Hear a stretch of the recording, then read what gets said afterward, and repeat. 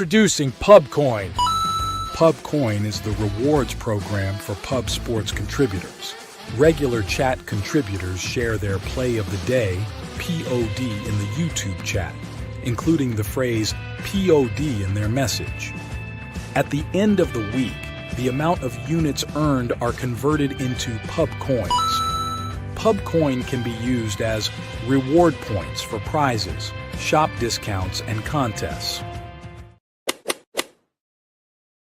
Hey, what's going on, y'all? It's Mills here, Pub Sports Radio. Do you guys want to challenge the personalities here at Pub Sports Radio? Do you guys think you're better than them at entering in your MMA predictions and picks? Would you want to get paid for it? $100? Here's how you do it, man. You sign up right here at the link below. It's just this easy. PubSportsRadio.com. Enter your email. Pick your weekly picks. That's it. Oh, and you get bonus points if you can predict how they're going to win in what round. Every single week, a new winner's getting crowned. So every Saturday on Pub Sports Radio. So come on and check us out. You can win $100 just for signing up. Only thing you need to do is see if you can beat us here at Pub Sports Radio by entering your UFC predictions and picks weekly. Do it. I dare you. See you guys soon.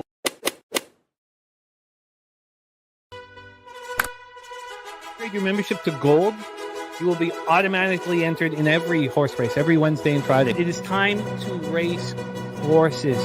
We are racing camels today. Shout out to the Gold members. We're racing in San Antonio immediately here. And we're off. 2 minutes, 74 canals on this racetrack. It's wide.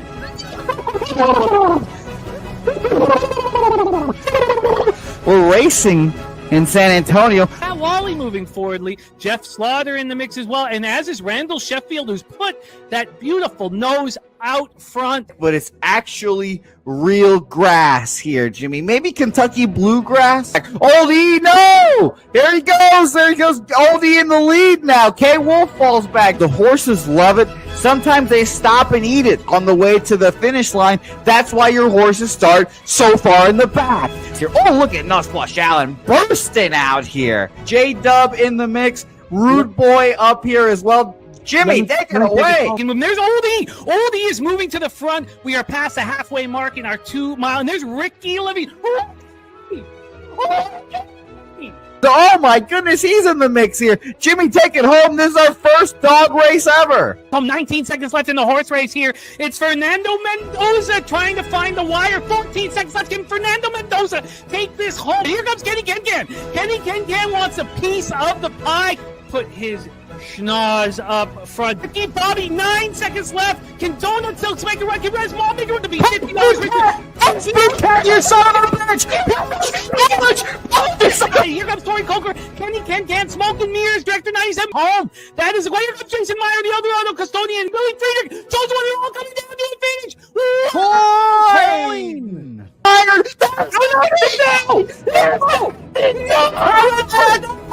Where? Oh no! Fanatical Jim!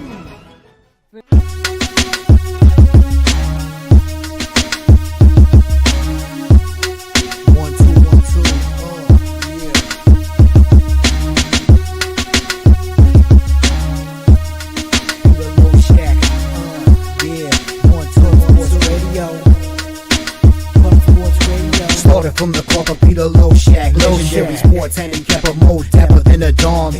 Father young phenom, known as Jimmy, who declared one day that the bag was here to stay. Information like a PSA, we all PSR, Pub Sports Radio, is all. Is a man named Slaughter and he flipped the script. No competition in this but they quit the trip. Though we say we be pubbing, better with the bag and you love it. We want a top 10, we above it. Let's check.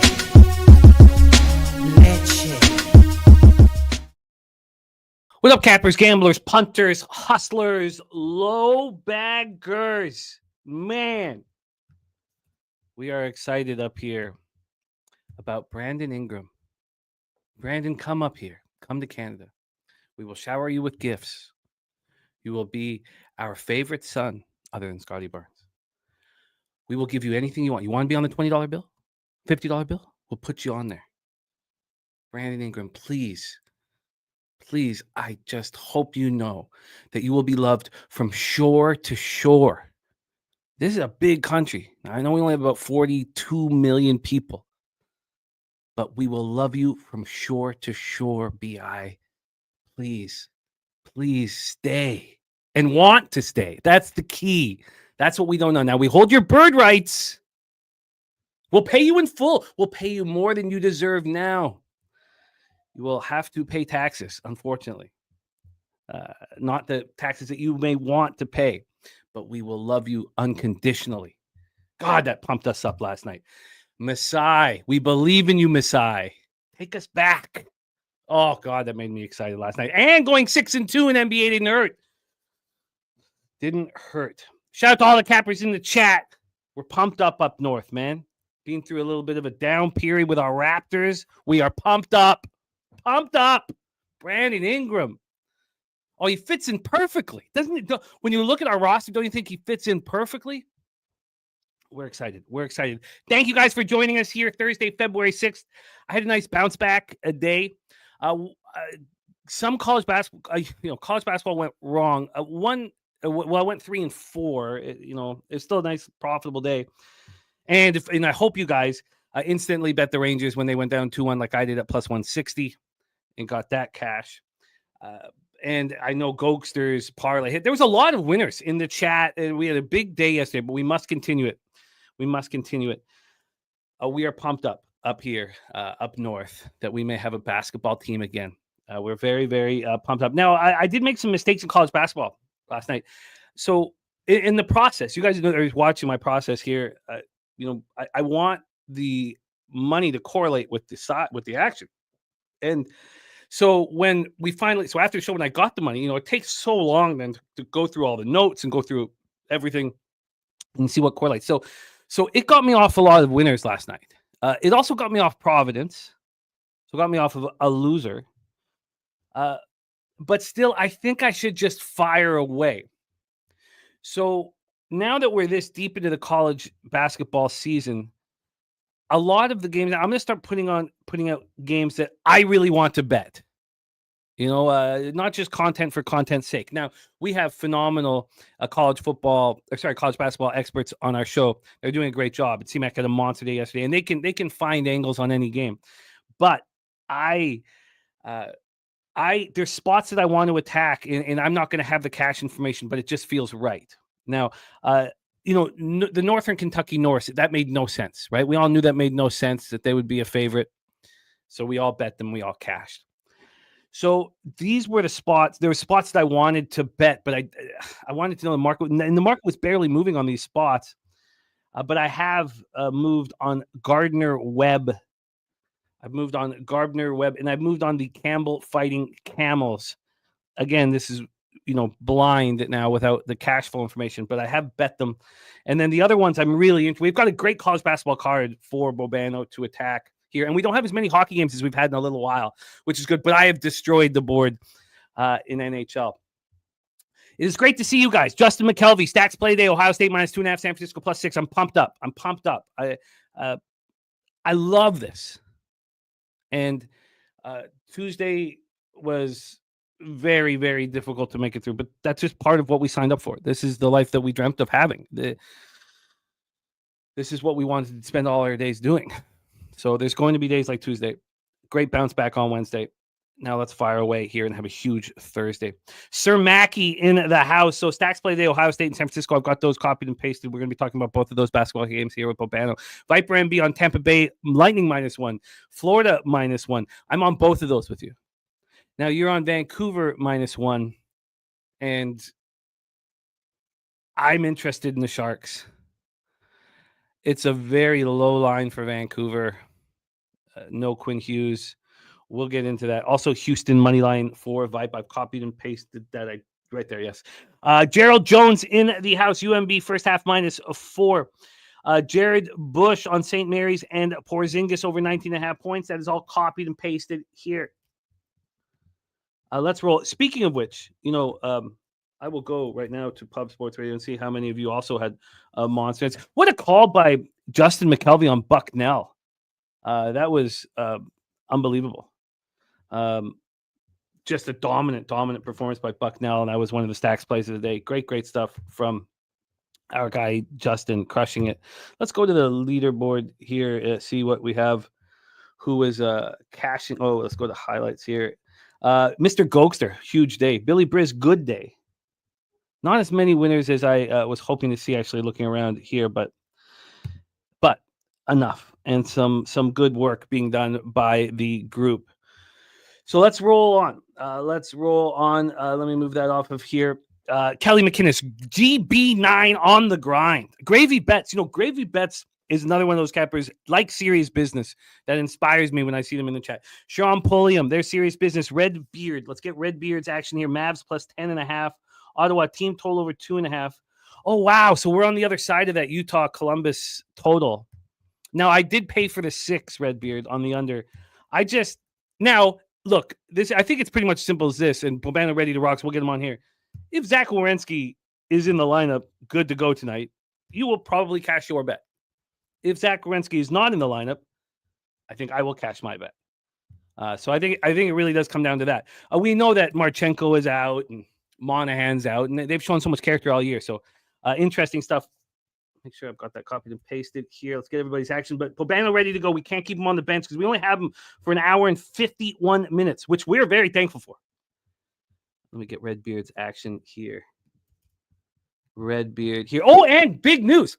I loved our basketball breakdown yesterday, and we all got paid. 6-2 for me yesterday in the association, which is great. So I'm 12-2 in my last 14 bets here with you guys in NBA, which is great because I went on that massive losing streak Wednesday and Thursday last week. So we're back in the black. Nice place to be with just under 5% ROI on the season.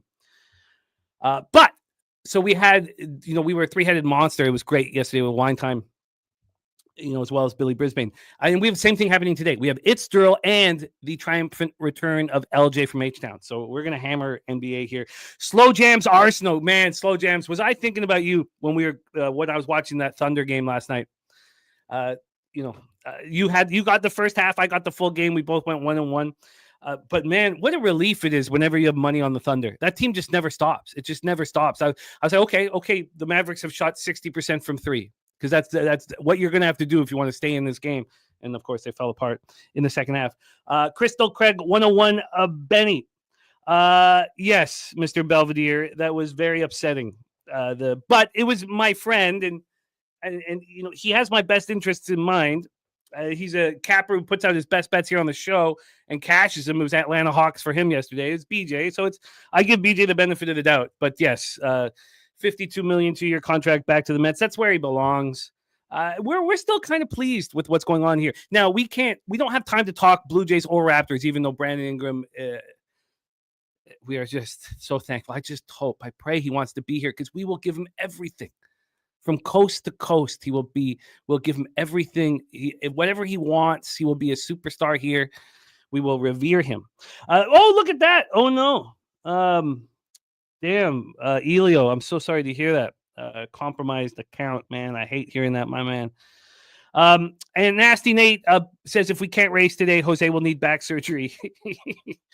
I'm getting sick, but my lungs are in a bit of pain. But there is no race today. Jose's producing the show from Houston remotely, and we're so thankful. So it makes my life so much easier. The Sweaty Butcher in the house. Nuke Worker, Wine Time Sports, Nasty Nate with the Friars first half. Jermaine Kong's Clips, Louisville was a thing of beauty. I have found a new love for camels. Oh, Nate, get ready, buddy. We're going to be racing camels. We're going to be racing camels in San Antonio, my man. Wine Time is with Justin on Ohio State. 101 Benny looking FIU. Okay, we got to get to work. I'm going to keep copying and pasting here.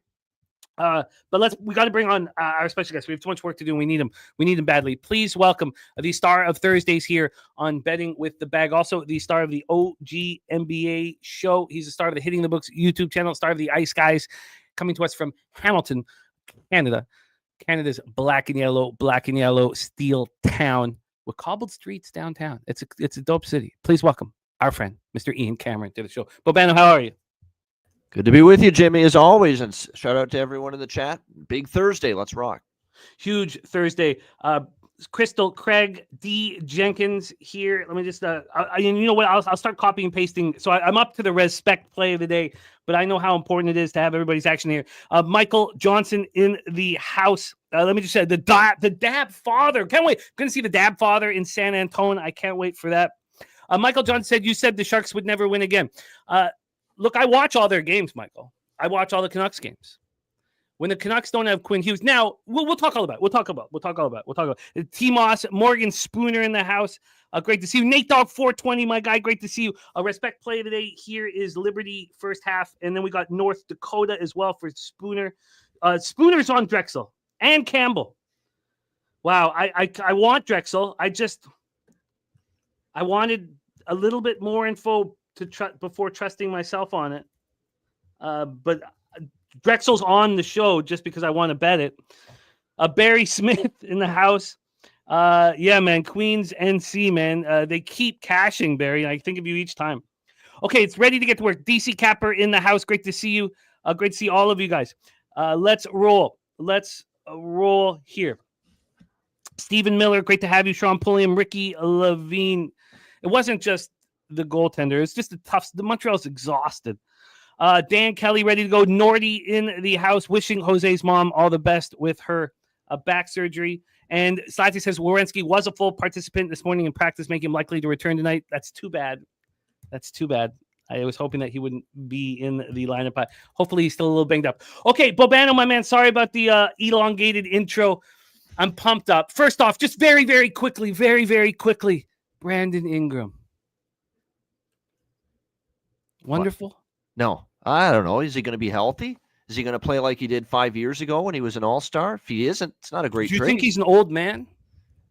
I think it's a risk. I do. I don't love it. But if he wants to play in Canada, don't you think when he is playing well, he certainly doesn't want to play on New Orleans. He wants to get out. Last I checked, you're a rebuilding team if you're the Raptors. This, to me, doesn't ring like a rebuilding move to me. Bringing in this. No, it's not a rebuilding move because we're building something. We're done rebuilding. We have pieces in place. So Bobano and I think very differently. It's okay. If Brandon Ingram's healthy, if he plays like he did years ago, then this is a good deal. That's a lot of ifs to me. I got to see it. Oh God, he fits in perfectly when he's healthy. He fits in absolutely perfectly. I love what Masai has done. Also, Jose, he's a gambling man, clearly. And Sorry? That's what this is. He's a gambling man, just like all of us. So, and it won us an NBA championship. Yeah. Jose working on the Super Bowl video here. I can't wait. You guys are going to love it. It's so good. It is so good. Okay, let's get to work here. Dan Kelly's with Ian on BI in Toronto. Okay. I hope it works. I think it's a ballsy move. I don't deny that. I hope it works, but I got to see it. I'm excited. It's nice to have a little bit of hope here. And his length and his ability to pass the ball. He plays a position of need for the Raptors. There's no denying that. If he's healthy, I think it fits him beautifully. But Dan Kelly and Bobano have burst the balloon. But what I care about is making money here today, and I need it, and I want it. Let's roll. We start at 7 p.m. Eastern. The Ottawa Senators 29-21-4, 13-14-2 on the road at Tampa Bay Lightning, 28-20-4, 17-7-2 at home, Amalie Arena in Tampa, Florida. Linus Ullmark here, and Fedotov confirmed for the Flyers. I'm going to get one saturated. Actually, I don't know if I'm going to get one. He's got to say out loud how much he wants to play in Canada, how much he wants to be in Toronto. He's got to say that out loud, how, all that. If I hear him say that out loud, I'm going to be over the moon. Okay, let's roll here with this one. Linus Ullmark, 12-8-2, 2.41 goals against average, 9.15 save percentage, 3 shutouts. Andrei Vasilevsky, 22-15-3, 2.31 goals against average, 9.18 save percentage, 3 shutouts. Ottawa power play 23.6%, penalty killing 78.3%. Tampa Bay power play 26.3%, penalty killing 81.2%. Hockey's not gone well here for me. Bobano's had some tough Thursday, although he's climbing. You watch every single show. That number is getting better. Yeah. And he had a draw. He also hit the Blue Jackets plus 265 last week. He is climbing. I have got right up to the black and then fallen off, and I did again badly on Wednesday when I got destroyed. But I'm loving this hockey season. I'm loving watching these games. They're so exciting. I'm loving capping them, and I promise you, I will be in the black here. God, by what, March 15th? March 15th.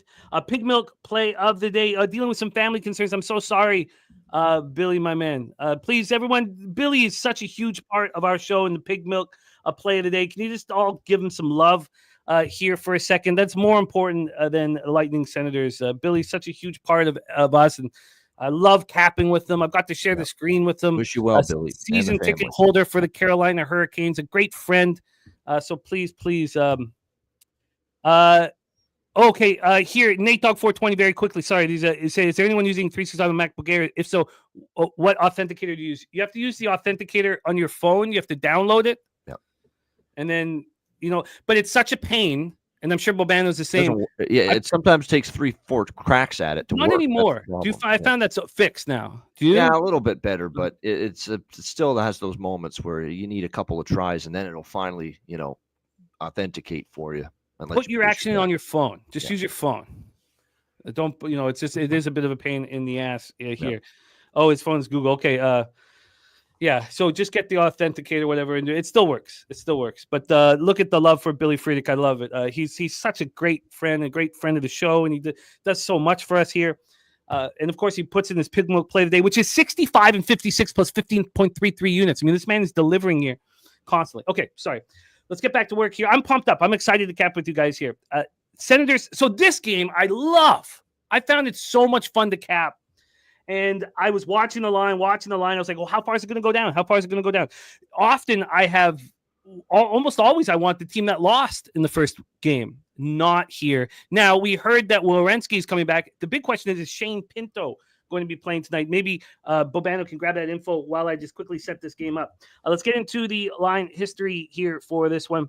We have the Tampa Bay Lightning right now at minus 147. They opened up at minus 159. I thought, wow, there's two spots. The Columbus and Ottawa. I was like, oh, the public is going to be betting Columbus and Ottawa. Now I can look here at that. And again, with the big favorites, I don't like looking at the money line unless it's a kind of a pick'em situation. But the minus 159 went down to 142, and I was like, okay, I'll wait. I will wait. I want the Lightning. I will wait. And then I saw it go back to minus 147. I was like, okay, can't wait anymore.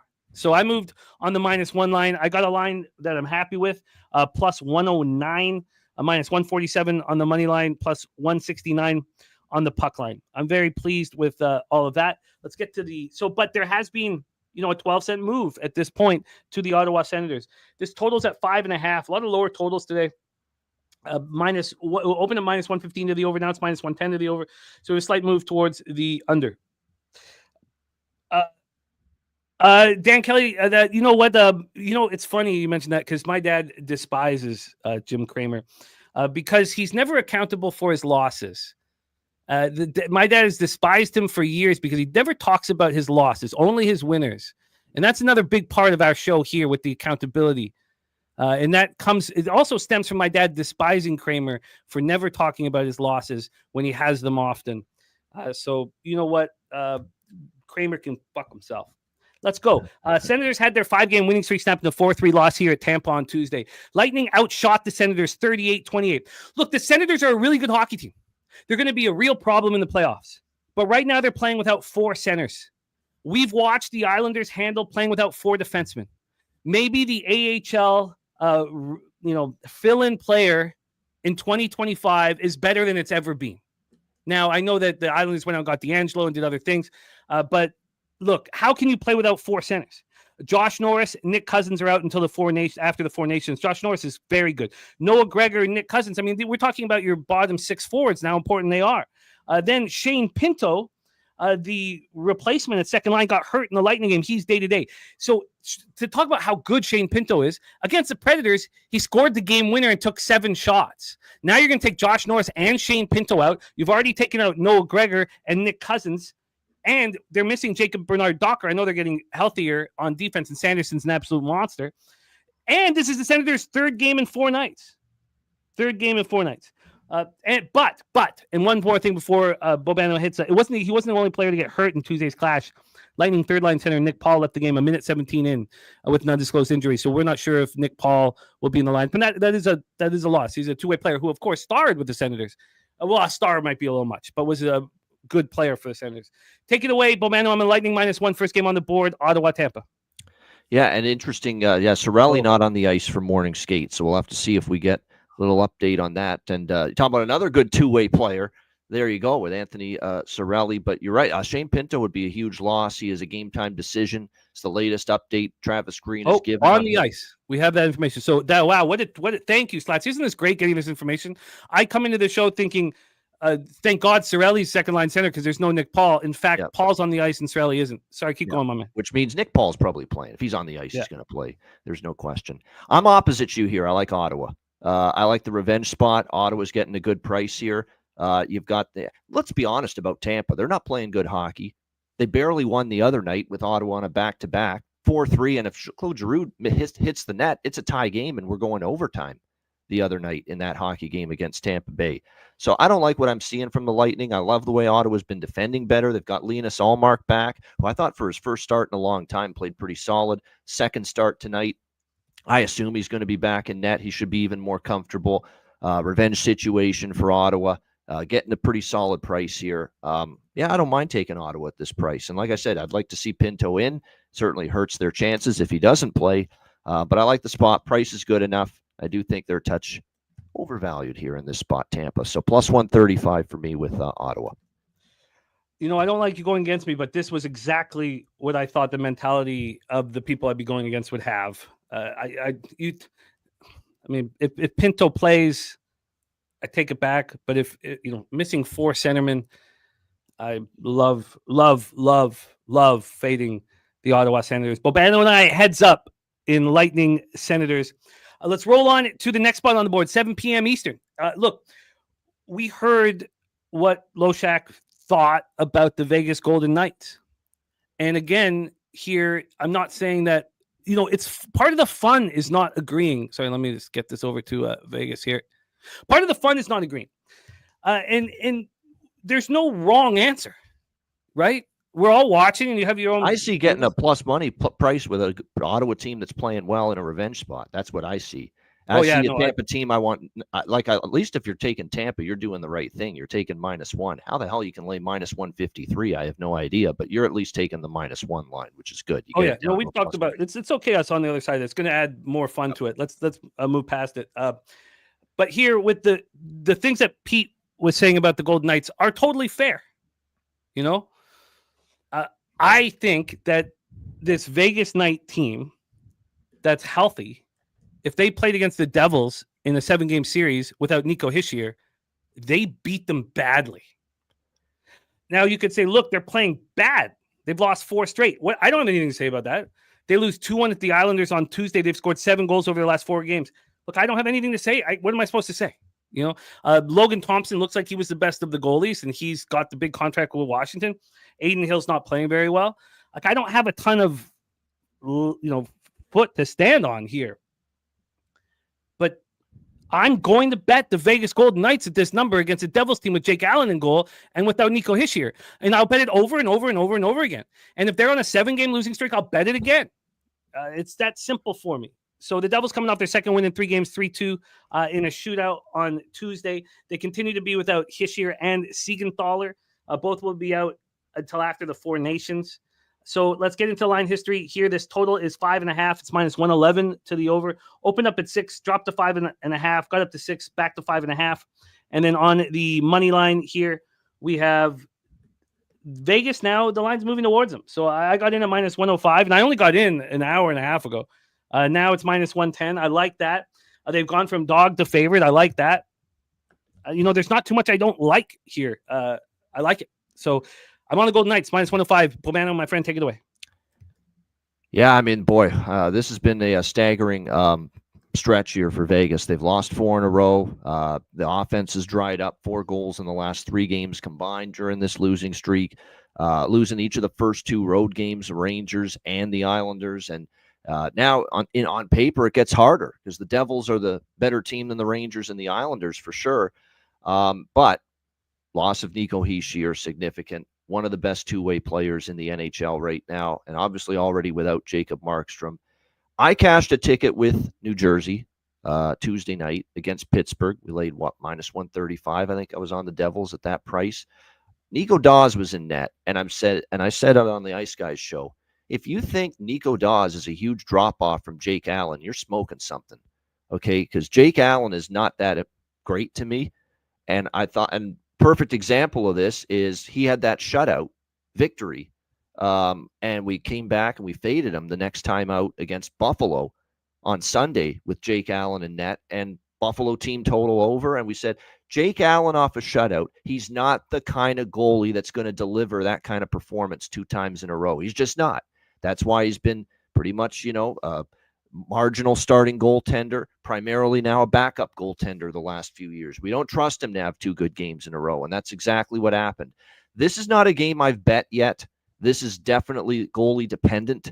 If it's Nico Dawes, I'm not that interested in Vegas. If it's Jake Allen in a back against the wall kind of spot and it's Jake Allen in net for New Jersey, then I am a little bit interested in Vegas. But I am waiting for that confirmation. If it is Jake Allen, I tell you this right now, I don't know if we'll get this news before the end of the show, but if it is Jake Allen, I will probably look at Vegas money line, and more importantly, I will probably bet Vegas team total over 2.5, because Jake Allen is on a streak that if you take out the shutout that he had, and it was against, I think, Philadelphia. Yes, he shut out the Flyers 5-0. You take that away, Jake Allen has given up 3 goals or more in like 8 of his last 9 starts. And that's what makes being able to bet Vegas team total over 2.5 with him in net very appealing. So that's kind of where I'm at with this game, but got to wait to see who's going to be in between the pipes here for the Devils. I like it. I think Nico Dawes is better than Jake Allen. I do too. At this point. Yeah. Now the over 2.5 is minus 160 right now at 365. Oh, is it that high? Jeez. Yeah. Now you can find better. The 365 team totals are bad, but you're not even getting plus money on the 3. Yeah. At 365. So it's a tricky way of handling it. I don't know if I want the 3 here. But I agree with you. I agree with you on the breakdown. Although with Nico Hischier out of the lineup, and even with JT Miller now, not quite acclimated, the Rangers, I think, are better than the Devils. Now, we'll need to see what happens on the next confirmed, game. Says Slats. I'm not shocked by that. He was good. He was really good in overtime and the shootout against Pittsburgh. He really played well in that portion of the game. So I'm not surprised Sheldon Keefe's going with him. It's smart. He looked great. Hot hand. Yep. He looked great. In Jake Allen, this Civ. Probably going to be a pass now. I don't want New Jersey, though, okay, because they're without Hischier in this spot. Vegas is desperate, really desperate. Oh, my God. But I don't trust Vegas fully. So, yeah, I'm going to stay off this game. Wow. I don't know if this would require, but it's Toronto Raptors, so.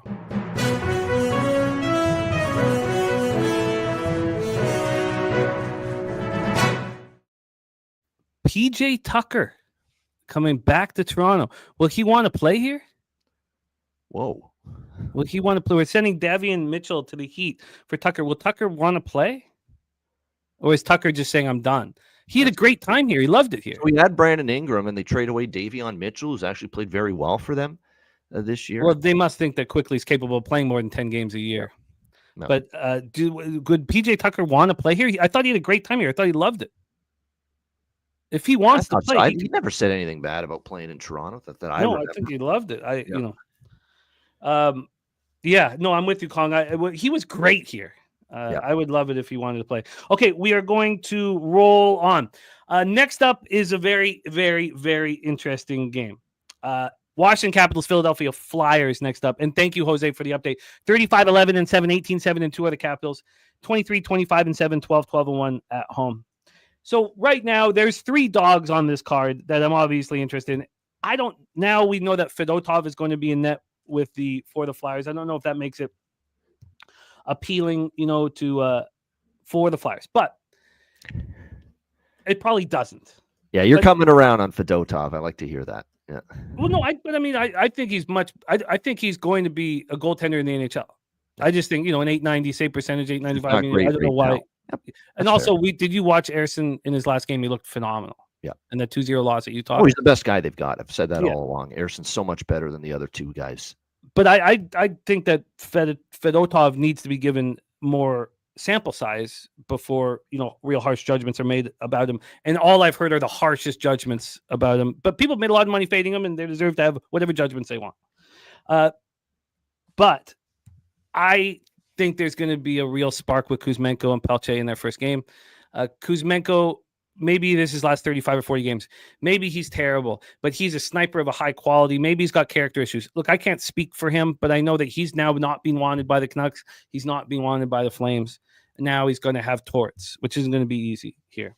So also Charlie Lindgren is listed. I'm sure it's Thompson and net. I don't never believe it when I see Lindgren. We'll hear if Bobano can confirm that.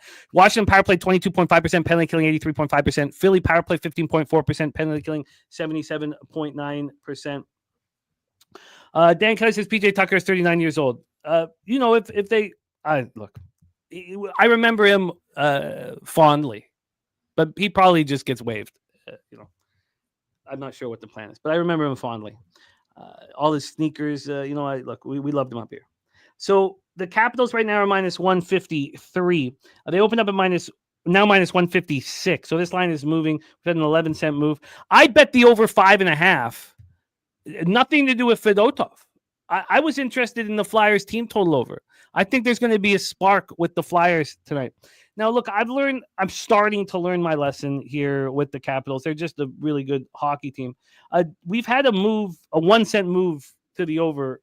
Not much. I mean, it's sitting at, but overall, we've had a few cents move to the under in this one. So Capitals coming off snapping their 2-game losing streak with a 6-3 win at home versus the Panthers on Tuesday. The losing streak sounds worse than it was. They lost both games in overtime. They're playing really good hockey, and the Flyers are scuffling. They're coming off their fourth straight loss, 3-2 in overtime at Utah on Tuesday. They've been outscored 12-2 over those 4 games. And Owen Tippett, day-to-day with the upper body injury, he's missed 3 straight games. Will he be back here? 14 goals, 30 points. He does a lot. 128 shots, 46 blocked shots, 75 hits.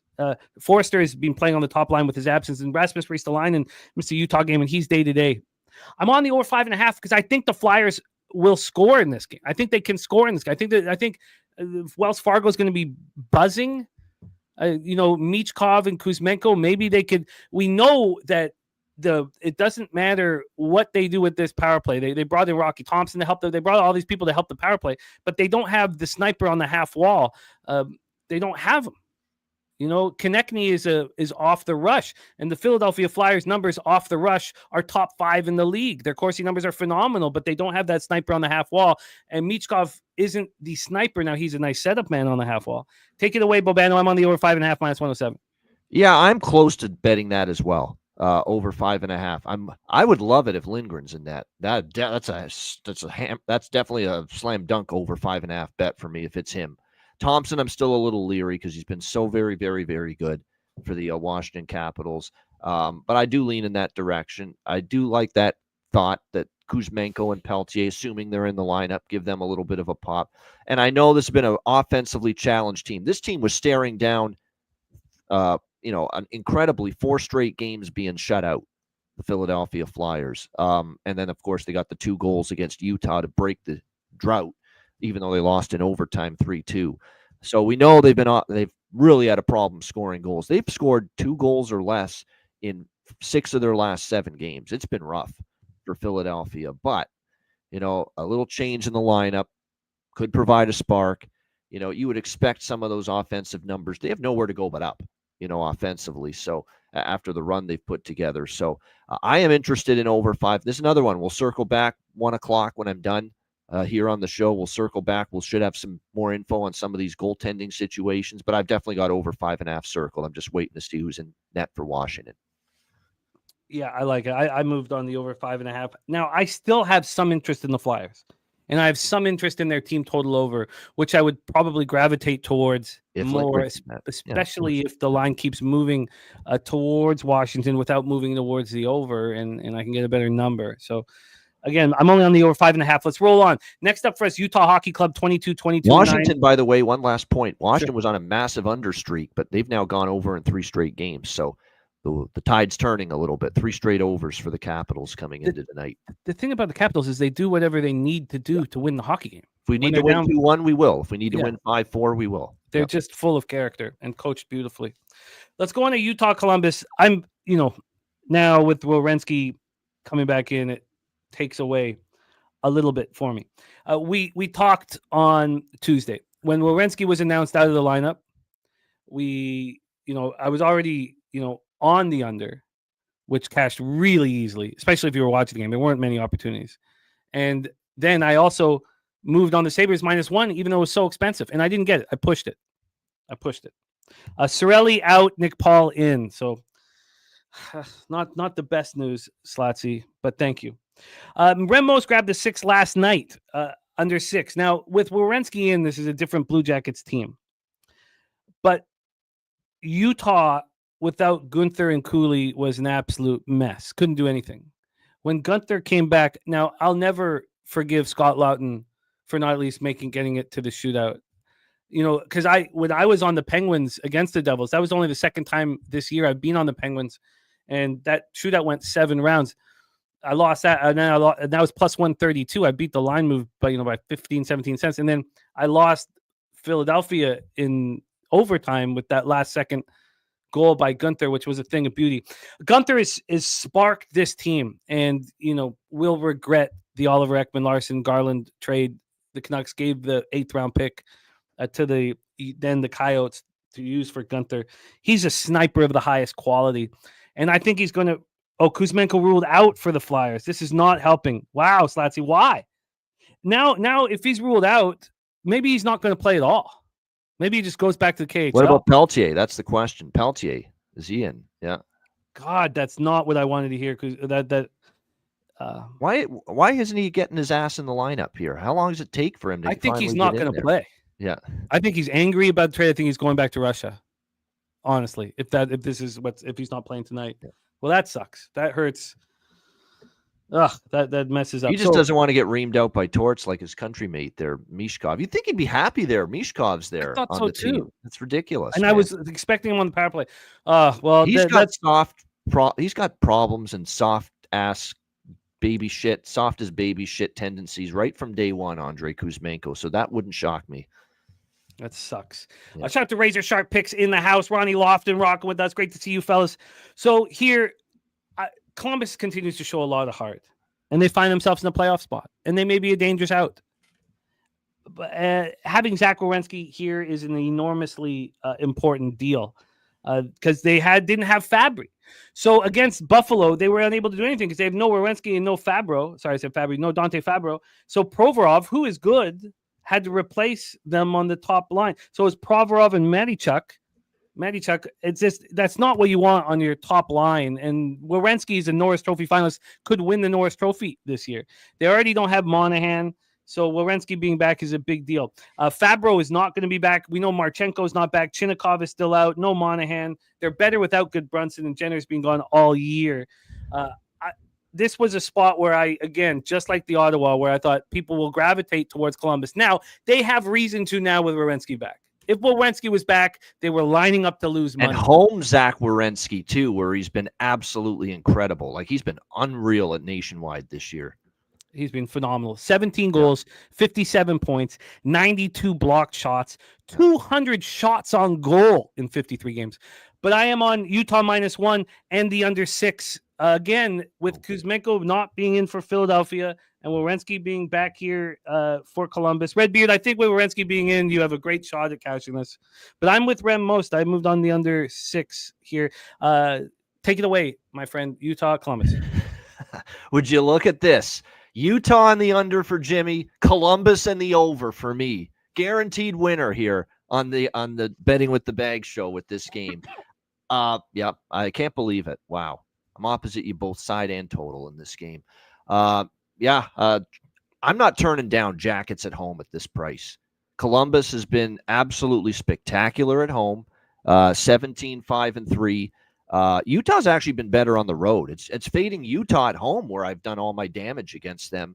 They actually are better on the road. That does concern me a little bit here. Utah has been better on the road, but you're going to give me Columbus here, plus 142, best price out there, outstanding. With the Jackets. I'm going to take that. And it looks like Zach Werenski is going to be back for this game.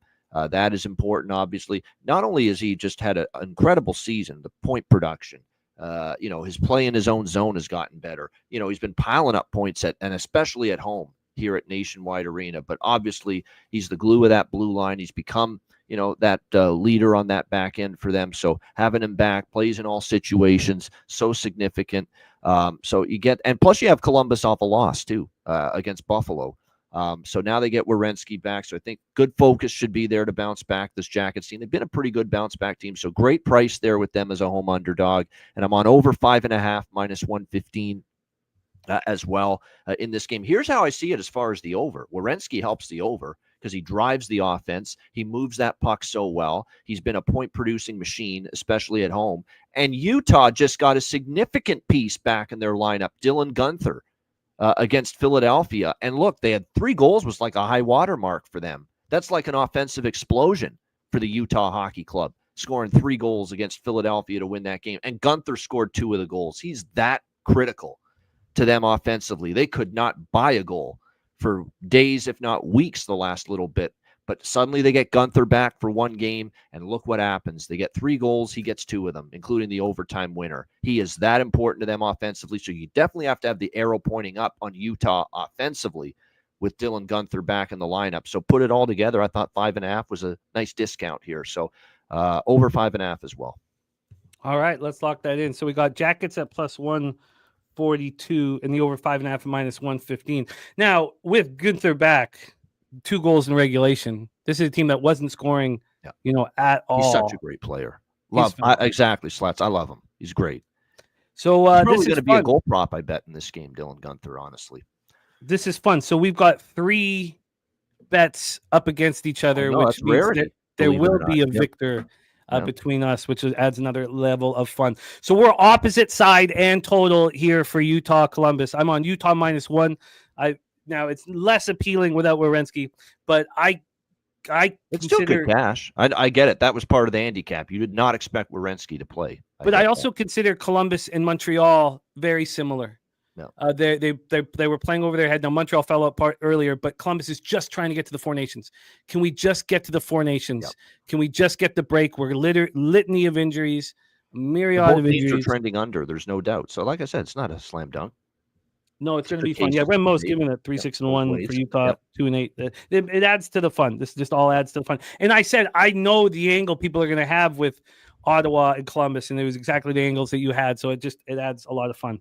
Let's roll on. 7:30 p.m. Eastern. Carolina Hurricanes 32-18 and 4, 12-12-3 on the road at the Minnesota Wild 31-19 and 4, 11-12-1 at home at XL Energy Center in St. Paul, Minnesota. I've got Kochetkov against Gustafsson as listed. Let's go through the line history here very quickly. We have a 5.5 that's minus 110 to the under. We've had a 2-cent move to the under at 5.5. On the money line here, we have Minnesota at plus 161. We've had a big move towards Carolina from minus 164 to minus 180. And Slatsy says with Kuzmenko and Pelche both out, he is moving on the Caps. Look, I get it, and I'm thankful that I'm not on the Flyers. But yeah, no, I get it. Would I be on the over 5.5 now? I mean, you have a weaker goalie in with Fedotov. I mean, I completely understand it, Slatsy. I completely understand it. Let's talk about this one. Kochetkov, 19-10 and 3, 2.48 goals against average, 903 save percentage, 1 shutout. Frederik Andersen trying to get his job back. Kochetkov trying to keep his job. They'll probably go with 2 goaltenders the rest of the way. Gustafsson, 913 save percentage, 3 shutouts. He certainly hasn't looked very good for the last 6 weeks. Hurricanes coming off a 3-0 loss to the Jets on Tuesday. They're missing William Carrier and Tyson Jost. Left winger in the center. Wild ended their 5-game road trip in disappointing fashion, falling 3-0 at Boston. So they've now been shut out in back-to-back games. They won the first 3 games of their road trip. And they'll be without Kirill Kaprizov for another month. I'm off this game. Carolina working in Rantanen, Minnesota, an angry group off of 2 losses. I didn't feel comfortable with an edge here. And I'm higher on the Wild without Kaprizov than a lot of people. And I will bet them often without Kaprizov. I'm not too concerned about that. He's a phenomenal player, but I think they have depth and they just play differently. And now all their defensemen are back. I'm off this one. Bobano, you moving on Carolina, Minnesota? Just got word in the Washington-Philly game that it is confirmed Kuzmenko and Peltier are out. Yeah. But Charlie Lindgren is in for Washington. He is confirmed as the starting goalie. So I will now move on over 5.5 Nice. minus 106. Over 5.5, minus 106 with Washington, Philadelphia. That is now an official play. Joining you on that over. Because there is a drop. There is definitely a difference right now. Logan Thompson to Charlie Lindgren. There's no question about it. And I'm not saying Lindgren's been bad, but he's definitely not been Logan Thompson quality. So over 5.5, minus 106 officially for me. This is a system play, Jimmy. It is. You know what it is? This is actually for Minnesota. Back-to-back shutout losses for them. Carolina. And this is a matchup of two teams that got shut out in their last game. Carolina and Minnesota. Now, I do want to point out the system play has been tough the last couple days. It hasn't been cashing as much. But overall, we're still, 59-41 with the first period over. 59-39-6 with the full game over with the system play. Betting first period over and full game over for teams off a shutout loss. That's the system. I've mentioned it a bunch of times on this show. So I'm sticking with it. It has cooled off this week a little bit, but we're on it here. Over 1.5, minus 105 first period, and over 5.5 plus 100 even money. Again, you got Minnesota off back-to-back shutout losses. There should be, even though they've played really tight defensive-minded hockey without Kaprizov lately, there should be an onus on we got to start scoring goals. We can't win goals if we don't score. So I expect a little more aggression offensively from Minnesota tonight. Gustafsson in net, who's been not nearly as great, the last couple of weeks. Carolina expected to have Freddie Anderson, but not confirmed. I'm not overly excited about Freddie Anderson right now. He's hot and cold. He's had been more miss than hit since he's been back in the lineup for Carolina from the injury. So I like the over spot here with these two teams. Carolina got shut out by Winnipeg. Minnesota's on back-to-back shutout losses to Ottawa and Boston. I think both teams know, hey, got to start scoring goals. We can't win if we don't score. So over by Fecta here for me. First period, full game. I love it. Let's roll on. We roll on 8 p.m. Eastern. This is a bet where I couldn't care. I was just trying to pick the right time with the market move.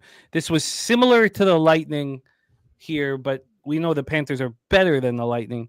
I was just waiting. I was seeing how far it would drop. It dropped enough. I moved on it. I basically got a -1 at -101 with the Florida Panthers, a spot that I really, really like. A -163 I got on the money line. Since I bet it about 11 minutes ago, moved 4 cents towards the Panthers.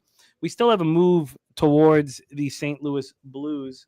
When we get to the, and I watch these games. This isn't just, this is now, of course, with basketball on, you're flipping back and forth from channel to channel. You got multiple screens on, so it's not like you're sitting there watching all 60 minutes. But the Blues offensively are really scuffling, and they're missing their opportunities, their wide open chances. They played well against the Oilers, but they only played well for about a 12 or 15 minute portion of that game. They were completely outplayed for the first two periods. Then they played really well for 12 or 15 minutes. They took a 2-1 lead, which allowed us to get the +310 live on the Oilers, which cashed. McDavid in 3-on-3 is he's more. I mean, he's faster and quicker than Bure. It's the most exciting thing I've ever seen watching McDavid in hockey. It's the most exciting thing I've ever seen in hockey, watching McDavid on 3-on-3s, back-to-back overtime, gorgeous setups. And he did it 2 nights ago against St. Louis. This total opened up over 5.5 -108. It's now over 5.5 -114 with a slight move towards the over. Bobrovsky, Binnington is what I've got listed. Nate Dogg on Reinhart to score. Redbeard on Panthers under, and Rod Zawacki giving an angle on the under in that Carolina-Minnesota spot. Slatsy saying Panthers Blues have gone to overtime 4 of the last 7 meetings. Bobano did cash an overtime last show with us. Ottawa Capitals overtime. A banger. Florida 24.1% power play, 79.9% penalty killing. St. Louis 18.9% power play, 71.6% penalty killing. Florida had their 3-game winning streak snapped in a 6-3 loss at Washington on Tuesday. They outshot the Capitals 33-26. And look, this is the part where this Florida team is nasty because no other team does this to the Capitals. They out-hit the Capitals 46-17. This Panthers team is just nasty. They're a healthy group. The Blues come in off their 5th loss in 6 games, 3-2 in overtime to the Oilers on Tuesday. They've scored 8 goals in their last 6 games. The Panthers are off a loss and they're an angry group. Now, I don't know how angry they are, but they're off a loss in Washington when they outshot and badly out-hit the Capitals. I think they win this game. I think they win it, somewhat comfortably. I'm on the -1 at -101. Bobano, take it away, Panthers Blues. Let me just see, because, I certainly look, Florida, I think, is 4-0 off a loss. their last 4 games after a defeat. So, this is just not a team I'm really excited about betting against, when they didn't win the previous game. And I would expect them to be. And I was on Washington against Florida. I said, guess what? Washington hadn't lost 3 in a row all year. They're always going to be amped up for Florida. I think the fact, too, the Panthers were invited to the White House by Donald Trump the day before, and they did that whole thing. It's not easy, to play the very next day when you've got when you do the whole when the president welcomes you at the White House and you do that whole ceremony and celebration. So, but credit to Washington, they played well. But I think Florida's refocused now here off the 6-3 loss. They did win 5-1 in St. Louis last year when they made the trip here to take on the Blues. Yeah, I'm looking at Florida now. Their recent wins, they scored 6 against the Islanders, 5 against Chicago. They only scored 3 against LA, but before that, they scored 7 against San Jose, 5 against Anaheim. So in the majority of these recent Florida wins, they've been scoring goals. Joel Hofer is confirmed in net, by the way, for the St. Louis Blues. He gave up 5 in his last start against Colorado. Now, they didn't play that well that night. Colorado bombed them right out of the gate in Denver. But still, it wasn't a great outing, and his numbers are mediocre at best, I guess you could say, with Joel Hofer tonight. So I'm going to go with Florida team total in this game. I think they can get to 4. They've certainly gotten to 4 goals more often than not in their recent wins. So Florida team total for me over 3.5 plus 118. Panthers over 3.5 at plus 118. I completely get it. And what are the chances of a 3-1 victory? I mean, if I cash the -1, I'm not going to get paid as much as you're getting for the over 3.5. So it makes sense. That one makes sense. Pinto not on the ice. Yeah, by the way, he's Bobano. So your second line center is Ridley Gregg. Your third line center is Zach Ostapchuk, and you're going to have to bring up a fourth line center from the AHL. I like the way Ostapchuk's played, but like I said, now third line, a little more responsibility. Yep. Yeah.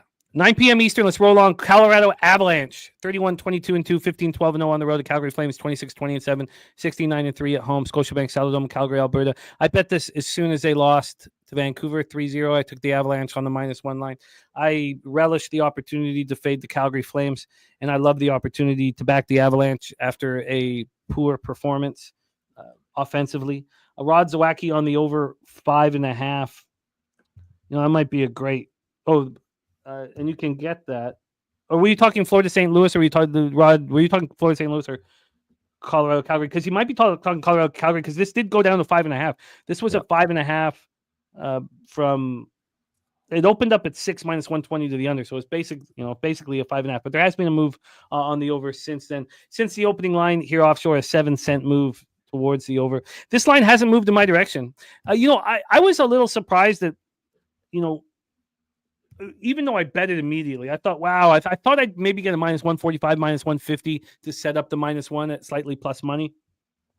That was not the case. I got the -1 at -101. Look, I'm fine with that.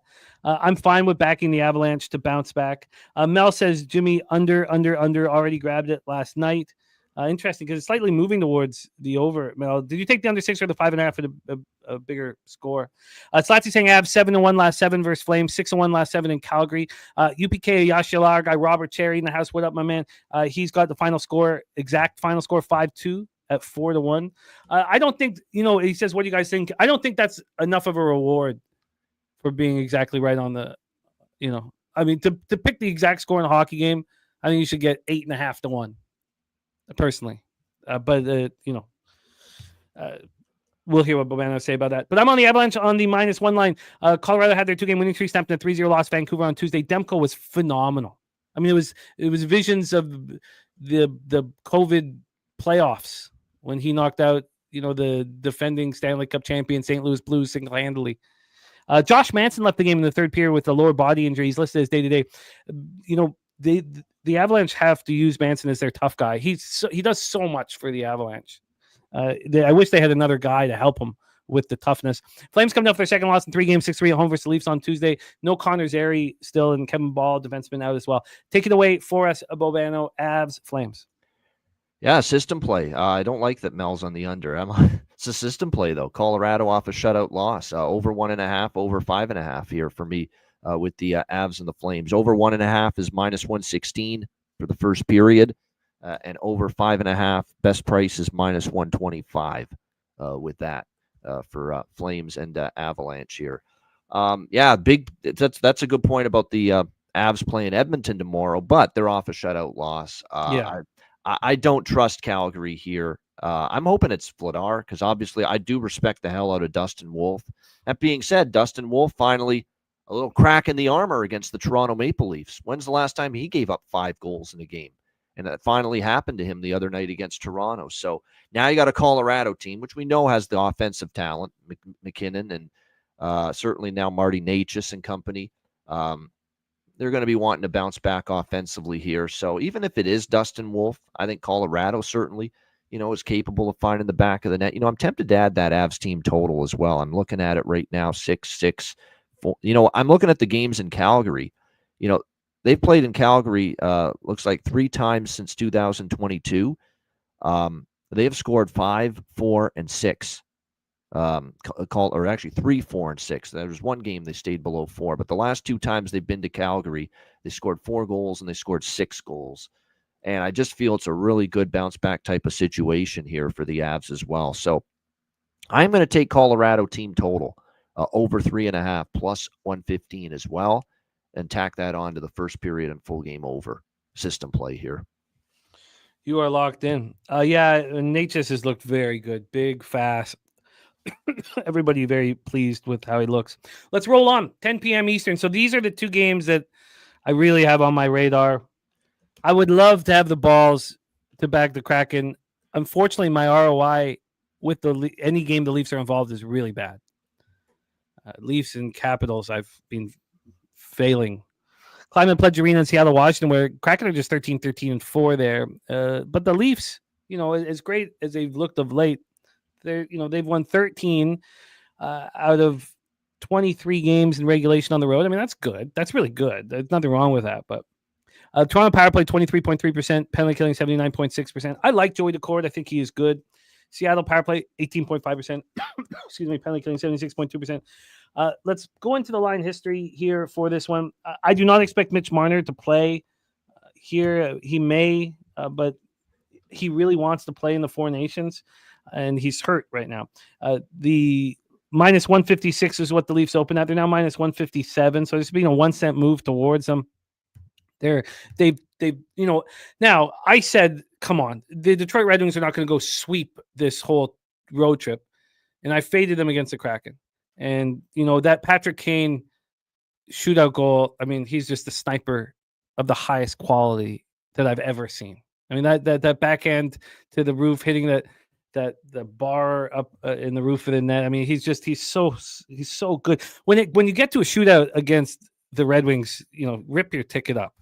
Where they have Larkin, DeBrincat, and Kane. The Patrick Kane goal was just ridiculous in that shootout the other night. Unreal. How he gets the lift on it with it's like a pitchfork move. He just like flicks it like a pitchfork, and it just goes right into the roof of the net under the crossbar. Unbelievable. And they also we haven't even mentioned Lucas Raymond, who usually takes their first one. Yep. Also, RotoWire saying Forsberg starting for the Sens tonight. This keeps getting worse for you, Bobano. Actually, he's been good. He's 3-0 in his last 3 starts. Forsberg. But you want Mark in, wouldn't you? Of course. But he has been good, 3-0 with good little runs. I'm just teasing you because we're going heads up. The total is at 6. There's been a very slight move towards the under here. So the Leafs opened up the trip by sweeping Alberta. They won at Edmonton 4-3 on Saturday. They won at Calgary 6-3 on Tuesday. What I want to have happen here is I want the Leafs to lose to the Kraken and then beat the Canucks on Saturday night. So we always look ahead and it's been working for us. And that's what I'd like to have happen. So Max Domi's filling in the top line with Austin Matthews and Matthew Nyes. Marner, missed his day-to-day. I mean, he's not that banged up, but banged up enough. Kraken coming off their second straight loss in 4th from 5 games, 5-4 in a shootout at home to the Red Wings on Tuesday. Riker Evans, the defenseman's out of the lineup. Yanni Gord-Eberle been out for a long time. I want to back the Kraken. I just maybe need to be pushed a little bit. Again, if I was just giving out a pick, I would give out my pick is the Kraken, but we're not. We're giving out stuff we're betting, and I I kind of need to be pushed in the direction. Take it away, Bobano. Leafs, Kraken. I can't back the Kraken. I know it's not a great spot for Toronto here, but they're a mess. They are just finding ways to lose. One night they don't score, and then they finally do against Detroit, and they give up 5, and they lose in a shootout. There's just nothing good about this hockey team right now.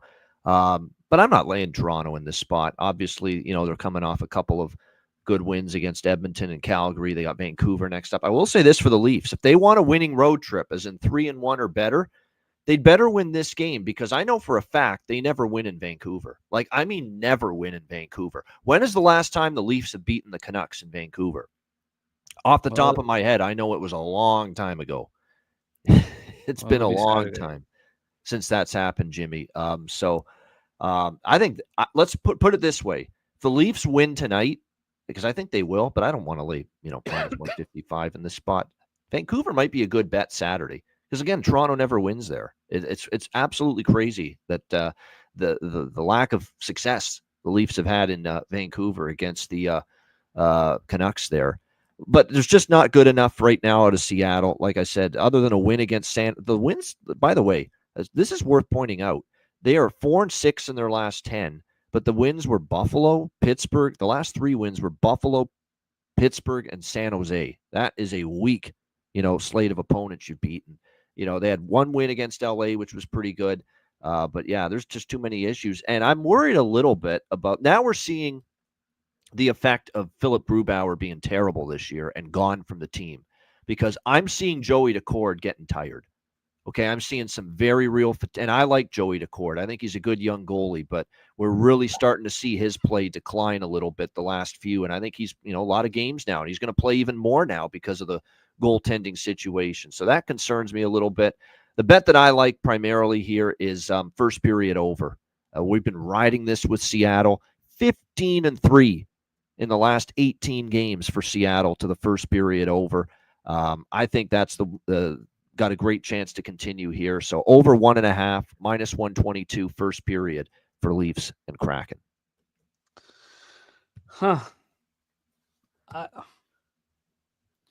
I think because both goalies are getting tired, right? You'd say the same thing about Wall, he's played a lot of games. Yep. Although Stolar's, they're talking he might make his return tonight. We'll have to wait and see. But I know he's skating again, and he's gonna play, I think, one of these next 2 games. Anthony Stolarz for Toronto. It's a question of, does he play tonight or Saturday in Vancouver? Okay, I'm comfortable being on an island here. I want to face. So the first game, and it sometimes lasts a little longer with the Leafs. Like, it's not a black and white thing, but the first game when they lose, either Matthews or Marner, we watch Nylander step up. We watch the others step up. Yeah. Now we've seen that game just happened. I'm interested in backing the Kraken here. It's a sweet spot in their schedule. And I also have some interest in the over 6. Why are you not on the over? Well, I like actually, you know what? I did bet. Put the over 6 on as well. I did bet both. It's an over bifecta for me. Over 6 minus 110 is the best price out there with that. I just prefer that. I have more money on the first period over. That's why I mentioned just the first period over initially, because I do prefer the first period, just because it's 15-3 in the last 18 Seattle games, first period over. But yeah, I like the full game over as well. We'll double up, first period over, full game over. I'm going to decide whether I want the Kraken team total over 3 at like plus 115 or something like that, or the over 6. Nate Dogg 420 on Pacioretty to score. Mr. Belvedere with WTA action in tennis. Brogdon minus 1.5, minus 110. That starts in 23 minutes. Thank you for sharing that with us.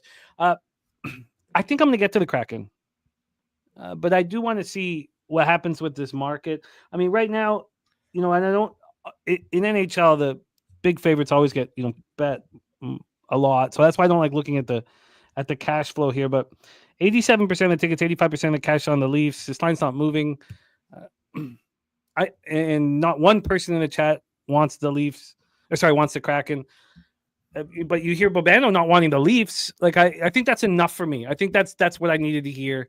And I can understand what Mel's saying, but I don't think, like the price, right? Minus 160. And I know they've dummied Seattle. Like they have owned Seattle, this Leafs team. But in this spot, laying this price after 2 big wins in Alberta, Vancouver after this, it's a little, I'm leery a little bit of the spot here. Yeah.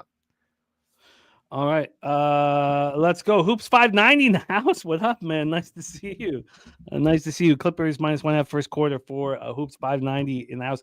All right, so let's roll into the final game on the board. Now, look, I told everybody that the Sharks, should just be faded here. Now, they did get Toffoli back, which really, really helped. This is a young hockey team. You know how much it helps for Will Smith and Macklin Celebrini to see Tyler Toffoli out on the ice. It just helps. It helps so much. And this is a real fishy line. I think it's the right line. With Quinn Hughes not in the lineup, the Canucks, this defense for the Canucks, now they got Pedersen. They just signed a 6-year extension. I think it's the worst defense in the National Hockey League without Quinn Hughes, and the Corsi numbers agree. Now, the Corsi numbers will change, of course, with Pedersen in, but now they have Quinn Hughes out. There have been times this year that the Corsi numbers will say that even with Quinn Hughes in, this is the worst defense in the National Hockey League in the Vancouver Canucks. This totals at 5.5 minus 118 to the over. We also have a Sharks defense that's bad. They've got some nice pieces, as we're seeing, but Wallman looks nice, but they've lost CC, which was the Canucks tried to get CC, by the way. The Canucks know how bad their defense is. This total opened up at 6. It's now over 5.5 minus 118. And on the money line, it's not going to surprise, but we're going to see probably 90%. I haven't even looked. 90% of the tickets, 92% cash on the Canucks. And I do want to fade the Sharks as much as possible, but and this line has just moved too quickly towards the Canucks, minus 173 to minus 200. Maybe I should just stay off or take the Sharks team total over, but you can't do that with Demko's performance. It was absolutely phenomenal. Like, he was spectacular. Is it going to be Georgiev in that? It might be Vitek Vanacek, and there's not many options that you can say are as bad as Georgiev. He might be one of them. Yeah. Yeah, he's rough. Oh my gosh. So, what horseshit goaltending that team has. Horseshit. Yeah, well, it's it was funny. Askarov, he had to step up against the Predators. There are a couple of these spots where he hasn't, which makes me kind of start to understand a little bit as to maybe why the Predators didn't want him if he's not going to step up in these big games. But we'll give him more sample size to figure that out. I don't want anything to do with the Canucks. I want to fade them as much as possible.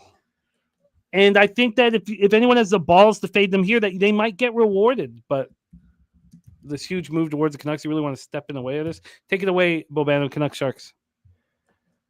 Yeah, we'll see who's in net. Demko, I think, is going to start here for Vancouver. But what's been cashing for me is the opponent team total over in these San Jose games. I mean, I cashed with Montreal team total over 3.5. It was the Ice Guys' best bet for me Tuesday.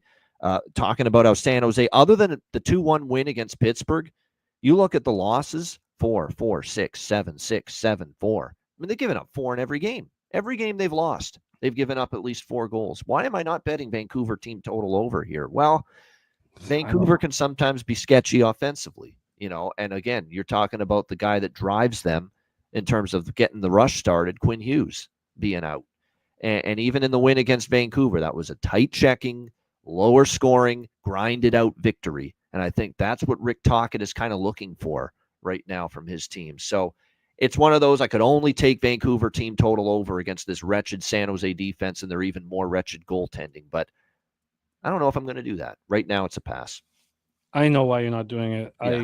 I wouldn't. I get it. Like, I watch every second of these. Well, I mean, I can you even trust a Quinn Hughes-less Vancouver lineup to get you 4 goals, even against San Jose? That's the question you got to ask. No. I'm kind of with you. I'm not fully on board. Rod Zwag says bet over the total Vancouver games after shutting out their opponent in the previous game, 11-1 to the over. I'd be curious. Well, I mean, obviously those games include Quinn Hughes, but we don't need to get into that. I don't know. I can't. It's a lean to the over 5.5. I lean that way too, Rod. Over, but like I said, I get it. I mean, in every Sharks game they play, the over should probably be bet, but not I don't know. But about without Quinn Hughes, Rick Tockett's looking for 2-1, 3-1 hockey. That's what he is. That's what he's looking for. So, that's the issue. That's the concern. could Ty Dellandrea come back tonight? That might be a thing that would put, because we saw when some of these guys can come back into the lineup, how much it helps, because they're missing Alex Wenberg, they're missing Kim Clausen, they're missing Nico Sturm. All these guys are coming back after the break. Maybe I just stay off this game and look for something live here. So, yes, Mel, the Canucks did just score 3 goals against the Avs with Mackenzie Blackwood. And the Avalanche didn't dominate that game. The Canucks played okay there. Rod's waggling the Sharks team total over 2.5. I'm gonna have the Kraken game and the Sharks game. I'm happy we talked about, but we got to move on. I'll do more with them. I plan to have more action here. I'm gonna review my action. And I'll review Bobano's action. At this point, I've added nothing. I'm on the Avalanche -1 at -101. The Lightning, and this is in order of how I bet it. The Lightning -1 at +109. The Knights -105. Washington, Philadelphia over 5.5 -107. Utah -1 at +104. Utah, Columbus under 6 at -124. And Panthers -1 at -101. Bobano is on. Sorry, move over here. Bobano's on the Ottawa Senators at +135. He's on the over 5.5 in Washington, Philadelphia. He's on the Jackets money line +142 in the over 5.5 -115. Bobano's on the first period over 1.5 and the over 5.5 in Carolina, Minnesota. He's on the Panthers over 3.5 at +118. He's on the first period over 1.5 in Colorado, Calgary. The full game over 5.5 in the Avs team total over 3.5 at +115. He's on the first period over 1.5 in Toronto, Seattle, and the over 6 at -110. And stayed off the Vancouver, San Jose game. And the games we're going heads up against, he's on Ottawa. I'm on Tampa -1. So again, if Tampa -1 cashes, it doesn't count. Sorry, if Tampa wins on the money line, that's not enough for me to take the victory there. I need the -1. He's on the dog. He's on the dog here with Columbus too when I'm on Utah. And again, that might be what I do, Mel. Canucks team total over live, because this could be, maybe they put up a goose egg San Jose like they did the other night against Montreal. They kept Montreal off the board in the first period, and then Montreal got going. I might do that. It's not a bad idea. For you guys, there's a streaming site. It's a little, all these streaming sites are dodgy, but it's the best one I found for hockey. And it's dodgy. You probably need there's probably viruses that come in. I don't know. But for those of you who are looking, because you can just go from game to game to game to game. It's pretty well done. It's called On Hockey TV. You might want to write that down, because you get every game for free. But again, it's a streaming site. On Hockey TV. If you just write On Hockey TV in Google, it'll take you right there. Okay, let's roll on here. That is NHL. Now, we got to work real quickly. That took a lot of time, but good God, was that enjoyable to cap that with you, Bobano. I just cherish the opportunity. We have college basketball rolling here. We have Ohio State -2.5 and San Francisco +6 for Justin McKelvey. We'll go through that. We have 44 minutes here with Bobano, and we have both been scuffling of late quite here in college basketball. Last week, horrible week. Worst week of the year on the show for college basketball for me. Yeah. Well, we will bounce back here, but I've had now in a position where one good week and you're right back in profit again. Yep. Yeah, but that happened to me in basketball, and I was lamenting it in NBA. I mean, I on Wednesday and Thursday, I went 1-11, and I hit my first one, so I really lost 11 straight. And I was like, "Good God, I just wasted all my season of hard work. I just threw away in the garbage." But I've gone 12-2 since then. So you can bounce back. There's going to be streaks. There's going to be swings. We just have to handle it here because a 12-2 run in NBA was crucial for me. Okay, so let's roll into college basketball. I'm not going to have this first game completely set up, but we don't have time for me to sit there and click things around. So I'm just going to set up the spread, the side, and the cash flow. Then Bobano will talk, and then I'll add a little bit to it here. But we start off with a game where I'm very interested in the Delaware Blue Hens, who have been underachieving this season. 11-12, 4-6 in conference. We're at Bob Carpenter Center in Newark, Delaware. They're facing the UNC Wilmington Seahawks, 18-5, 8-2 in conference. UNC Wilmington playing very good basketball here. But I'm interested in Delaware, and I should have moved on it. Wow. Okay. Well, I mean, at least you know that the leans are right. So I was waiting for the move towards Delaware. We didn't see it. It hadn't happened. and I don't have any money to reference. So I was like, I want to know, how do I know if this cap is, I don't feel as confident. Maybe I should start firing. I am tracking these spots now that I want to attack, but we've now had the movement. So this moved away from me. This moved to 6.5, and I was like, okay, well, maybe it wasn't right for me. Now it went from 5.5 and now down to 5. It's a 5 at the pick 'em. So we've had a 1-point move towards the Blue Hens here at home. I also get concerned if I'm overvaluing a home situation here. It's a trend that Troy's been talking about. When we get to the total, it's a 154.5 juice to the over. When this came out at 2 in the afternoon, this was a 157. When it came out at 6:19 p.m., it was a 153. So it really depends on which book you're kind of judging the market movement from. Because looking at this book here, it's gone a 1.5 to the over. If I look at the book that we play poker with, it's dropped 2.5 points. So it all depends on how you look at it. Take it away for us here, Bobano. UNC Wilmington at Delaware. Yeah, Wilmington's playing some great basketball. There's no denying that. They've been just absolutely terrific. Really, both ends of the floor. They're very good offensively, very efficient. Defensively, they can kind of get it done as well. The question is, you got a struggling Delaware team, that's rolling in here, 0-4 straight up, 0-4 against the spread. Their last 4 games, they've definitely had their share of concerns. The question is, are they going to be able to bounce back here? Certainly, there's people think that could be a flat spot for Wilmington, but just haven't seen enough from Delaware that I'm ready to trust them. This total sitting at 155 here in this game, pretty high. I'm just looking at series history here between these teams, and you look at in this matchup, we've seen head-to-head 2 overs last year, or the last 2 meetings go over. This is a much higher total, but you look at Wilmington right now, 5-1. To the over their last 6 games. Delaware, meanwhile, not very good defensively, obviously, in their last game, taking on Monmouth, giving up 92 points. They've trended 6-2 to the over their last 7. So this definitely looks like a high-scoring game, and that's the way I'm going to go about it. I like over the total here with Delaware and Wilmington. Let me just bring up what the best number is on that right now. Hold on. We'll get the college basketball. Let's go. There we go. Over the total. Best number out there right now, 154.5 minus 112. Over 154.5 at minus 112. We got Spooner on Drexel, Idaho, North Dakota, and Campbell. I've already moved on Campbell. Bobano on the over 154.5 minus 112. Here, we have Delaware losers of 4 straight. UNC Wilmington just rolling. And I understand when it moved a half point against me why I waited. But I've got to move. I'm going to move on this right now. I'm going to bet this right this second. So I would like to do that. So then I'm going to set up the big one on the board here and bet this right now. Thanks, Nate Dogg, my man. 7 p.m. Eastern, Nate Dogg 420. Nate Dogg 420 in house. Thank you, Nate Dogg. 7 p.m. Eastern, we have the number 18 ranked Maryland Terps, 17-5, 7-4 in the Big Ten at the Ohio State Buckeyes, 13-9, 5-6 in the Big Ten. Let's set this one up, and then I'm gonna. I want to get my action in. We have this total at 148. It's much higher than at other books, but this has climbed up to 148. This opened up at 146. Now, it got to 148 at 10:21 this morning at a pick'em. Since then, we've had a 9-cent move to the under, but that's what it did. It moved to 148. When we get to the spread here for this spot, I have, for the spread, we have Ohio State minus 1.5.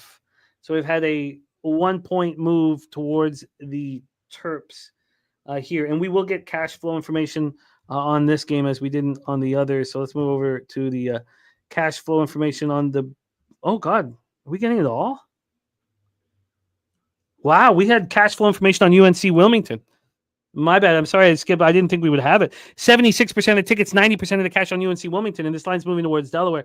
This Delaware is a must bet. Now, you have a similar thing happening here with the Terps. There's only 34% of tickets and 19% of cash on the Terps.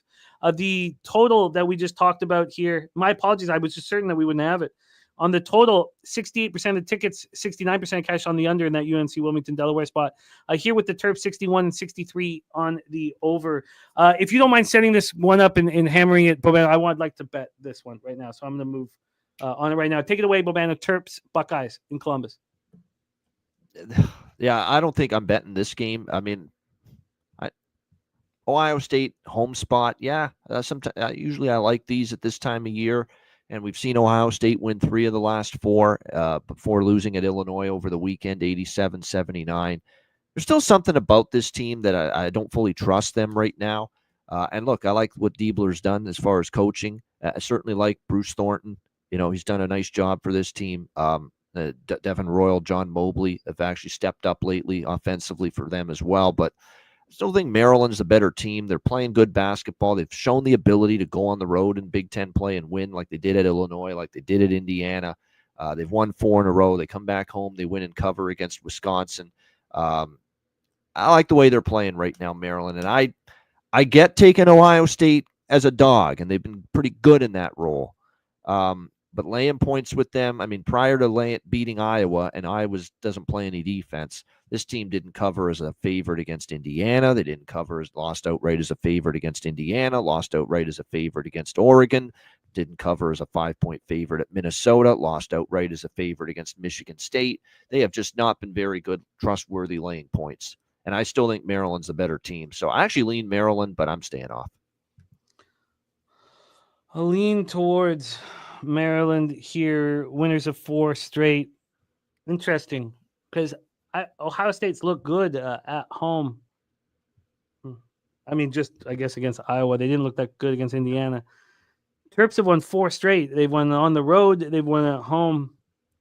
Line moving towards the Terps. Did anybody else have action here in the chat? Oh, Justin McKelvey, Stacks Play of the Day #1 is the Terps here.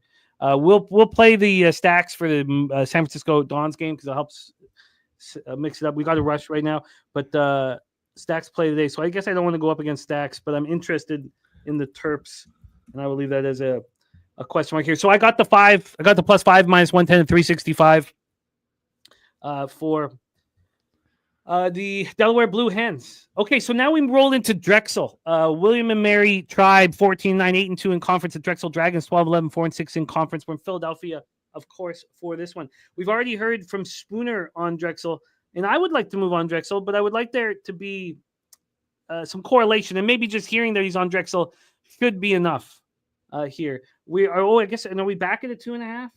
Oh, no, we never left the 2.5. Now we've had a 3-cent move towards Drexel. I imagine when, that's the total. 74% ticket, 75% cash on the under. Give me some information on the side. No, of course not. No information on the side. I think just having Spooner correlate with this is enough for me to move here on the Dragons of Drexel. Sorry, I'm a little flustered as I was making sure that I got that +5 in here for Delaware. I wish I got to it earlier.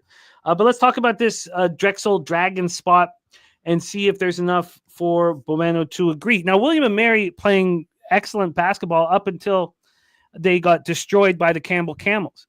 But they came back and took out, Charleston. I know Charleston maybe isn't as good as we remember them from last year, but they're still a good team. Drexel's lost 2 straight. That loss to Towson. Towson's 9-1 on top of the ledger. I mean, there's nothing wrong with losing by a point at Towson. They lose in double overtime versus Monmouth. They're unlucky to be 12-11 and be 4-6 in conference. Last time they were at home, they beat Delaware by margin. The game before that, they beat Hofstra by margin. Now, these are middling teams in the conference, but I'm right with Spooner here. And Noah Collier from Spooner says William and Mary's best player had a non-contact ankle injury 5 minutes into the Charleston game. Take it away for us here, Bobano, William and Mary, and Drexel. Which is, that is definitely significant, something you want to keep your eye on if he's going to suit up tonight for William and Mary. William and Mary obviously playing well. This young coach there has done a nice job. Great win for them against Charleston on Monday night, 90-75. I was on William and Mary in that game. I thought it was kind of disrespectful. They were a home underdog in that game against Charleston, and they were able to get the job done. Meanwhile, Drexel, off back-to-back road losses at Monmouth and Towson, Townsend's a really good team, and they took them down to the wire. So it was a nice showing for Drexel, losing 55-54. Bit of a rock fight, stayed way under the total. A very good defense both ways. Drexel's actually won 3 straight and covered 3 straight head-to-head versus William and Mary. Yeah, I lean Drexel too. Well, I'm waiting to see if Collier plays. I don't know if I want to get in the way of William and Mary, but I can tell you this, not a great spot. You're coming off a big home win on a Monday night. Now you got to play just 2 days later here against Drexel. So from a spot perspective, clear advantage to the Dragons. Yeah, I'm going to bet them also right this second. Get this in here right this second. So while sorry, got to move, got to beat these lines. Do you mind setting up Bobano, Middle Tennessee Blue Raiders, Jacksonville State Gamecocks? I apologize. I just got to get this action in. Yeah, Middle Tennessee State and Jacksonville State. This is an interesting matchup here we've got going on in this one. We've got in the Conference USA, we've got in this one, it looks like Middle Tennessee State currently in that, or Jacksonville State rather, 1.5 point home favorites, 141.5 the total in this game. We've seen Middle Tennessee State, who've been a machine at home, but suddenly the last couple they did not cover. And I've been riding Middle Tennessee State at home, but they lost outright as a home favorite to New Mexico State.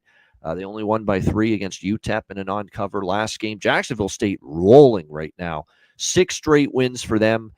Middle Tennessee beat up Jacksonville State pretty handily at home last month, 81-64 for the Blue Raiders over this Jacksonville State team. But you look at this Jacksonville State team, they are defending right now. Back to what we expect out of a Ray Harper bunch, that they're going to guard. They're going to be a stingy defensive team. And boy, they've given up 60s or less in 6 straight games. They haven't given up more than 67 points. They've been a point spread machine as well, 6-2 against the number the last 8 games heading into this matchup here tonight for the Gamecocks of Jacksonville State. Revenge angle, too, in their favor as well for this one. So you look at where this point spread is, and I like it. I like Jacksonville State in this spot. I will take them here on the money line. I like the way they're playing. They're at home. Middle Tennessee, a freight train at home, just 4-4 straight up on the road. 9-0, by the way, undefeated straight up at home for Jacksonville State. So Jacksonville State for me here, -118 on the money line. Yeah, I get it. This line moving towards them as well. I wondered if we can pick up any cash flow information on it. And we can't, so we can just move past it. But and there's the only other cash flow information we have is Loyola Gonzaga. So I'm gonna stop looking for the cash flow information here. But I like the angle. I like the angle a lot. It was part of the reason why I made sure that this was a game that we talked about. The Jacksonville State's looked so good in conference play. And they're on this big winning streak. It's their 3rd straight game at home. And, Middle Tennessee losing at home straight up to New Mexico State was shocking. And then not really bouncing back at home against UTEP. Last time we saw them on the road, they lost, when they lost to Louisiana Tech. Now they're not bad, but they lost outright at Sam Houston State. Why wouldn't we think Jacksonville State just keeps rolling? Morgan says Jacksonville State is a big game of Western Kentucky on deck. Ray Harper's former employer who fired him. Coach there, Ray Harper. That's true. And he says Jacksonville State 0-7 versus Middle Tennessee. Yeah, but you should be focused on Middle Tennessee. They dummied you last month. I like the way they're playing. They're playing really good. They play the way they have lately defensively. I think they win this game. Mild concern spoons with that, but it's not enough to take me off the Jacksonville State here. Jacksonville State. I'm interested in joining you. What did you get on -118 on the money line? Yeah, just money line. Yeah, I don't screw around -2, -1.5. None of that BS. I just take money line. Yep. Yeah, no, I feel you. I do screw around with the BS, but I can understand not wanting to.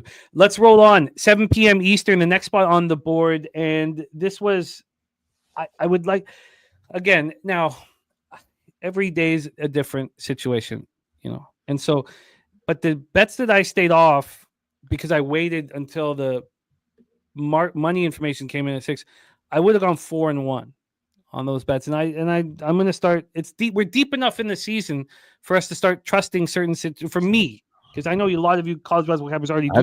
By the way, Jacksonville State beat Middle Tennessee last year at home. Spoons. I know you said 0-7.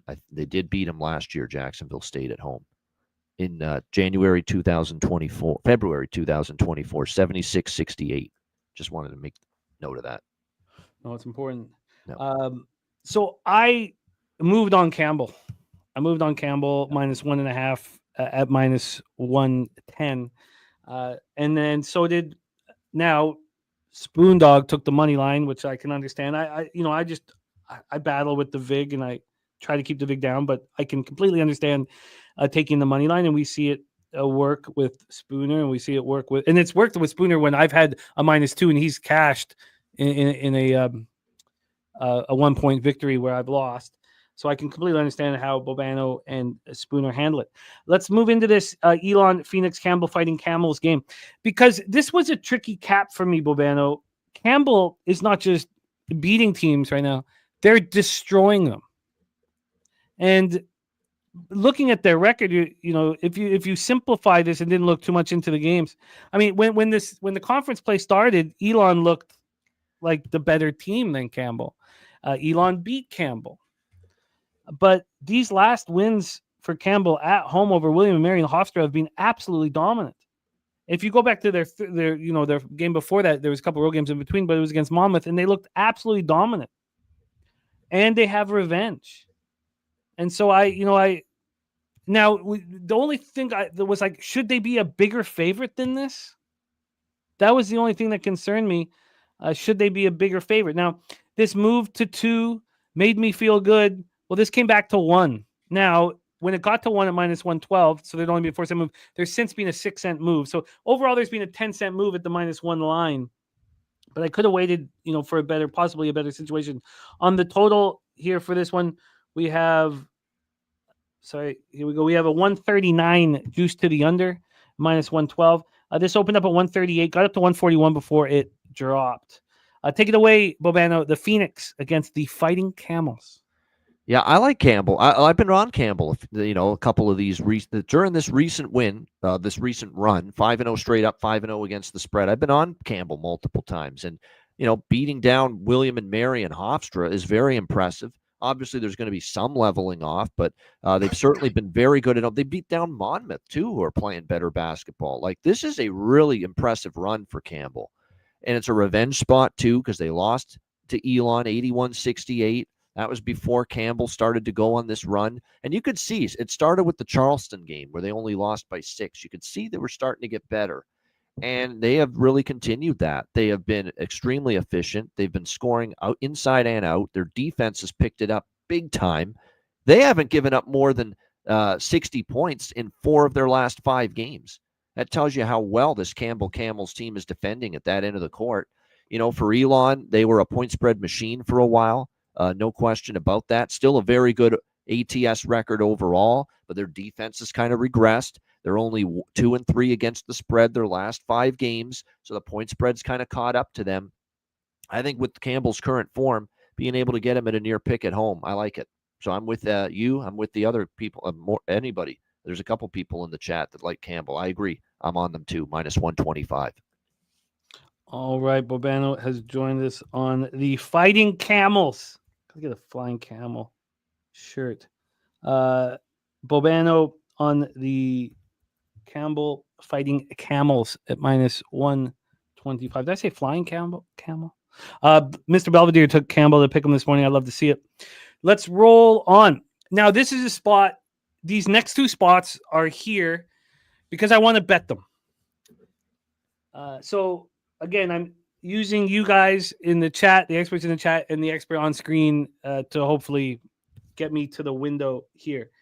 We move on to the OVC, Ohio Valley Conference. Southeast Missouri State Redhawks 13-10, 8-4 in conference. The Moorhead State Eagles 14-9, 9-3 in conference. We're at Ellis T. Johnson Arena in Moorhead, Kentucky. Let's get into the line history here for this spot. Now, I want Moorhead in both ways. This total is 134.5 at -110. That's exactly where this opened. So we've had no movement on the total. And then on the spread here. We have, come on, let's get to it. Here we go. And it wasn't moving. There was no real reason for me to pull the trigger, I felt. So I was like, you know what, let's just talk. Oh, now it's moving, of course. God, maybe I got to just start trusting. Oh, no, it's not. It just came back. Okay, so this opened up at -3. This was -2. This was -2, you know, before we started the show, or before I moved on to NBA or whatever it is. Now we're back at 3. So we've had an 8-cent move towards Moorhead State. And I agree with it. I like it. We're going to get no cash flow information here. So let's just get into the rest situation and what recent game situation here. Of course, Southeast Missouri State, you know, playing well. Both teams are playing well, but Moorhead State's lost 2 of 3. They lost at home to Tennessee Tech 72-64. A disappointing performance. Southeast Missouri State's played the last 2 games at home. And if you count their last road games, they haven't looked that good. Now, beating up on Western Illinois, I don't care. They're 2-10 in conference. They're at the bottom of the ledger. But, you know, UT Martin, they play at home. They beat them by 11. Sure, it's not bad.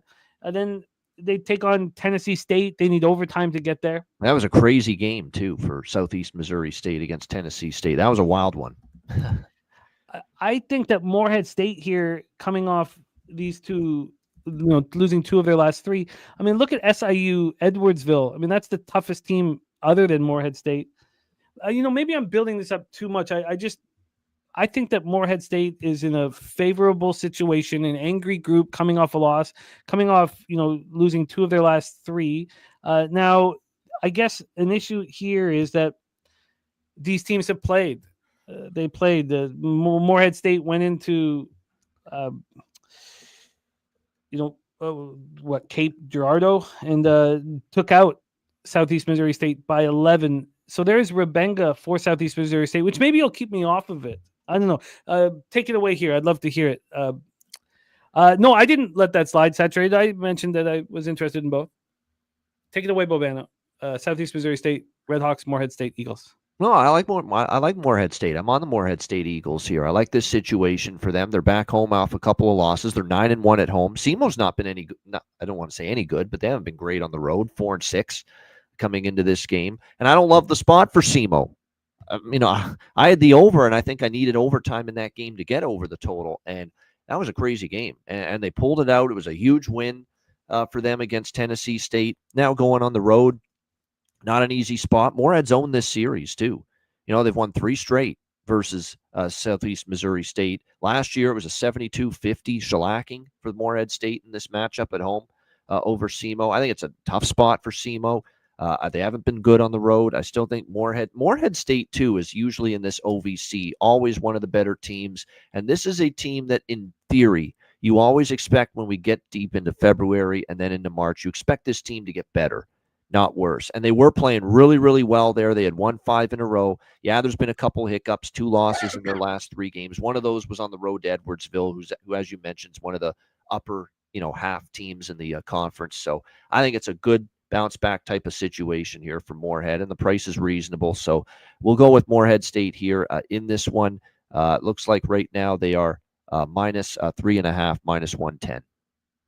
Moorhead State minus 3.5, minus 110 for Bobano. So the revenge angle has no real concern for you, or I don't love betting against the revenge angles most often, but when I see that, revenge doesn't matter as much when one team is matched up well against that particular team, and Moorhead State has definitely done that. These are 3 pretty convincing wins that they've had in a row, Jimmy, against Southeast Missouri State. A 19-point win, a 22-point win, and an 11-point win. Is it really going to change? I know Southeast Missouri State's got the revenge motive. Is it really going to change? Moorhead's really had the dominant edge in this matchup. And like I said, you got them on a strong home court off a loss, couple. Actually, they beat Southern Indiana. They lost the last game to Tennessee Tech, but you got them off a loss at home. They've owned SEMO. I think all things created equal, minus 3.5. Like I said, I think it's a good enough number. They've owned the matchup. I like them here. Yeah, no, I get it. I was close to betting it, and I still think I will. I'm going to sit with it a little longer. Wager Tech says that 41-18 rebounding edge when they played last time. Just huge rebounding edge. Okay, Bobana moving on. Moorhead State -3.5, -110. Let's roll on to some 8 p.m. action. We got some fun ones here. We got to work quickly. We have the St. Thomas, Minnesota Tommies, 18-6, 8-1 in the Summit at the South Dakota State Jackrabbits. 15-9, 6-3 in the Summit. I want South Dakota State here, but I wanted to talk it out. We're First Bank and Trust Center in Brookings, South Dakota. St. Thomas has won 3 straight. Last 2 coming at home. They beat up on North Dakota State, 79-62. You know, that was on Sunday. So they're feeling good about themselves. Last 2 games have been by margin. But if you take a look at what they've done the last 2 games, you know, on the road, they barely got by Kansas City, who are 2-7 in conference by 3 points. You know, they lose to Omaha. Now, Omaha's a good team, but they lose by 9 at Omaha. And then you have South Dakota State coming off the loss to North Dakota. North Dakota, that was only their 3rd win in conference. I mean, this team was rolling. They lose at North Dakota. Now they come back home. And I think they take care of business here. Let's get into the line history here for this one. This hasn't moved. South Dakota State right now -4.5, -107. So we've actually had a 1 cent move towards the Tommies. And when we get to the total, when we get to the total, we have the number right now is 153. It's -111 to the over. It's only moved 1 cent to the over. And this has been out since 6:40 p.m. Eastern.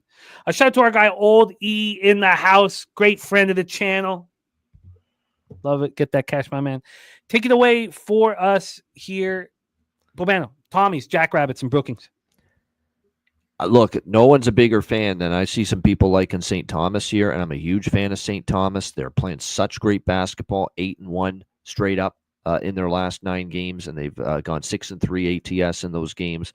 They've won 3 in a row. They beat an excellent North Dakota State team, 70, and beat them down at home, 79-62. Very impressive stuff. But don't underestimate how tough it is to win at South Dakota State. I mean, this team's really had a strong home court year after year, 10-0 this year at home. And look at these results. I mean, now these are bad teams. I do want to point that out. But Denver, North Dakota, Oral Roberts, South Dakota, their last 4 home games, they've destroyed teams, you know, and covered every single one. They won at North Dakota State 72-62, and they lost that was definitely one of those, be careful taking them at North Dakota, because they were off that huge win against North Dakota State, and you could tell they fell flat as can be, the Jackrabbits, in that loss to the Fighting Sioux of North Dakota over the weekend. Lost outright as a 7-point road favorite, 80-75. Now you get them off a loss. You get them refocused again to play this St. Thomas Tommies team, a team they lost in heartbreaking fashion to, 73-72 last month at St. Thomas. It feels like a definite South Dakota State spot to me. They've been really, really strong at home. And factor in, too, off a loss, this team, and how good they've been for the most part here in conference play. Off a loss, they've won and covered the very next game. So keep that in mind here for this South Dakota State team. Just a strong home court, revenge angle. I do think this is definitely, and look, that was a huge win for This to me is like South Dakota State falling to North Dakota. You kind of worry what St. Thomas responds, because that was such a great win for them against North Dakota State. These are 3 best teams in the conference: South Dakota State, North Dakota State, St. Thomas. But I think it's tricky now to go on the road coming off a win like that. So I am going to take the Jackrabbits here, and we'll take them -4, -118 is the best price out there with South Dakota. I also like this over. The first meeting stayed under, but the first half, the game flew over. It was definitely trending toward an over pace, and then it kind of slowed down. It was a close game late. Defense kind of took over and it stayed under. I think now we're getting, believe it or not, maybe a little bit of a discount here, because the total in that first meeting was 156, and now it's down to 153. Not to mention St. Thomas still been a very heavy over team this year. South Dakota State at home, we've seen a lot of their games reach the 160s. So I think we're getting a nice discount here with this over. So not only South Dakota State, but also over 152.5. minus 115 for me as well. You are locked in. I'm going to be on South Dakota State. I just needed to talk it out. Feel good about it. I can understand anybody looking at this thinking, I'm going to keep riding the Tommies. It was part of the reason why I wanted to talk about it. Let's roll on here. Now, that other than Gardner Webb, that's going to come up in a little bit, that concludes the stuff that I really wanted to bet and needed to talk about. Let's move on. Next up, 8 p.m. Eastern. We head over to the Big Sky Conference. When we've got Bobano, I try to touch on all of the conferences, as many as I can. Montana Grizzlies 15-8, 8-2 in the Big Sky. Northern Colorado Bears 17-6, 9-1 in the Big Sky. These are two very good basketball teams. They're running away with the Big Sky Conference. In third is Portland State at 5-4, and Portland State's the only other team in the Big Sky Conference with a plus over 500 record in conference. These are the two class acts in the conference, and we'll get to talk about them in the conference tournament and possibly probably cap one of them, March Madness. Well, we will. Maybe they get in the playing game. We'll see. Montana Grizzlies have won 4 straight games, coming off a shellacking of Sacramento State. Sacramento State at the bottom of the ledger. But they also beat Portland State by margin, 14 points. Now, the reason why I was quite interested in this is that Montana's now played 4 straight games at home. Last time they were on the road, they got annihilated by 24 points against Idaho State. North Colorado has won 3 of their last. Well, they won 3 straight. They won 4 of the last 5. The loss was to Idaho. It was at Idaho, and it was by a point. They came back. They beat Eastern Washington at Eastern Washington 67-62. Now, Eastern Washington not that good this year. Then at home, they took out Northern Arizona by margin by 18 points. Then they went to Idaho State and beat them by 14. North Colorado is a good team, and they're on top of the conference by a game. Boxing First vlog looking at Montana plus 5.5. And also Spooner with some great stuff saying South Dakota State, much taller team and allows them to have the second best three-point shooting defense in the conference. Taller at every position than St. Thomas, who relies on the 3. Great stuff from Morgan Spooner. And Coin saying San Diego State 3-0 straight up off of a loss. So let's get into the line history here for this Montana Northern Colorado spot. This total is at 152. It's now minus 117 to the under. So we've had a 7-cent move towards the under. On the point spread here. On the point spread here. Oh, we lost Bobano for a second. He'll be right back. But on the point spread here for this one, we have, come on, where are you? We have Northern Colorado minus 5.5. So we've had a real distinct move towards the Montana Grizzlies. Or maybe is it because Bobano is frozen? Let's see. Is that why we pulled him? No, there he is. Bobano, my man. Montana Grizzlies, Northern Colorado Bears. We've had this 1-point move towards Montana. I kind of thought it was a good spot for the Bears with Montana coming off of a long stretch at home. Take it away, my man. Yeah, I mean, I like Northern Colorado a lot. I mean, 10-1 at home, 1 and covered against Northern Arizona. And obviously, there's a couple they didn't cover against Portland State, Sacramento State. I think, though, Montana gets their attention. Now, look, this is a revenge spot for Montana because Northern Colorado went into a very tough place in Montana and destroyed them on January 11th, 81-57. It was a beatdown in favor of Northern Colorado. And Montana's playing their best basketball right now. I will say that. They've won 5 of their last 6, although a lot of it was at home, but they beat Montana State's a pretty good team.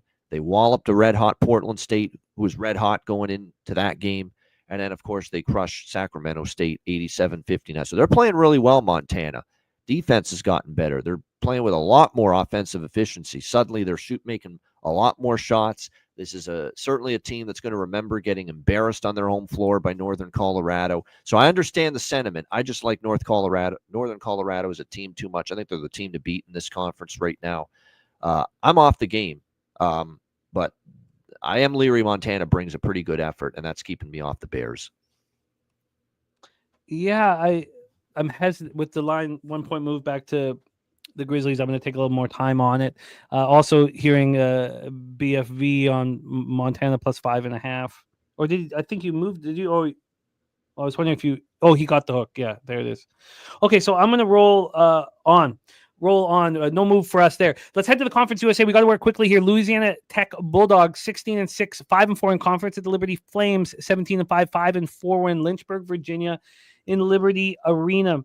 La Tech has won 3 straight games, but they've all come at home. When they've went out on the road, they haven't looked great, although they played really tough. I mean, what am I saying? They played tough. They lost to Jacksonville State by 2 points.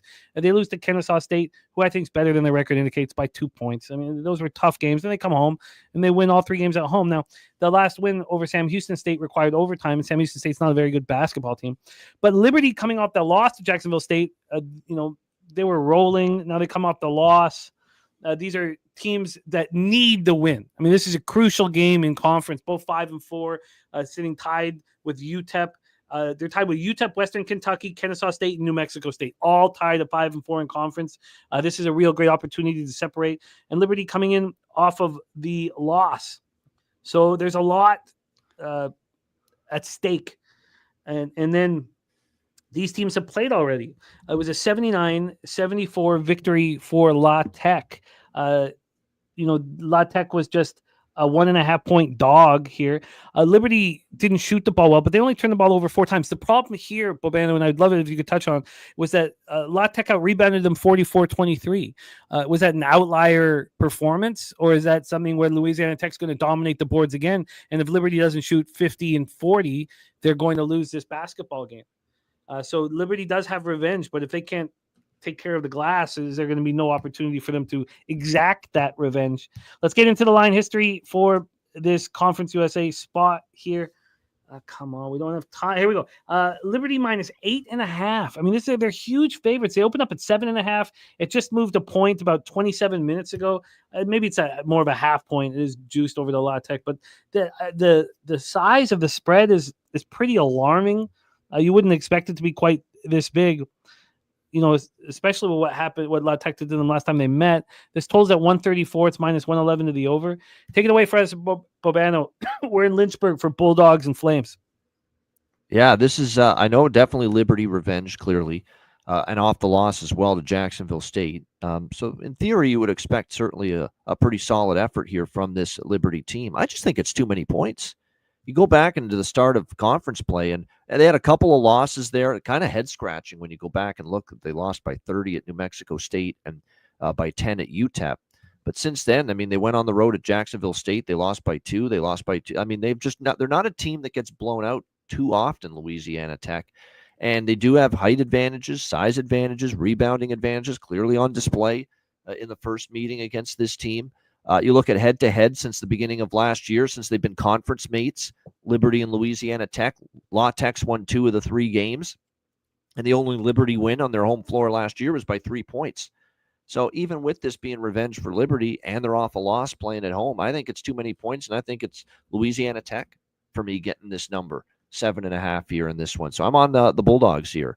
La Tech for me in this spot, plus the points. You can get them here at plus 8, actually plus 8.5 at ProLine Plus, plus 8.5 minus 115.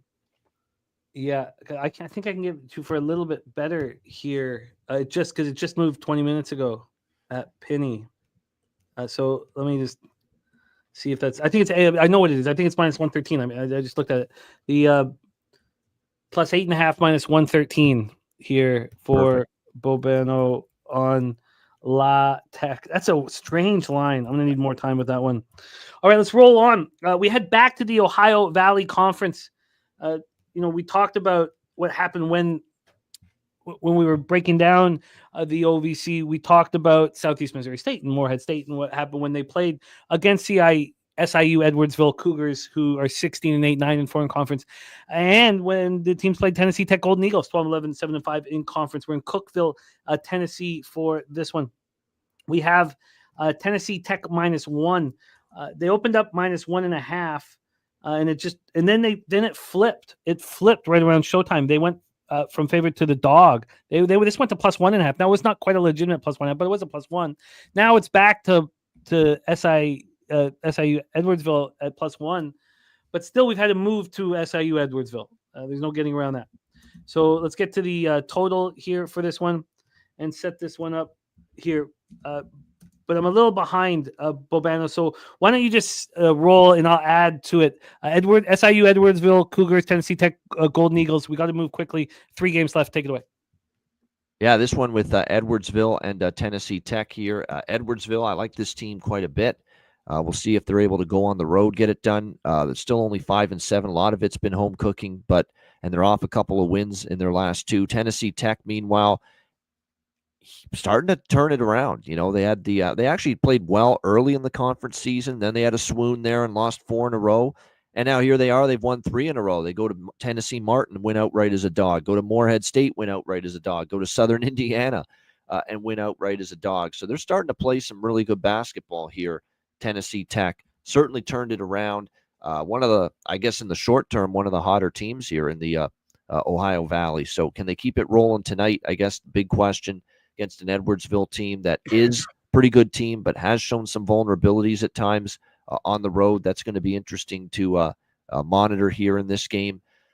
I think they can keep it going. I'm going to take the Golden Eagles here of Tennessee Tech. Like what I'm seeing, 3 straight wins, 3 straight covers, only -106 on the money line. I will take Tennessee Tech here. That's why I wanted to talk. This was another one that I wanted to talk about. It felt like we could see. Now, Troy's working on it in his database whether you can overvalue some home spots in college basketball, which gave me pause, and which is probably why I hadn't even moved on it to begin with. But I can understand what Tennessee Tech has done in these last 3 games on the road have been very impressive. Going now, the Southern Indiana, they win by margin. Needing overtime to win at UT Martin is nothing to show for. But going into Morehead State and beating them 72-64 is impressive. And the reason why I wanted this game to talk about this game is look what SIU Edwardsville, who they played in these last 3 games. They beat they lose to Lindenwood, who's decent. Then they play the worst 2 teams in the conference. They barely get past Western Illinois. Yep. And then they destroy Eastern Illinois. And I was unfortunately on Eastern Illinois. This was on Tuesday. Yeah. So now Tennessee Tech has this huge rest advantage. I like this spot a lot. I like this spot. Ride the hot. And right now they're hot, Tennessee Tech. Yep. Okay, what did you get on Tennessee Tech? Just money line, -106. -106. I'm very interested in joining you. All right, let's roll into the next one. Bobano, can we keep you for 5 extra minutes, or what's the situation? How fast do you need to bounce? Just a couple minutes, but we can go quick. Oh, by the way, also give me over 139.5, -115 in that Edwardsville game as well. I think it goes over that number. It is moving towards the over. Yeah. Okay, so then why don't we just hear your plan, and then we'll go through the games individually here. But so why don't we just go over your plan, and then we'll go over the games individually, because there's just 3 left on the board here. Gardner Webb running Bulldogs 9-13, 4-5 in the Big South at UNC Asheville Bulldogs. UNC 16-6, 7-1 in conference. This is only one where I just want to touch on, and we'll just hear your angles on the next 2. But I bet Gardner Webb. I bet them. I like this spot for them. I know that Asheville is just running over teams, but Winthrop is a good basketball team. There's no shame in losing 96-93 on the road. Now we go into UNC Asheville, and look, they went to Gardner Webb. This was on just 2 weeks ago. UNC Asheville, wins at Gardner Webb 61-53. Gardner Webb played sloppy basketball. Gardner Webb was in winning that game. They were up 20-9 at one point. They were up 23-11. They were up 26-13. They were up 39-32. And then Gardner Webb took over late. And that's what good basketball teams do. But I just felt that Gardner Webb knows what they need to do to beat this basketball team. Whether or not they're going to be able to do it for 40 minutes is the question mark. And then it's another spot where look who UNC is, what they did, who they played since then. They played Chicago State. They played Radford. I mean, they're not playing the toughest of competition. Take it away for us, Gardner Webb, UNC Asheville. Your plan on this one? I'm with you here. I like Gardner Webb. I do. I like them in this spot. Look at this series history with them and Asheville. These have been tight basketball games. Last game, obviously, it was an 8-point win for the Asheville at Gardner Webb just a few weeks ago. But the game in Asheville, or actually it was a tournament game. Sorry, it was a tournament game last year. 83-72 in the conference tournament. Asheville wins in overtime, but Webb was right there with them, and then they lost by 1 here at Asheville in the regular season last year in February. Gardner-Webb has been flirting with beating this team basically, every single time, and they beat them at Asheville last year in the regular season by 1, but then they lost the last 2, the overtime game, but they've been right there. They've matched up very well with Asheville. You just got to hope that, there's not that late point spread cover, and Asheville just does enough, makes their free throws, pulls away late. Obviously, it's a really good Asheville team. They're very possibly going to win this Big South Conference again this year. But I think getting this many points with Webb is worth a bet here. Plus 6.5, minus 110. I'm also on over 155, minus 110. Think it goes over the total. Think we see points. Wow, the over, that's a good line because that's up at a 157.5 at some spots. Holy shit. That is. So Gardner-Webb, nice job getting the 6.5, minus 110. Those of you guys who are moving on Gardner-Webb first half, I just want to caution expecting the exact same thing that we just saw to happen again. That's all.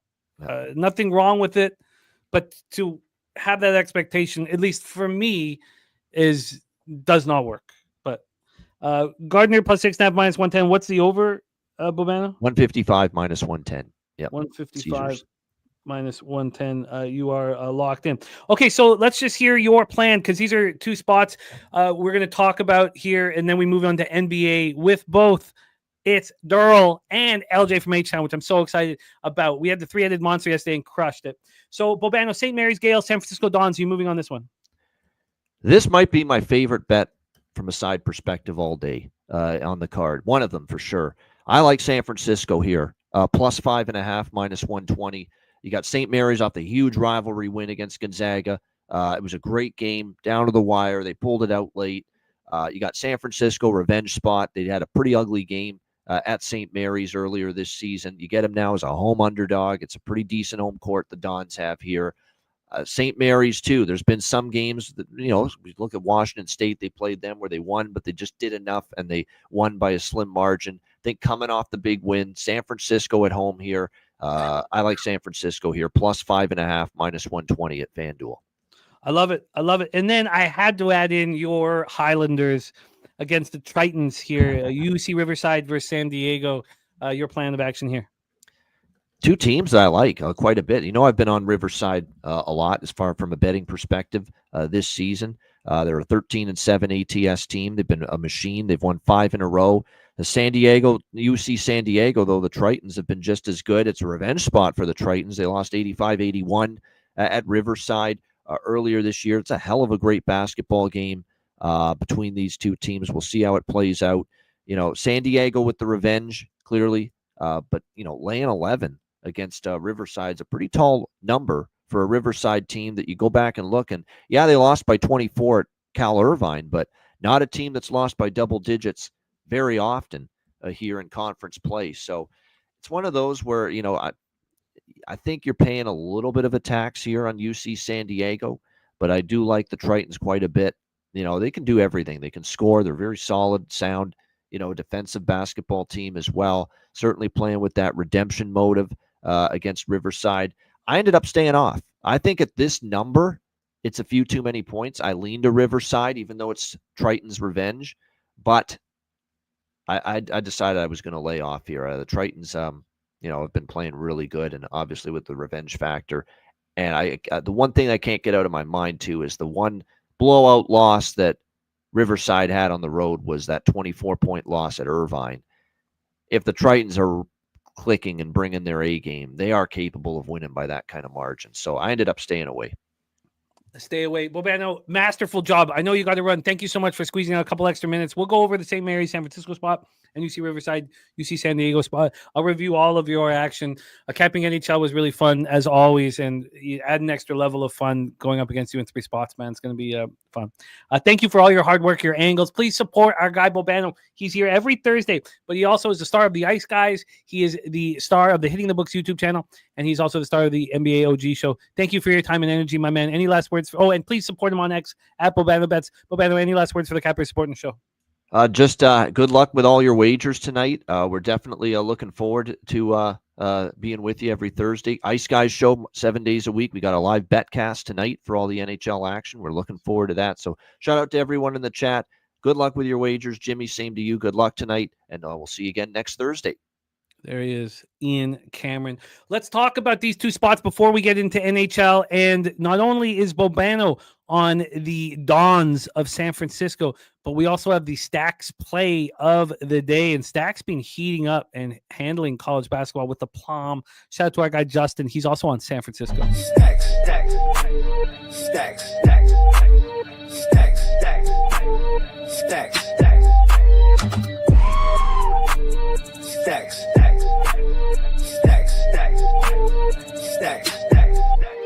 stacks, stacks. This line opened up at 6, moved down to 4.5. This was 4.5 at 10:02 this morning. Back at 5, but looks like another 4.5 will be coming shortly. Justin got the 6. Bobano got the 5.5. Had to pay 10 cents for it. From a total side of things, again, we have no cash flow, but it's all coming in soon. And again, 4 and 1, I would have gone on the spots that I laid off due to cash flow. The only thing that saved me was Providence. Other than that, it was all taking money out of my pocket. From a total scenario here, we have a 132 at minus 117. This opened up at 130.5. I thought the breakdown was very sound. Now there's some issues with an injury to a Don's leading scorer, but they've played back-to-back games at home. We're talking about the Sobrado Center. Don't need to worry about them playing, where the Warriors play, and they're coming off very, very sound victories. Now, against somewhat weak opponents, but they're comfortable. They're at home. They have revenge. They lost by 20 at St. Mary's. Now they get them at home after they beat Gonzaga. I can completely understand why you guys are here on the Dons. I'm very interested in joining you. And then the final spot, we heard some trepidation from Bobano with this UC Riverside Highlanders, 15-8-3 in the Big West at the UC San Diego Tritons, 18-4, 8-2 in the Big West. We're at Lion Tree Arena for this one, and then we'll roll into NBA, which I'm excited about off a 6-2 day, 12-2. My last 14 bets in NBA, very important after a swoon. It was giant swoon I took Wednesday and Thursday of last week, just horrific swoon. So nice to get back rolling. So here we go in this Big West spot. There's a ton of Big West games. JP's going to be all over them. I can't wait to hear who he's on. But UC Riverside just rolling right now. And they beat, UC San Diego at home. That was back on the 18th of January. UC Riverside won 85-81, part of this big winning streak that they've been on. In that game, UC San Diego shot 21.4% from 3. Hard to win those games, despite shooting so bad from 3, which gave them in the first half deficit. The Tritons came storming back in the game, and they did that while going 6 of 28 from 3. So I'm interested in backing the Tritons. Let's just take a look at the line history here and the cash flow. I know that fading UC Riverside is a dangerous thing to do. We have this total at 140. It's minus 114 to the under. It opened up minus 110 to the under, so we had a 4-cent move to the under. And then on the point spread here, we have this sitting at minus 10.5. I mean, that's just that's just too much, isn't it? This opened up as 12. The one thing that really not doubling up on Georgia or even betting them just because LSU was coming off a 30-plus point loss, and I just that one ate at me. I knew there's a couple spots that just ate at me. Resmob says swoon. It means trifecta in Gaelic. I didn't know that. Swoon is when something swoons down. So it means that I started losing. Is that what you'd prefer, Nate? Let's get swoon means to faint from extreme emotion. I fell down in a swoon. Is that what you'd like, Nate? Okay. And Spooner, every time he said this to me, I've won a bet on it. He says, you should look at North Dakota after the show. So every time he's done that. By the way, we had Ron Crawford on his lunch break giving us the goods. What a guy he is. Yes, Ebbs. Thank you, Coin. Thank you. We had Ron Crawford give us Bellarmine is the NCAA play of the day. We'll talk about his play of the day in NBA, but he's also on the Vegas Golden Knights with me, which I like very, very much. All right, it's time to talk NBA. It's time to talk the association. Made my night. It made my night. It was important. I needed a bounce back day yesterday, and it brought money into my life. Watching Shea go for 50 was extremely enjoyable. Being on the Thunder was extremely enjoyable. I haven't been backing them enough. Now, I lost a little bit of vig because I had them first half too, but what a basketball team they are. You did, Kelly, and you nailed it. Look, the saturated swoon is not Canadian, man. Come on. Wine time, big balls clanking around with the Magic money line at the end of the night on top of the Magic. Magic, that was a smash and grab spot for us with the Magic. It was a glorious, glorious day. So Pistons plus 5.5 cashed. Shout out to Darius Garland. That bomb from the logo was so much fun to watch. Hawks plus 4.5 cash. Nets minus 4 was a debacle. An absolute debacle. There's nut flush with Warriors team total over. That was a thing of beauty. Miami Heat was gorgeous. Timberwolves first quarter minus 3.5. I mean, it just went exactly as we predicted it. And there was somebody in the chat saying, all you got to do with the Timberwolves, take them first quarter full game. I forget who it was, but that was beautiful. I lost on the Thunder first half minus 7.5. Cash with the Thunder minus 13. Cash with Magic plus 5.5. And I like it. We have two guests joining us, and I can't wait to cap this card with them. I enjoyed yesterday very much with Brizzy and Wine Time. We're doing the same thing here. 3 heads working together, 300 or 200 in the chat, and then 3 on screen. This is how we win, working together to defeat the juice. Please welcome the star of Thursdays in NBA here on our show, coming to us from Los Angeles, California, who will also be at Pubapalooza. Both these guys will be rocking at Pubapalooza with us. Please welcome to the show our friend Darryl Rice. You ready for this? Here's my analysis. I don't give a fucking shit. I don't give a fucking shit. So yeah, I don't give a fuck. I don't give a fuck. I don't give a fucking shit. I don't give a fucking shit what the spread is.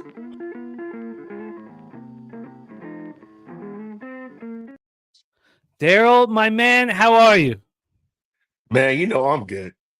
You know I am good. A lot of mad people around here, man, but I am good, good, good. Anyways, man, happy to see you, bro. It has been a good few days in the association, hasn't it? Well, I needed it so badly. Yeah. Well, part of the fall off was on the Thursday of last week. After cashing with Brooklyn first game on Wednesday, I then lost 11 straight bets in NBA. Oh, Jesus. Yeah, it was horrific. Horrific. And I was like just sitting there staring at the roof, like, yeah, staring at the ceiling, I should say, saying, "Oh, am I just going to throw away this whole year of work?" But I'm 12-2 since then. That's 12 good, of man. last 14. So I dug Good in. bounce back, man. Very, very, very, very important.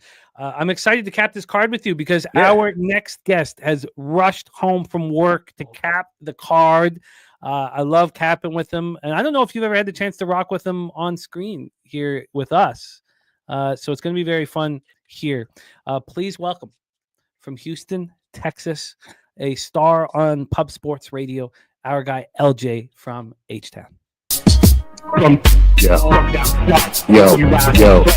Pub Sports Radio's the crew, that's a fact. We all about bread, make a bank accounts fat. Who the hell is that? LJ from the H. I stack green like Boston, shout out to Nasty Nate. From down south, where we ride on slab. 420 highway smoking with that boy Gabby Cat. Fly out to Denver for the Nugget fans so we can smoke out J Money, cause you know that's our mans. Us against the bookies, put money in our pockets. Fly out to Vegas, meet up with Ski Profit. Hit the sports books, we got money to stack. Can't forget them college picks with that boy Conor Mack. Call up Dutch boy, cause you know we stay fresh. What's the strain of the day, homie? Watch the daily sesh. There he is. Now we're going to play the full song at the end of the show, but that's a little taste of LJ's new action. LJ, how are you, my man? I'm doing great, Jimmy. Glad to be on with you today. I texted you early this morning. I was like, Jimmy, I'm going to get off work early today. I'm coming on with you. I also text Darryl. I'll say, Darryl, you mind if I come on and join you on your Thursday show? He's like, man, what? No problem, man. Let's rock out. Shout out to the chat. Everybody in the chat, man. DR, Let's get this money, my guy. Let's get this money. Now, LJ, you rocked with us, and you were hit with horrendous luck. You had the Jokic triple-double at plus 151. He had a monstrous day, and he was 1 assist shy from the triple-double. You had a Wemby parlay. He went for 38 points and 17 boards, but he was it a block short? Was it? Yeah. One it was block, a block short. Yeah. One block short from a plus 114. So, and there was another spot on this here that you missed. So, the 4 and 7 in your first show with 11 bets does not do the justice of what you did on the show. But you know what we do here on our show is we are accountable and transparent with every single bet. We aren't trying to sell you anything, but we just want you to win so badly. And but you deserved much better than your record indicates. But it is what it is. Let's get to winners right now. Great to see you guys. So we're going to go back and forth here as we did just like yesterday. We are going to start off with LJ, and then we're going to go to Darryl. So we're going to go back and forth here as just to get things started. Actually, no, we should flip that. We should start with Darryl so that LJ can hit his Rockets first on this game. First on this card. So we'll start with Darryl first. Another part of this, and we talked about the important line. Yesterday was all about teams playing their third and fourth games. Mm-hmm. How are we going to handle that? Today, not one of these teams is on the first of a back-to-back. None of them, which is a rarity, which makes things a little easier for us. There's not going to be an extra need to, play the bench, rest the starters, or anything of that nature. So let's roll. We start at 7:30 p.m. Eastern with the Dallas Mavericks 26-25, 12-15 on the road, at the Boston Celtics 36-15, 16-9 at home. We're at TD Garden in Boston, Massachusetts for this one. Of course, the Celtics coming off an extremely impressive performance. Their fourth straight win.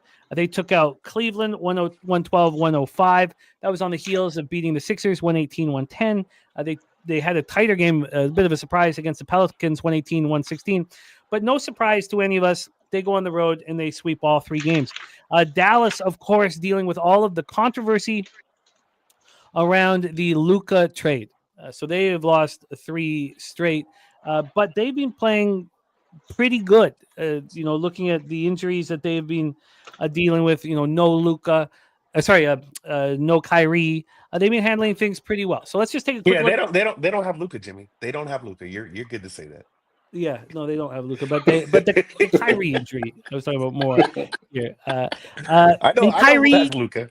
Kyrie on the floor. Kyrie on the floor in a city that he does not like. Yes. Boston. Yes. So no Washington, no Powell, no Lively. Then we ask, well, will we see the Brow? And the answer is, we think so. Right? He participated in shoot around. We expect the Brow to be in the lineup here. So that is the situation. For Boston, it's pretty simple. It's Drew. Drew's the only guy on the injury report right now. Listed as questionable with a right shoulder impingement. He's not being the shoulder's bothering him. He's shooting poorly. So that is that situation. Let's pull up the line history and let our guys do what they do best, make money in the association. Let me just move over to NBA here very quickly, and let's roll into the line history. We have right now Boston -10 and -101. They opened up at -10.5. When this line came out at 10.5, they was quite juiced here. You could have got the Mavs plus 10.5 at -101. Now we have just a 10. So we've had a half-point move towards the Dallas Mavericks. When we get to the total, we have a 229.5. It's -107 to the over. This opened up at 230.5, so we've dropped 1 point. When we get to the cash flow for our first game on the docket, we have 45% of the tickets, 41% of the cash on the Dallas Mavericks. And on the total, we have 86% tickets, 86% cash on the over. Here we go, Darryl. Get us started. Dan Kelly says AD has some high prop numbers for a guy that just got there. Ronnie Lofton on White over 19.5 points and assists at -112. And Wine Time on the Mavs +10. Saturate on the Mavs +10.5. Take it away, Darryl. Your plan of action. Um, I was talking to a buddy today, and he was telling me that he had read a rumor about KD possibly going there, like Dallas is making a move for KD. Has anybody heard that at all? Well, Sean came in and said that not that they're staying. Now I don't know, but he came up and said that nothing's happening. Right. So they said that they tried to move KD. They tried so hard to move KD. They've been trying for 2 weeks to move KD. They know that Beal's not going to waive the no trade, and this is the Phoenix Suns. Here you go, a team lacking defense. More than that. Yeah. So I don't have a play on this game. Again, it's a fun time for sports fans, this trade deadline and the things leading up to it. Obviously, out of all the trades that's gone on, still the AD and Luka trade is by far the biggest. The narrative behind it, there's so many different conspiracy theories out there, and I know you guys have probably seen some that's gone around. So I could probably share a little story time with you maybe later, maybe a little theory of what's going on with the Mavericks right now. But one, I don't think the players are happy at all, right? But they understand that this is a business, there's no loyalty. And so I do believe that you have Dallas kind of ball out, but they are thinking about themselves. They realize that this organization is not going to look out after them, that they're not about rebuilding this team at all. I believe that they know that the politics and the money involved and the owners who are the Adelsons involved in this are really shady people. And it's just more than just thinking about the players and try to build a winning organization. So all in all, Dallas, where I have been betting Dallas and where I had been making money was on Daniel Gafford's double-double. That's what I had been doing in the past. But with AD there now, and kind of getting used to how things are ran there, I feel that you shouldn't be playing this game unless you got a really good angle. And I don't here. This is -10 for a reason. I know I see some books at -9.5. Boston should be able to get things done in Boston. But at the same time, we've seen a decimated Dallas team go into Los Angeles and smack the Lakers with AD. So if I'm right, I believe, well, no, that wasn't the game. He had gotten hurt in the first or second quarter. But all in all, I don't have a solid spot to look at this game here, especially with us liking the trade deadline and all this, all the theatrics that go on behind it. I also got to think that a lot of these players are kind of on edge also. A lot of these people don't know where they're going, And what Nico and Rob Pelinka really did was, if you look at it, they gave the power back to the owners. That's the way you have to look at it. This is a player-driven league, right? And there are people who are supposed to be untouchable. Luka is an untouchable player. But when you have this narrative of it being a player-driven league, the shit that just went down was indeed an effort to realign it to where the owners have the powers, that nobody is untouchable. So all in all, I think the shock and awe behind this Dallas team right now and all the emotions behind what they're going through, they might just either go out there and ball and smack the Celtics, and you might have Kyrie go right to the center of the court and step on a little goddamn elf, or they could just get smacked up and not give two shits because this game to them does not matter. So no play for me. Yeah, it's a very tricky situation here, this game. Very, very tricky. Nuffler says if you want to play Dallas, here the team total over 108.5 is the play. Millsy, star of the MMA Locker Room Talk podcast, says he is a bet that with Kyrie over 26.5 points here and celebrating Black History Month to our guy MMA Locker Room. What do you think of the you like that Kyrie look? Well, the team total to me is kind of tricky, right? You lost 101. I mean, you only put up 101 points to Cleveland, and you put up 102 points to Detroit. Um, this one's kind of, I think it's kind of a coin flip in either way, but I do like the Kyrie look of him going off for Black History Month. Nasty Nate. Oh Nate, God, here's Nate. Here is fucking Nate. Let's hear Nate. from LJ. LJ, Mavericks, Celtics, and then I have a question for both of you right after this breakdown about the Mavericks. We'll go to both of you. LJ, take it away. Your plan. Yeah, Jimmy, I need AD in because if AD gets ruled in, I may take Dallas on the points. Just because Boston has one thing working against them. Everybody knows if they know.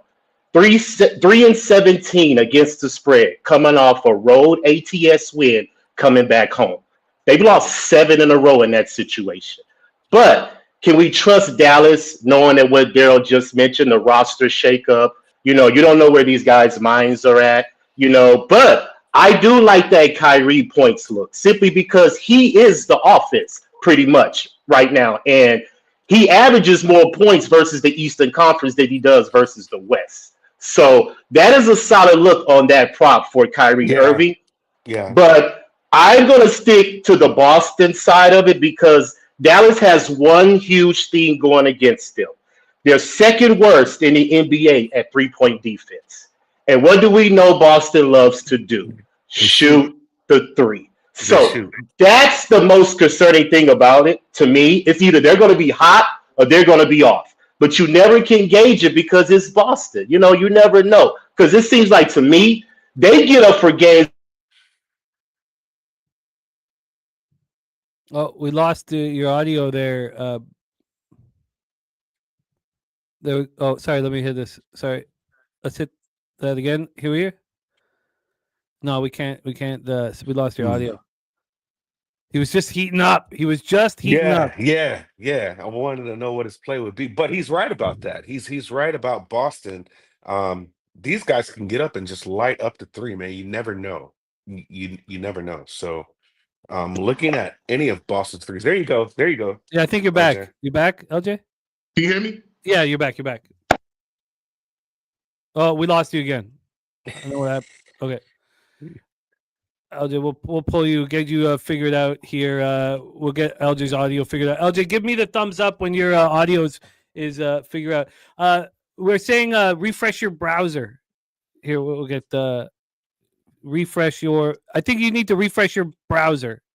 Okay, he's gonna pull out. Okay, so there we go. Let me ask you this: watching the Thunder play, watching Phoenix shoot 60% from three, and I was like, okay, how long is this going to last against this defense? I was like, I don't know who could beat them.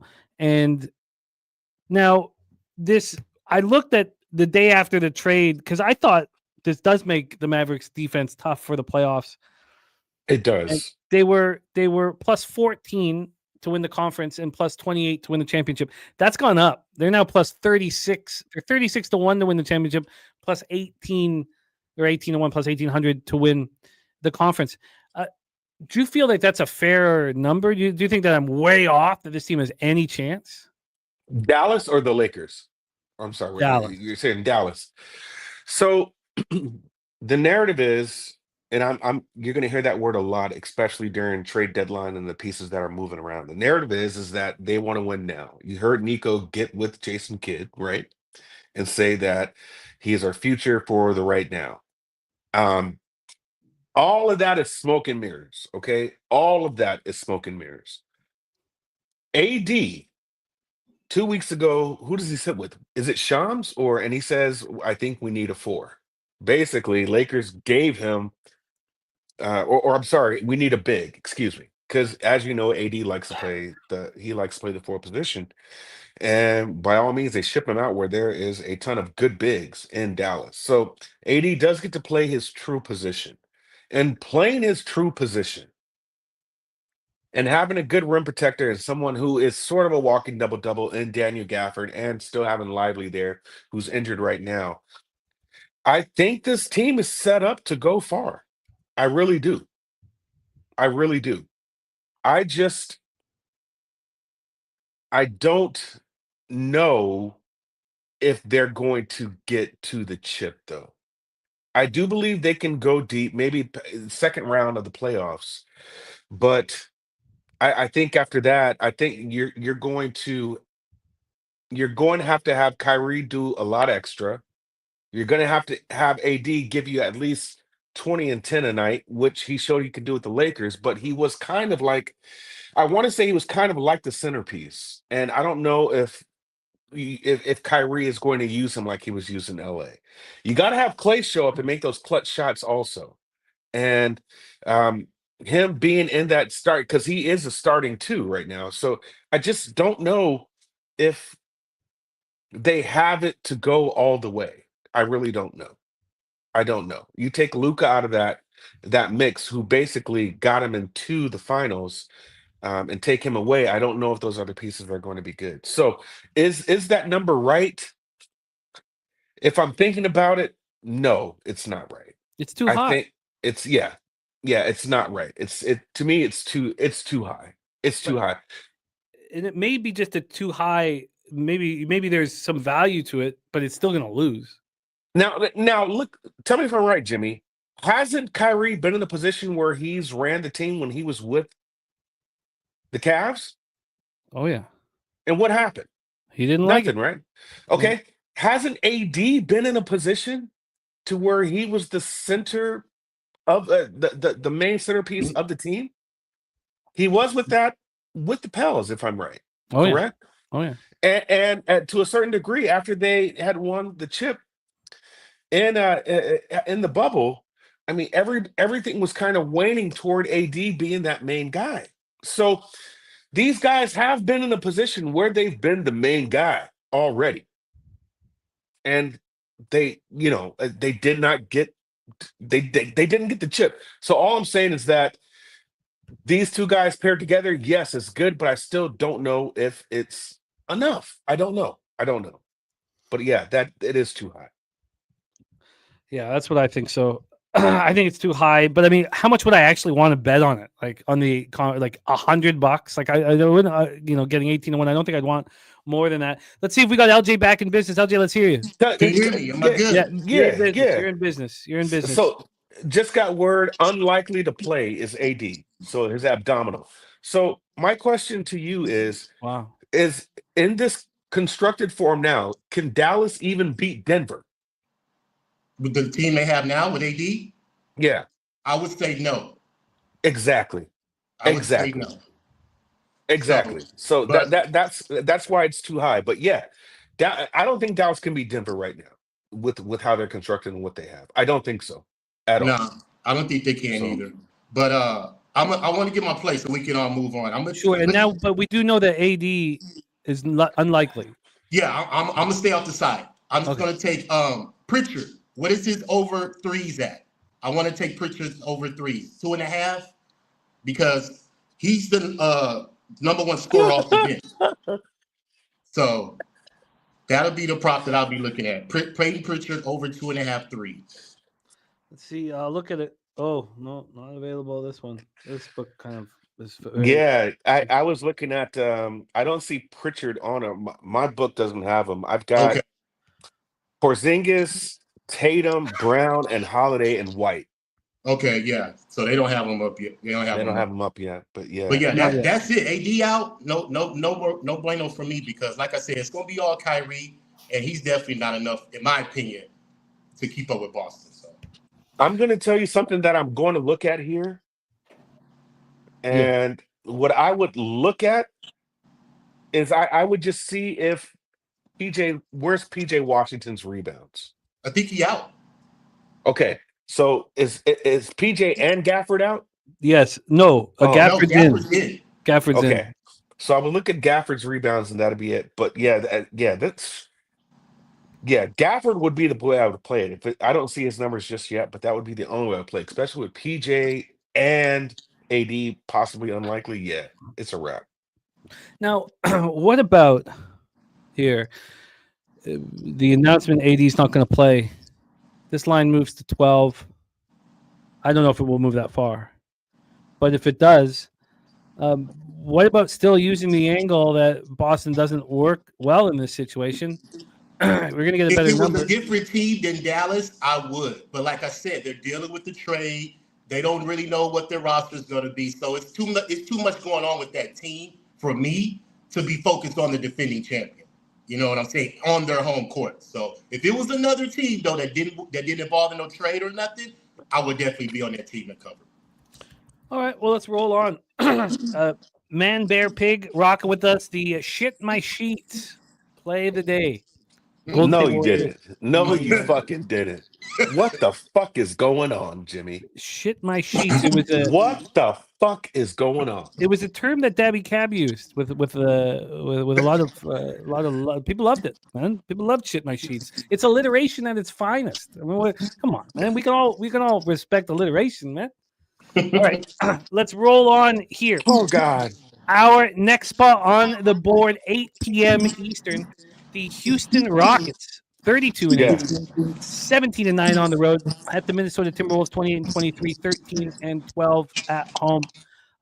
We're getting a little bit of feedback, so what I'm going to do, I can take care of it. I can take care of it from here. So what I'm going to do is I'm going to mute it, but I'll get you on when you're the one talking, and it'll be fine. Nothing to worry about. Houston Rockets 32-18, 17-9 on the road. The Minnesota Timberwolves 28-23, 13-12 at home. We're at the Target Center in Minneapolis, Minnesota. We capped that Minnesota game beautifully yesterday. They just dominated. That 2 straight losses, at home started a homestand. Now they're on the second half of back-to-back. They came out firing and they finished the job. The question is, what do they do now? They got a lot of their anger out. This is the second half of a back-to-back against the Houston Rockets team that is playing good basketball. But the Rockets have come off that New York trip, and it was ugly. But it was a very tough situation. We took Brooklyn in that, and which something we never do. We took Brooklyn to cover after they'd already, beaten Houston at home. That Memphis game, Houston covered, and Memphis somehow found a way to fight back, but Houston looked really good. But now we've got the Rockets on 4 straight losses. You have the Timberwolves snapping their 2-game losing streak, which we expected them to do. So now the Rockets are the angry group. Let's get into the line history here. And also we have Rockets players missing. We have no Van Fleet, no Smith. And then Terry Eason is the one that is the issue. Will Terry Eason be in? We don't know. We don't know. He made his first start on the season on Monday. He looked very good. And then that was when Sengun was sidelined. And then he misses the Nets game, the second game, with a lower leg contusion. So whether or not he'll be in is the big question. Let's get the line history up for this one. From a line history standpoint, we have the total at 214, pretty low for now the Rockets have been playing very good defense. Opened up at 216, dropped to 214. And when we get to the point spread here, we have Minnesota a +1.5. Minnesota opened up as the favorite. This line came out, of course, after the Timberwolves game. This is what this sharp offshore does. They wait till the game's over. They don't put it out early. This opened up with the Minnesota Timberwolves -1 at -106. In 46 minutes, this was a +1.5. So we had a 2.5 point swing. When we look at, the books that open this in the afternoon, it's a different story. This opened up at +1 at 2:51 p.m. So if we look at that, then there's just been a half-point move towards Houston, and they haven't gone from dog to favorite because it took 3 hours for Minnesota to become the favorite, but they became the favorite before, they dominated at Chicago last night. So here we go. Let's hear from our guy, LJ from HTown. This is his team in play. I didn't give the cash flow, so let me just quickly touch on the cash flow. It's a 50-50 proposition on the spread. 46% of the tickets, 56% of the cash on the Houston Rockets. On the money line, it's similar. 47% of the tickets and 53% of cash on the Houston Rockets. On the total, though, 92% of tickets and 88% cash on the over. We have already heard from Wine Time. Wine Time is moving on the Rockets money line. We've heard from Mr. Belvedere to move on the Rockets. So take it away for us, LJ from HTown. The floor is yours. Rockets, Timberwolves. Yeah, Jimmy. This is the issue with the Rockets. We don't have a point guard, and we don't have our backup center. And this is going to cause an issue with Minnesota because they have bodies and they can clog the paint, defend the rim, and get the rebound. So I don't know how the Rockets are going to survive late in the game, but I'm going to trust them early in the first quarter. 7-3 against the spread, last 10 first quarter on the road. So whatever that first quarter number is, put it on there for the Rockets. But as the game goes on, I believe Minnesota would get it together just because I don't believe we have the bodies to keep up with them, as far as the roster. We got guys out. We got 3 main guys out for the most part. Van Fleet, Adams, and Jabari Smith. Those are important guys. And the fact that Amir Thompson is running point for us, man, it's not a good thing. Even though he's a dog, I'm going to be on his assist, but I'll talk about that in a minute. But he turns the ball over a lot. And it's a lot of empty possessions with the Rockets right now. And the fact that the way they're doing that, I can't trust them right now in this form, man, to cover the spread, even though they're 7-3 against the spread on the road their last 10 games. So, but the fact that they flipped to a favorite, Minnesota plays well at home as a dog. You don't want to take them as a home favorite, but as a dog, Minnesota plays well. And we got a little tension with this team, and Edwards likes playing the Rockets because we're physical, and like I said, the fact that we don't have the bodies for me to keep up with this team, because this is their their 4th home game, right, Jimmy? Is it the sweet spot for you from Minnesota? It's close. I like the 4th in a 5-game homestand. This is the 3rd, but it's very close. Okay. Well, they've been at home is what I'm trying to say. Mm-hmm. And the Rockets have been traveling. What is it? 8 out of their last 11 games have been on the road. Even though they have the rest advantage, that's still a lot of games that they've been traveling, man. And like I mentioned, without Adams and without Van Fleet, late in the game, I see empty possessions. And just like with the Nets, we were up by 5 points with what a second left, 5 seconds left, whatever it was, man. So it's just that the decision making when crucial situations is where the Rockets are having trouble because they don't have their leader, Van Fleet, running that point. But all that said, I'm going to be on the first quarter because I believe they throw the first punt just because Minnesota played a good game last night versus the Bulls. I believe they'll try to have to get the floor of the game, later on. But I'm taking that first quarter, and I'm going to be on Amir Thompson's assist. I don't know what the number is. You can look it up for me right now. But this guy's had 5 plus assists, 8 out of his last 10 games. And that's just because he's been running the point. He's the guy running the point, but he doesn't make good decisions. He'll turn the ball over. But I believe he'll get 4 or 5 assists in this game. So whatever number you got it at, I'm going to take it. This for Thompson is over 5.5 assists at -105. So he needs 6. 1, 2, 3, 3 and 1, 4 and 1, 5. Yeah, 6 is a little bit too high. Let me just see here. If I get a 5, over 4.5.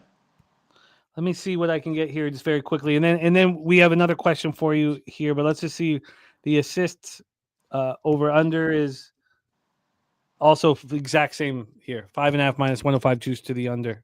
Okay. Don't worry about it then. So then a question here. DC Capper moving on the Rockets -1.5.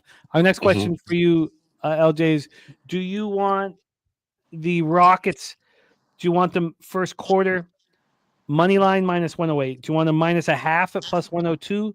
Or do you want them +0.5 at -121? Can I get all 3? Yeah, triple up spot. Give me all 3. Wow. I believe they throw the first punch in the first. Yeah, absolutely. Wow, that's wildly interesting. Okay, so I'm going to get that in here. We're going to stay off the Thompson prop here. Let's hear. Oh, and by the way, very quickly before we hear from our guy Darryl on the Rockets Wolves spot, these are the 2 trades that just went down. The Hawks traded DeAndre Hunter to the Cleveland Cavaliers for Karis LeVert. For Karis LeVert, George Niang, 3 second-round draft picks, and 2 swaps at their whenever they want. The other trade, so DeAndre Hunter is going to be a great piece for the Cavs. The other spot is the Suns traded Yusuf Nurkic and a 2026 first-round pick to the Charlotte Hornets for Cody Martin, Vasily Micic, and a 2026 second-round pick. So those are the trades here. Let's hear from you, my man Darryl. I'm going to lock the triple up spot for LJ on the Rockets. What is your plan of attack, Darryl? You ready for this? You ready for this? Yeah. LJ, you ready for this, man? Yeah. What about you, Jay? You ready? Hold on. Yeah. Yeah. Let me just make this really easy. Okay. Oh yeah, get that in here. Give me Rockets first quarter minus I don't give a fucking shit what the fucking spread is. You ready for this? Here's my analysis. I don't give a fucking shit. I don't give a fucking shit. So yeah, I don't give a fuck. I don't give a fuck. I don't give a fucking shit. I don't give a fucking shit what the spread is.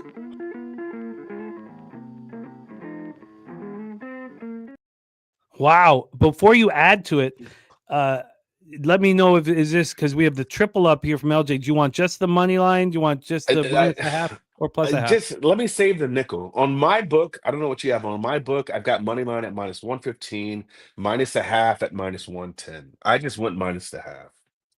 Okay, so this minus a half is plus 102 here. Take it. I don't give a fucking shit. I don't care. Tell us about it. The reason why is this. Jimmy, LJ, you guys know how I cap. But when I look at numbers, if I have one team that's trending upward and another team that's trending downward, especially their most recent body of work, I smack it. That's what I do here. And that's essentially what you have with Houston and Minnesota. So let me make it really simple for you. Rockets have lost the last 4 games. Brooklyn, they get them 23-22. So they're winning the first quarter. New York, they lose that game overall. But you know what they did in the first quarter? 27-25. Brooklyn, again, that was the only game that they had lost, 26-23 in the first quarter. But you go to Memphis, another game that they lost. They smacked them 38-33 in the first quarter. And then Atlanta, a game that they won, they also lost that first quarter.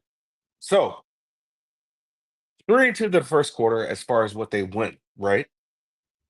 Minnesota, they lost to Sacramento. Was that score in the first quarter? Timberwolves 34, Kings 38. They lose to Washington. What is that score in the first quarter? Timberwolves 26, Washington 27. Utah, a team that they actually beat. Who beats them in the first quarter, though? Utah 31-27. Phoenix, another team that they beat. What happens to them in the first quarter? 29-22. And then lastly, Atlanta, a game that they won by 8 points. They also beat them in the first quarter. 4-1, or 1-4 actually, to the first quarter in which they actually been over. Now, the reason why I like this spot also is because Ime is going to have these guys ready for a conference style game. I do believe that. I do believe it. So I don't care who's off the bench. I don't care who's injured in this spot. This is a game Ime is going to tell the Rockets to get up for. And that's where that port line, that line of 1.5 makes sense to you. Also, another thing, Houston, second in the league right now as of opponents' points scored in the first quarter. They're only allowing 24.3. 24.3 is what they're allowing in the last 3. And then lastly, I'll also say what they're scoring in the first quarter. Houston, right now, is over Minnesota. Houston ranked 8th in the league at 28.4 points scored in the first quarter over Minnesota's 27.6. I do like this spot here. All the numbers tell me at least Houston should ride them out and smack them in the first quarter. I'm with it. I stepped on it already. I don't give a fucking shit what the spread is. Rockets first quarter. I love it. Now, I did make $217 last night with the Timberwolves in the first quarter. Minus 3.5. They won by 9. Mm-hmm. But they were a very angry group after 2 loss homes. So it was a very, very, very different situation here. We want to hear from LJ one more time. But first, we have a question in the chat from Saturated. It says, does Father Darryl, or Reverend, as you're now called, bless Ant props? This is the game Ant's going to get up for. I do believe I could. The thing is, I could never talk you off Ant props. I also never played them besides his threes, to be honest with you. I'll play Amps threes, and that's just about it. But I can't talk you off of it. But you got to understand, however decimated you want to say the Rockets are, there's still a good coach there. There's a goddamn good coach there. And so he's going to be able to coach through these little hiccups, if you will, and still be able to get the best out of his team. So, yeah, what happens in the latter portion of the game when it starts getting into the second half and shit like that, I don't know. But what I know, in that first quarter, the Rockets are going to be prepared, and they're going to give you their best shot. So Rockets first quarter is my best play. Let's hear from LJ. Finish it off. Final thoughts. Yeah, I just want to add to Darryl with the numbers. The Rockets in Memphis are the number 1 and number 2 team in the first quarter against the spread. And it's even sweeter. The Rockets are 5-0 in their last 5 games, coming off an ATS loss in the first quarter on the road.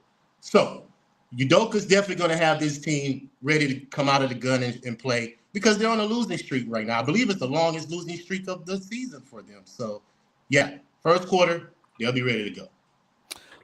I'll just tell you this really quick here. I wanted to see something on the head-to-head. They played December. Houston lost by a point in December. Houston got them by 6 points in November of last year. So they haven't seen each other since December of last year. But I think this is a spot here where the Rockets can get them. They have their number in the first quarter. Oh, it's great stuff. All right. We have a triple up from LJ. Rockets first quarter -half plus 102. Money line -108 first quarter. These are all first quarter. And plus half -121.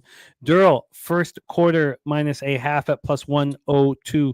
And very quickly, Todd, to answer your question, I really like Vegas and I really like Colorado. But I really thought that the public was going to fall for a trap with not only Ottawa but Columbus.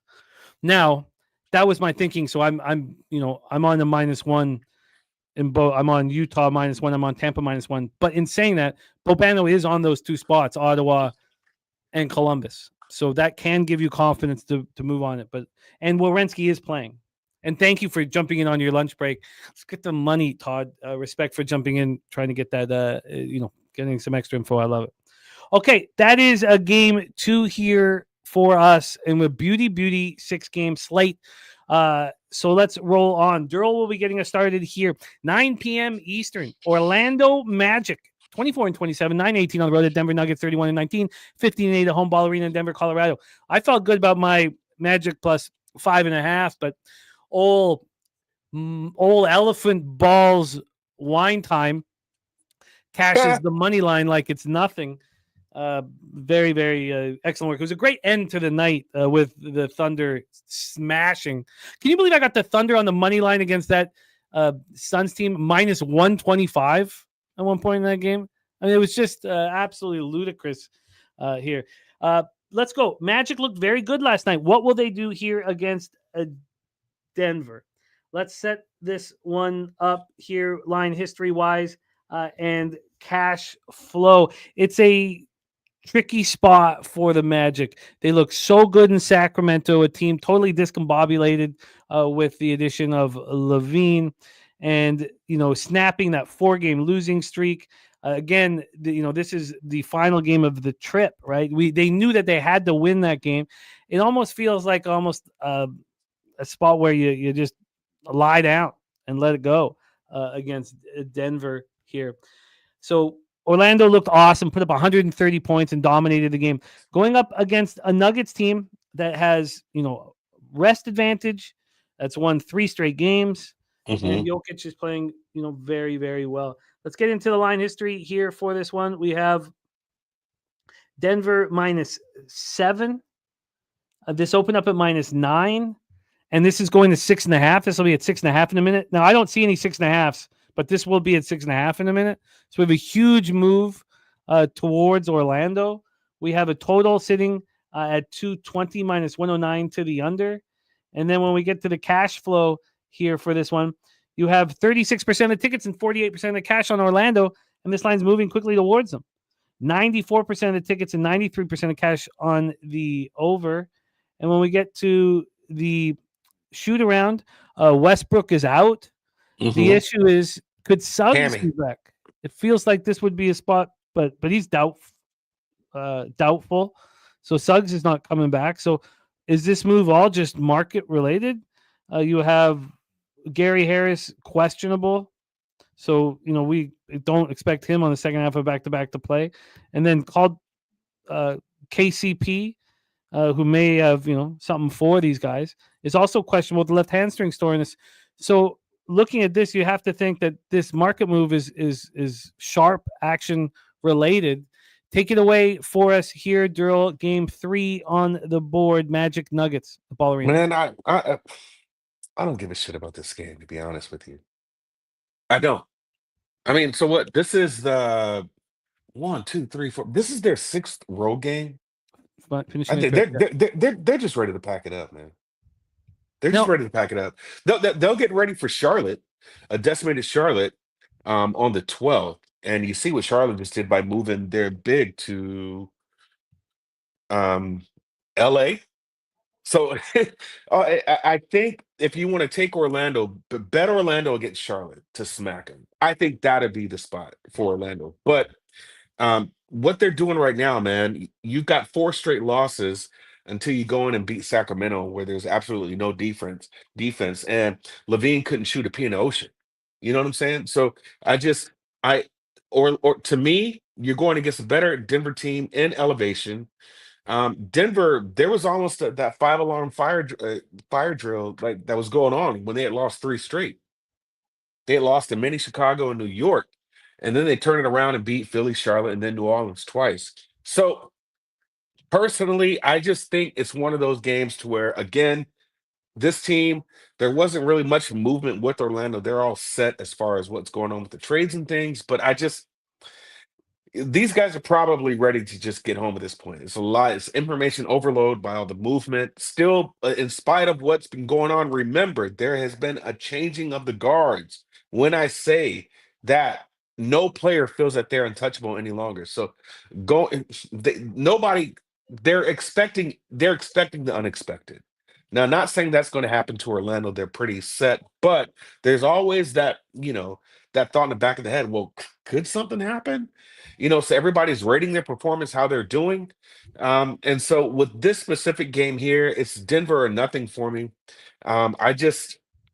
It's not impressive that you beat New Orleans twice. So you're going to elevation. What I have looked at in the past, just as far as leans, would be Paolo Banchero's threes and Franz Wagner threes. I've also done in the past Banchero's points, but for right now, I don't think there's.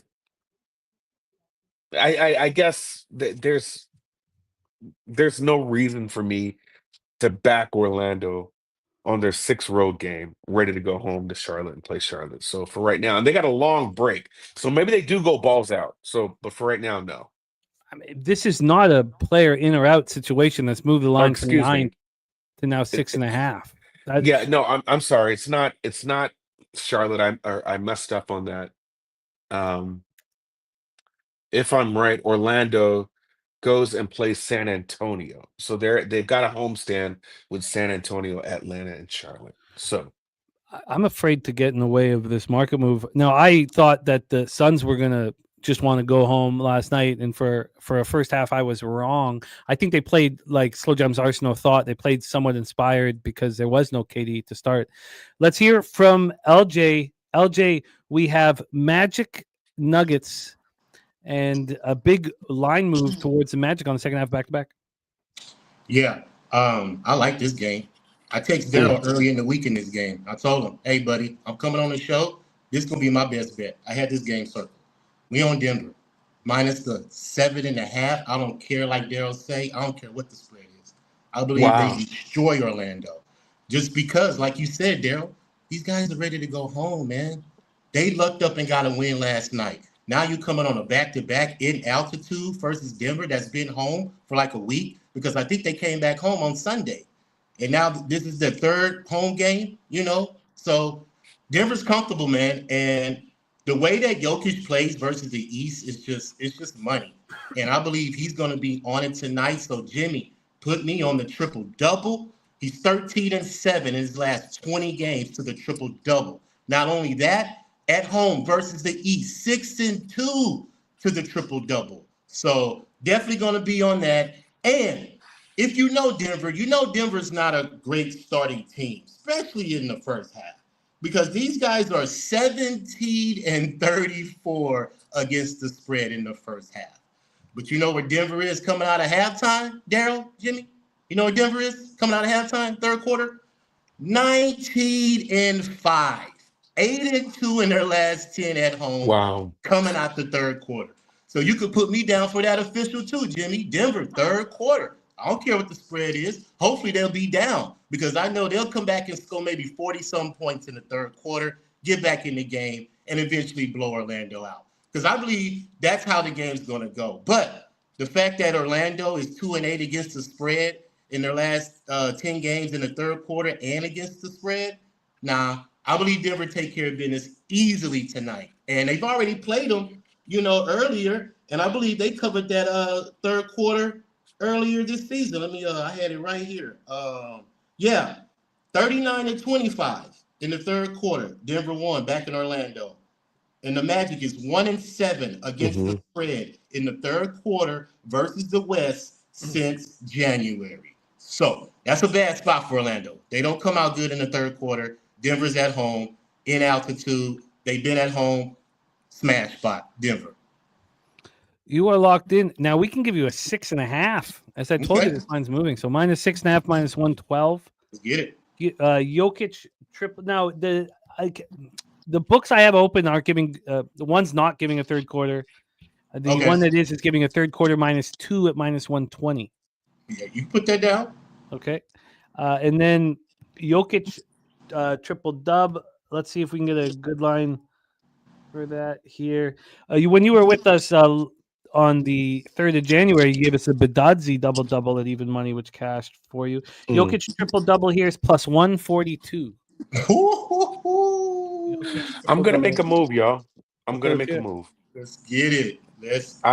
I am going to make a move with LJ on that triple-double. Okay. And I am going to make a move. I'm playing it now. On Christian Braun points over 14.5. Nice. I like that one too. He finishes. He likes to finish. He ain't thinking about passing the ball or nothing. He's gonna either go to the hoop or take the shot. I'm going to move on those two. I got Brown over 14.5 points at minus 120. Do you have better? I got it at minus 114 just now. Oh, let's grab that.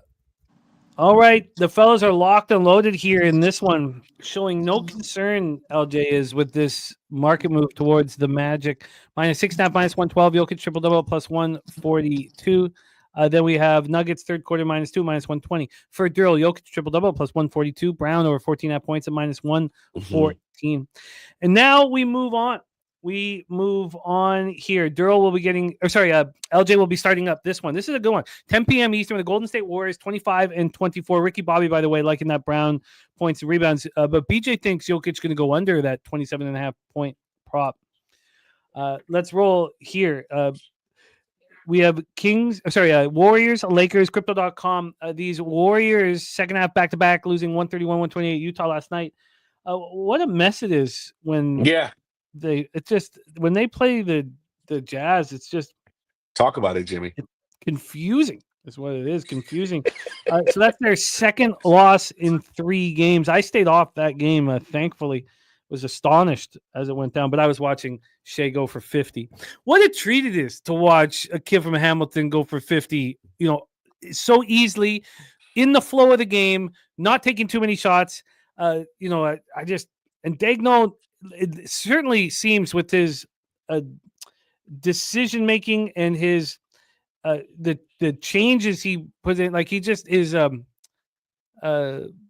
he seems like the best coach in the NBA to me. Completely calm at all times. Yeah, and I don't know, he's just an absolute mind. And this team is playing for each other. Shea was mic'd up the whole game, so we got to hear him talking to everybody. He's like the nicest guy. He's like a good Canadian kid apologizing too much, Jimmy, how Where Shay's from and where Dylan's from, are those two different like kind of environments?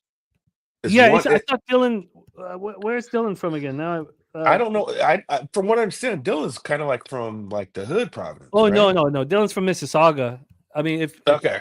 if there's a hood in Mississauga, I've never seen it. Okay. But you never know. You never know if someone's actually, but no, there's 3 or 4 hoods, Parkdale being one of them. And he's not. It says he's from Mississauga. I thought he was from a little further out than that. I thought it was from the hood, man. I'm serious. Well, Hamilton is a tough city. Really? Yeah, Really? that's where Bobano's from. Okay. Hamilton's our steel town. It's a tough town. A lot of rock, a lot of street whores, a lot of homeless. That's Hamilton here. We're trying to find a place where we can afford, to buy a spot, and Hamilton comes up. Okay. Let's roll here with Warriors, Lakers here. So it's a funny spot. We cashed with the Lakers in that game against the Clippers. It feels like LeBron is a pretty easy basketball player to cap, honestly. You can really figure out the times he's going to step up, the times he's going to not. He's a pretty easy capper to cap. Now, the fact that he's so bad defensively is still tricky for me to game plan for, that he's this bad, that he's fallen off this much defensively, because I still have a vividness bias of him being decent defensively, and he's got a big enough body where he could defend all 5 positions at one point in his career. Now, that's no longer. But we have the Lakers now on a 3-game winning streak, and the Warriors an angry group after a pretty ugly performance. We have the Lakers right now -7.5. This line's moving towards them, opened up at 6.5. But this line also got up to 8. Why did it get up to 8? Because of but no, Luka's not playing. That is official. So Saturday against the Pacers that's what we expect. I thought someone said that Luka might be able to go. So he is out. Then we have LeBron as, of course, a game time decision. He's probable left foot injury management. And then everybody, especially our guy Wine Time, is so excited that Williams is the center here. Yes. Wait a minute, Wine Time's not excited? No, he's so excited. Oh man, yeah. Oh my god. Yeah. Yeah, absolutely. But that's a lot to give up. Connect in the 22, and now it's a 2031. Jay, why do you think that?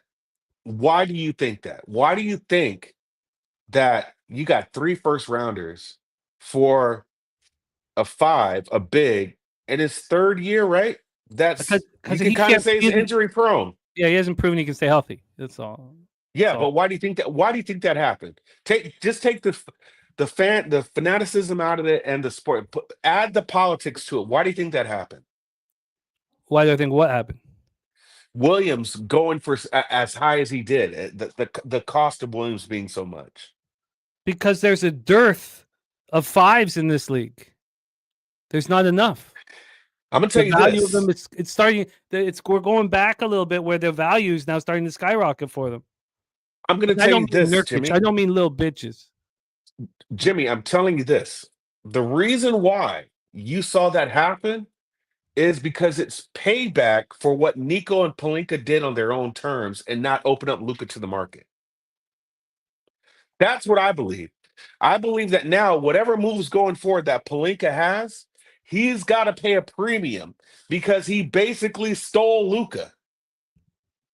That's what that's about. And if the Luka trade would have happened on regular terms, to where you shop him and you're in the middle, the Magic's when they're trying to rebuild, Luka would have gotten double what Rudy Gobert did to get to Minnesota. Okay, but because they did this deal the way they did, the league, the owners, the GMs are absolutely pissed with Pelinka and GM, because it's kind of like almost like they went AWOL and did this deal on their own. You even saw Danny Ainge. was mad that he was a part of that deal and didn't even know Luka was involved. So now the Lakers have to pay a premium. That's just the way I believe in it. And I'm saying Mark Williams would not have gone for that much anywhere else, provided that the Luka deal would have been done the correct way. But it wasn't. So now the Lakers got to pay a premium, and that's what they did. Not opening up Luka to the market, I mean, I don't even know how that's illegal. Yeah, well. Here's the thing: they tried to stop that. Let me tell you this, and I'll make it as quick as possible, Jimmy, because I know we're on time. But I'm going to give you theory time right here. Theory time. As you know, Texas is the largest betting market in the United States. They've got it's an untapped betting market. 30 million people out there in Texas, and it is illegal to gamble out there. The Adelsons, as you know, run the Sands Resort. Those guys sold off their Venetian, and so they're kind of has-beens, if you want to call them that, in Las Vegas. They still have the Venetian in Macau and China. But these guys have always wanted to put the Venetian in Dallas, to bring a resort in Dallas. These guys bought up in Irving, Texas, which is prime real estate, over 100 acres of land to build another basketball version of Jerry World, if you will, right? So we all saw that viral tweet about that Texas lawyer who gave his own theory and premise, and I totally agree with that, man, that the Adelsons are playing hardball. Texas legislator Dan Patrick is the guy's name that you have to know. Dan Patrick is in cahoots with Oklahoma City, with the Choctaw Indians, the Choctaw Native American people, to where they have the second largest casino in Oklahoma City in comparison to Vegas. So they're already in cahoots with Oklahoma City.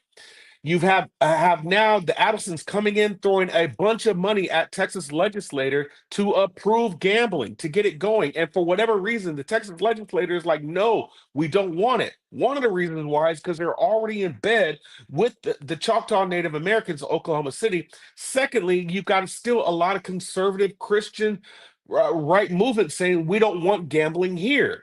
So the Adelsons now are saying, okay, we're giving you a ton of money. You're still not passing the legislation to let gambling legal.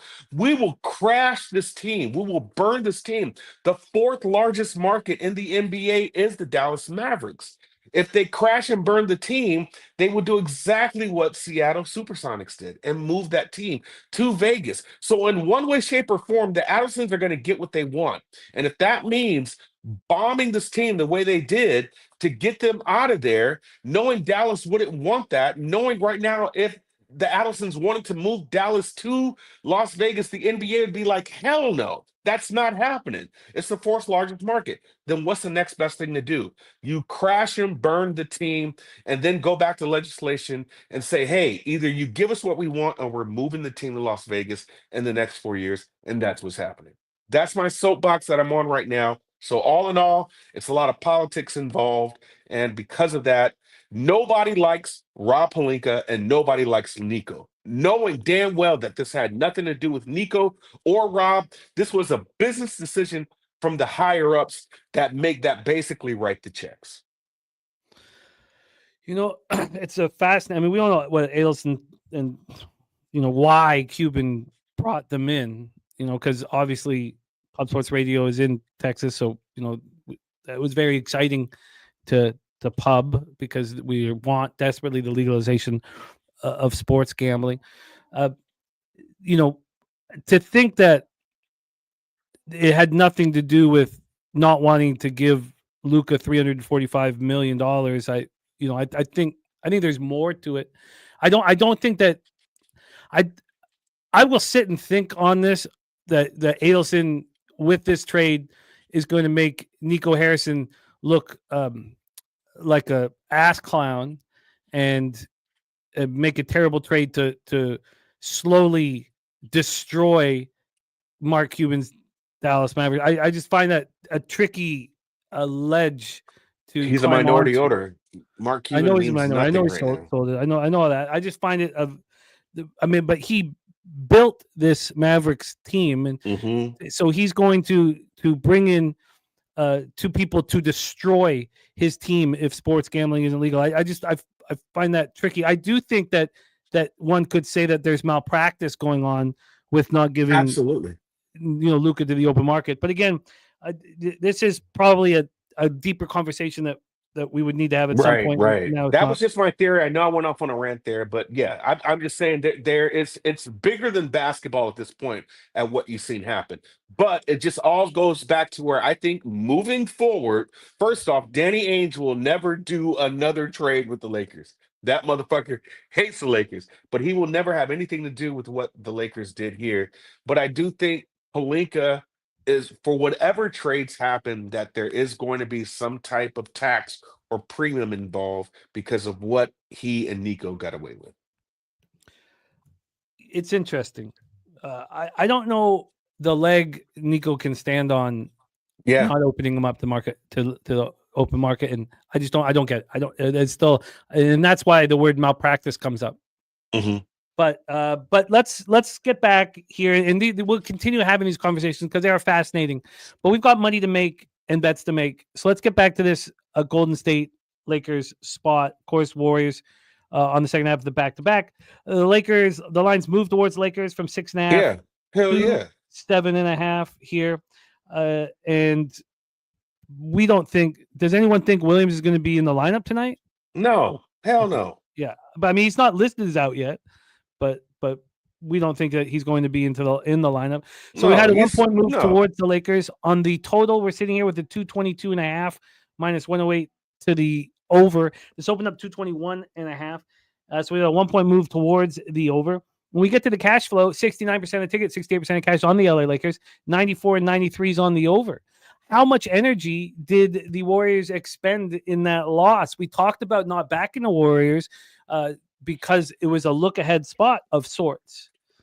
So now, look, I understand. I know it's all about gambling in Texas for the Adelsons. I find it hard. No, Luka's not available. Luka's not going to play till Saturday. No. I find it hard to believe that they would actively try to ruin their franchise. What? It's a fascinating thing that I will continue to think about. Saturated said that he's green in Roto. Right now we have that there's a chance he could play on Saturday. But Jimmy, I can't believe you said that. So you think Luka plays tonight? No. What you just said about the Adelsons not ruining their franchise on purpose. This is about money, man. I know it's about money. Yeah, I know it's about money. And what would tell you differently? When did you say what everybody knows what Rudy Gobert got? Gobert got the fucking farm. Luka would get double that. This is a generational talent. What are you talking about that they don't want to ruin their franchise, man? This is bigger than ball. It's bigger than ball. And look, if it comes out that they were actively trying to ruin their franchise, the Adelsons were, I can't wait for it, to come out. Look, I'm not here saying you're wrong. Okay. Maybe I believe in sports. I think it's a little naive. No, I get it. No, if I get it, and I look forward to talk about it. Okay. It's a fascinating thought process that they would say we don't see a movement towards legalization of gambling, even though we've only owned this team for 2 years and we knew this was going to be a 10-year process. We said when we bought the team that this was going to be a 10-year process, but because it hasn't moved in 18 months, we're going to ship Luka Doncic out and not give him out to the okay. This is the last thing I'll say on that. You saw what the Blazers try to do to the EPO with Man U, right? Mm-hmm. You see the Waltons coming in with the Denver Broncos with a shit ton of money, being able to really kind of turn teams around. Now, all I'm saying is when you get billionaires, we're talking about the Jeff Bezos, Elon Musk type billionaires, where they're kind of on the same plane, not just the miniature billionaires, not just like the Kanye West, I just cracked $1 billion, but we're talking about billions upon billions of dollars, man. It's a whole different ballgame. Now, if you remember, the Glazers try to create their own different type of playoff league. They try to Americanize the EPL. if I'm right about that. And the fans came against that and said, no, we're not having that shit. Get the fuck out of here. Stay in America with all that bullshit. I could just see that when you got billionaires at that caliber trying to get what they want, they will do anything possible. Why did they get AD back in return and not draft picks then? Why did they get AD back? Yeah. You want to answer this, LJ? Here, let me because AD back means that they're still going to play some good basketball. I can definitely answer that question because AD can help them now. What is draft picks going to do right now? Well, no, but if you're trying to sewer the franchise, you would get. Now, I'm not necessarily saying what Darryl is. I see what he's saying for his business, but I believe he had a relationship with Nico, Anthony Davis. Nico knew who he wanted. He knew who he can trust because he's been around Anthony Davis throughout his career. I don't think they can trust Luka because of his work ethic. And I think they sent him to LA because LA is known for having stars, and maybe LeBron can put something in him to be more. No, I know why they wanted AD. I just under the idea that Darryl is dropping that the Adelsons are actively trying to hurt the franchise. Why would you get back a quality player back? It is smoke and mirrors because I think if you would have gotten anybody else besides AD back, they would have vetoed that. They would just get first round draft picks. But they can't help them now. Exactly. That's my point. AD can help them No, but now. I'm not talking about getting good value back. I'm talking about what Darryl's saying. You get first round draft picks in 20, you get 2031, 2032, 2033 first round picks. You don't need any help now because you're actively trying to ruin the franchise. Now that makes sense. Like I said, I don't necessarily believe that. I believe that they just want to win now and stay relevant now because of the team they have, and Anthony Davis still can play.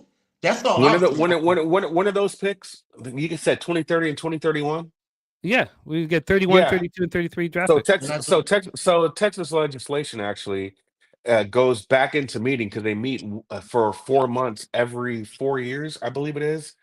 So you would have to have something done by 2028. Yeah. Not 2030 or 2031. That doesn't matter. By 2028, you could possibly be already out of the fucking city in Las Vegas. Well, there's a lot to talk about here, and we can continue this conversation. Yeah, we want that. I know. Okay, let's dial it back. Let's dial back because a lot of cappers they're still in the chat talking about what moves they're making in this game, and we haven't talked about the game in a long time. Absolutely. So let's get back. Let's get back to business here. Again, we'll go over the line movement again. We have the point move towards the Lakers. We have a point move towards the over. When we go to the cash flow, 69 and 68 are on the Lakers. 94 and 93 are on the over, which is the direction that's moving to.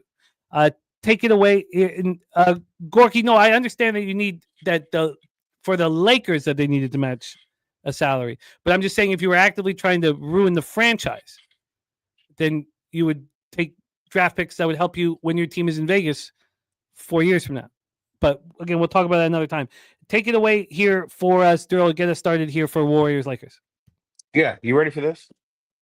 Yeah, I think so. You ready for this? Let me just make it back. LJ, Jim, you ready for this? I am. Yeah. Okay. Give me Lakers minus. I don't give a fucking shit what the spread is. Jesus. All right. Well, look at that. Jose's not even here anymore. Jose bounced. Jose's gone. Jose's like, fuck this. Jose's like, fuck all y'all. You guys are gonna stop gambling? Well, I'm fucking out.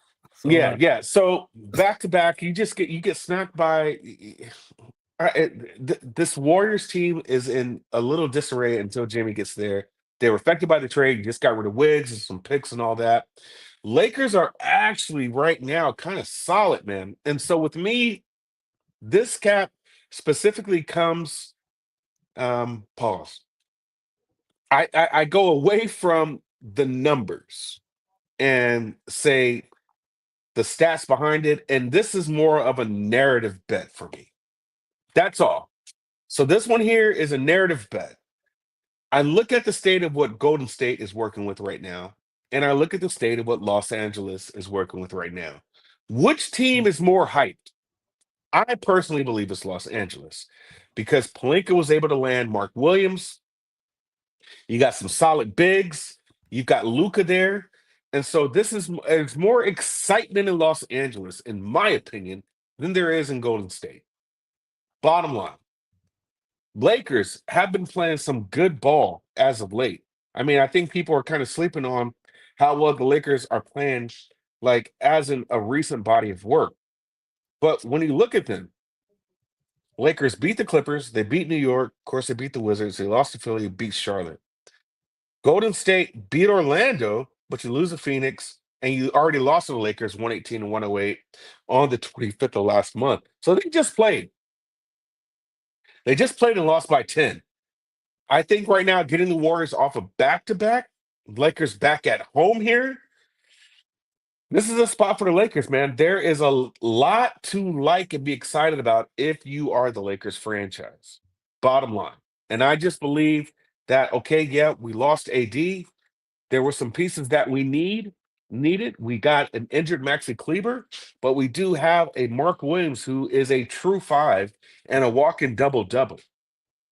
And so I just believe right now the Lakers are looking at the end goal. These guys are definitely playoff bound. These guys are definitely going deep into the playoffs. And I just believe you've got two different thought processes or two different mindsets happening on each team, and just specifically for this game. Not very often do you see the Lakers just get moved up by like 2 points, right? So I got the Lakers at 6.5 yesterday. I am more than happy to step on the 7 again here and make that official. I just believe when you come from mindsets and where these organizations are going right now, Golden State's going to be okay. You do got Jimmy Buckets. This dude isn't some redheaded stepchild in an orphanage.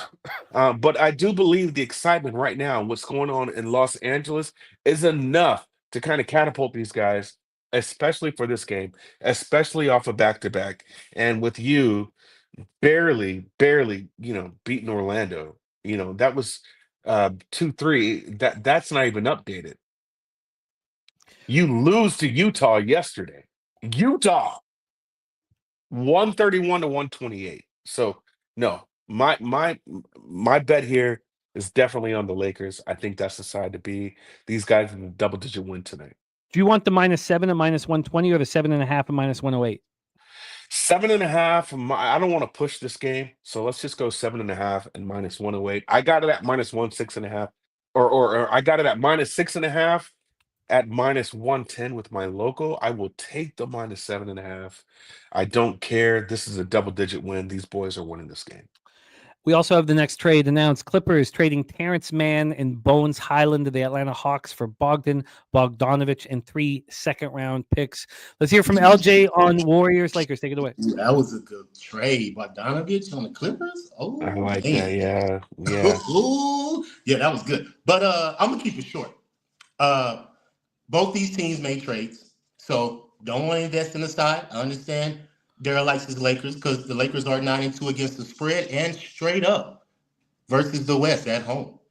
9-2 versus the division as well. Warriors 1-9 against the spread versus their division, and they're 1-8. Well, no, 2-8 in their last 10 games on the road versus the West. So bad spot for the Golden State Warriors. Lakers got some rejuvenated energy, so I do believe they should win the game and win it handily. But I'm going to stick to what I've been making money on pretty much all season, and that's my guy, LeBron James. We're going to go on his LeBron James. 8 out of, do you have over 7.5 assists, Jimmy? That means he needs to get 8 because he's had 8+ assists, 17 out of his last 19 games. He's averaging 8 assists at home versus the Western Conference. No, it's much higher. What is it? I have 9.5 assists. Okay, how about we do this? Give me the 9.5 and give me the double-double. Because I believe if he's going to get 10 assists, he's going to get the double-double. Yes, that makes tons of sense. But I just want to compare it to one other book very quickly. Okay. So we have the assists here because that's a little higher than I expected. Here is assists is same deal, a 9.5. So the double is terrible. I mean, this is wild. I guess because wow, because wow, I don't know. Wow, this is the double is -188. Yeah, no, I ain't taking that. What's the over 9.5 assists? Plus money, plus 100. Give it to me. Give it to me. He gonna get double-digit assists. He be out there diamond. Like I said, he's rejuvenated right now. Obviously, he's loving the team and the acquisitions that they've made. So yeah, I see LeBron with an extra pep in his step right now. So Hey, listen, I would sprinkle something on LeBron's triple-double tonight. what is it? By the way, that over at 365, the double-double's minus 230. Yeah, he gonna get it. That's why The triple-double is plus 368. Ooh, You know what? That's a sprinkle. You know what? I am making that bet right now. I am making that bet right now. Okay, so I'm making that bet, and I'm going to make it official. I'm gonna take it too, but I ain't making it official for the show. I'm going to make it official. Plus 368, and then for LJ, he wants LeBron assists. Yep, over 9.5 at plus 100. definitely. Wow, He got a triple-double. He got a triple-double against him last game. I am making LeBron James triple-double official. Give me LeBron James triple-double. Wow, very, very, very interesting stuff. Let's roll on. We roll on. Next up for us, 10 p.m. Eastern, Sacramento Kings 25-24, 12-12 on the road at the Portland Trailblazers, 22-29, 14-13 at home. Moda Center in Portland, Oregon. So we have a similar situation that we just talked about. We have razor sharp picks in the chat, leaning at this point towards the Warriors, because we talked about in Utah, this was a look ahead spot. They had the Lakers on deck and everybody talking about the Lakers right now because of Luka. And here, Sacramento Kings are also on the second half of back-to-back. Now, their loss was horrific. Now, it was great for us, better for Wine Time. Wine Time on the money line as well as the spread. Here, I would just had them plus, I had the Mets plus 5.5. 130-111 in Zach LaVine's first game. And then they head to Portland, who's playing very, very good basketball. And shout out to Chauncey Billups. We have the Kings here. They looked good at Minnesota, but we knew that it was kind of a tough spot for them coming home off that long trip. For the Blazers, they've been at home winning basketball games, winning, and especially with this long homestand. And this homestand ends tonight. Tomorrow, they get on a plane and they head to Minnesota. So this is the final game of a 7-game homestand. Final game, not a good place to be. By the way, Mr. Belvedere is saying something happened in the Rockets game in the past 30 minutes. They're now underdogs by 1, so it's bouncing all over the place. And Rick J saying DeRozan in ISO mode with 20 seconds left on shot clock drives me nuts. I can't watch it. I mean, I watched it for 9 years? And I just I would have to leave. I would have to get up and walk away. It would bother me so much. But here we go. Let's get into the line history for this spot. We have Darryl getting us started here in the Kings game, and then LJ going to close us out. So we have Sacramento plus 1 and minus 107. They opened up at -1. Now this book waited for the game to end. The books that didn't, that got the line out at 2 or 3 in the afternoon, they opened it up with Sacramento minus 2.5. So now we have Sacramento plus 1. So we've had a real legit market move towards Portland, which is a bit of a surprise to me. The market not expecting any kind of bounce back from the Sacramento Kings. We have, of course, Valanciunas, who's now come over to Sacramento. He's a character guy who I like. He's not going to be in the lineup. That's not confirmed. I just don't expect him to be in the lineup. And Thibault out for Portland. So not only is Portland winning, not only is Portland trying to get into the play-in, but Portland's healthy, which is something we haven't seen for a lot of this year. A half-point move towards the over. So a healthy Blazers team winning and winning and winning. When we get to the cash flow here, we have on the spread 87% of the tickets and 90% of the cash on the Trailblazers. On the money line, 63% of the tickets and 67% of cash on the Blazers. And on the total, 81% of the tickets and 84% cash on the over. And Gorky agreeing. Look, I love DeRozan as a guy. I love that he wanted to play in Toronto and didn't want to leave. But it was tough watching ISO with 20 seconds left. So here we go. Darryl, take it away. Sacramento Kings and Portland Trailblazers. Yeah, So I'm just gonna ride this. It didn't hit yesterday, but when I made that play official, and sent that out to you and Jose, it did. I'm just gonna stick with Monk's assists. So I'm just gonna chop up yesterday. I'm gonna chalk that up to just basically a game trying to get implemented with Zach Levine. A lot of those passes, I think the potential assists were actually 9. I mean, Levine could not shoot a pin of ocean, bro. So I just think this is a good time to jump back on it. I do like Monk's assists. Make that official over 6.5. It's funny that it didn't go down to 5.5, even after not hitting that. He had only had, I believe, 5 assists yesterday. So Monk's assist is just the way Christie has him playing right now. I do believe that's the spot to look at. Monk hits his assists, but he himself couldn't shoot a pea in the ocean before Levine came, the game before. And then when he had Levine suit up for this game, Levine just I think he was 0 for 4 from 3, man. They just couldn't get it together. So I do believe this is a spot where they can. Blazers are quietly pretty good right now. They really are for whatever reason. So I stepped on Monk's assists at over 6.5. I got that at -110. And then I also stepped on Portland at -1. So let me make sure my number is right. Portland, -1. I did step on that earlier. I don't know if that number is still the same, but I'm going to make that official as well. Trailblazers -1. Kings still don't play any defense for whatever reason. They boys is not going to play no goddamn defense. So if you're not playing defense, and there's just scoring going on, which is the reason why this total is at 230 as well. So give me those two plays that are official. Trailblazers -1, only because in their recent body of work, they've been playing some really good games as of right now. I mean, when you think about it, Portland has quietly, in my opinion, beat some good teams. And those teams are Phoenix twice, Milwaukee, and Indy, who's been playing good so far. And if you think about it, this would be a revenge spot for the Kings because the Kings lost the last game they played. This is the third game that they have played out of the fourth. So, it's been a trade-off. First game, Kings beat them 111-98. Second game, Trailblazers won 115-106. None of those come even close to the 230, but you see a 230 total here. So that tells me, yeah, the Kings are not playing defense, but yeah, you got free scoring going on. Give me Portland in this position at home on a little win streak as it is right now against better teams than the Kings. Kings still getting acclimated with Zach Levine. Monk over 6.5 assists because I do believe you'll get some better shots from Zach here, but Portland ultimately wins this game by margin. Wow, great breakdown. Because I'm sort of with Razor.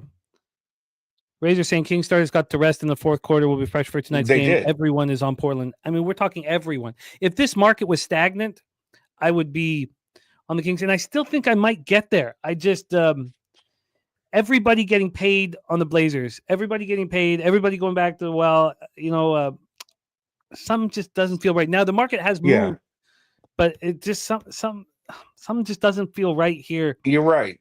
This one, the Portland play was just sticky for me, but for me, I just have to go with their recent body of work and how they've been playing. But you're right, from a gambling perspective, like it's this one's kind of tricky. You know what I'm saying? And I think people will just fade the public here. But I still like Portland the way they've been playing. But I do like very, very well. Yeah, but I like Monk's assists better. Over 6.5 -110 Blazers. We can get you on the money line -107. I'm very interested in the Kings here, bouncing back here. It's the situation that I love, but the market is moving towards the Blazers. Here we go. Let's hear from LJ. LJ, take it away. Your plan of attack for Kings Blazers. Yeah, I agree with Darryl. I believe the Blazers win by margin. They're at home, and they've been balling at home for the most part. But I'm going to play it a little bit differently. Can you look up their team total over for me, Jimmy? Simply because the Kings, when they're at the rest advantage, the opponent's team total is 11-0 to the over. Just like Darryl just said, they don't play no defense. And they're coming off a back-to-back. Now you're finna play a fast-paced Portland team that's been at home. This is a conference game as well. And they're 10-0 against the spread in their last 10 games. So I like the spread, but I'd rather take the team total over because I see their last couple games at home. They played the Bulls, 113. They played the Thunder. They lost. They gave up 118. They only scored 108, but that's the Thunder. They play defense. You come back to the Bucks, 125. You come to the Magic, 119. You come to who else they played at home just recently? Trying to buff my thing. But what I'm trying to say is that they score a lot. 127 on the Suns, 121 on the Suns, 112 versus the Pacers. So, yeah, their team total is around what? 115, 116 should be? 115 and a half minus There you go. That's good. That's Cash good. it, my friend. Now I'm going to take That's that good. total over for the Portland. I like that. It's going to be I like that. Wow, I'm gonna add a play on here too, Jimmy. Okay. Something that I've been going back to. What do you have for Shaden Sharp's threes? I'll pull it up right now.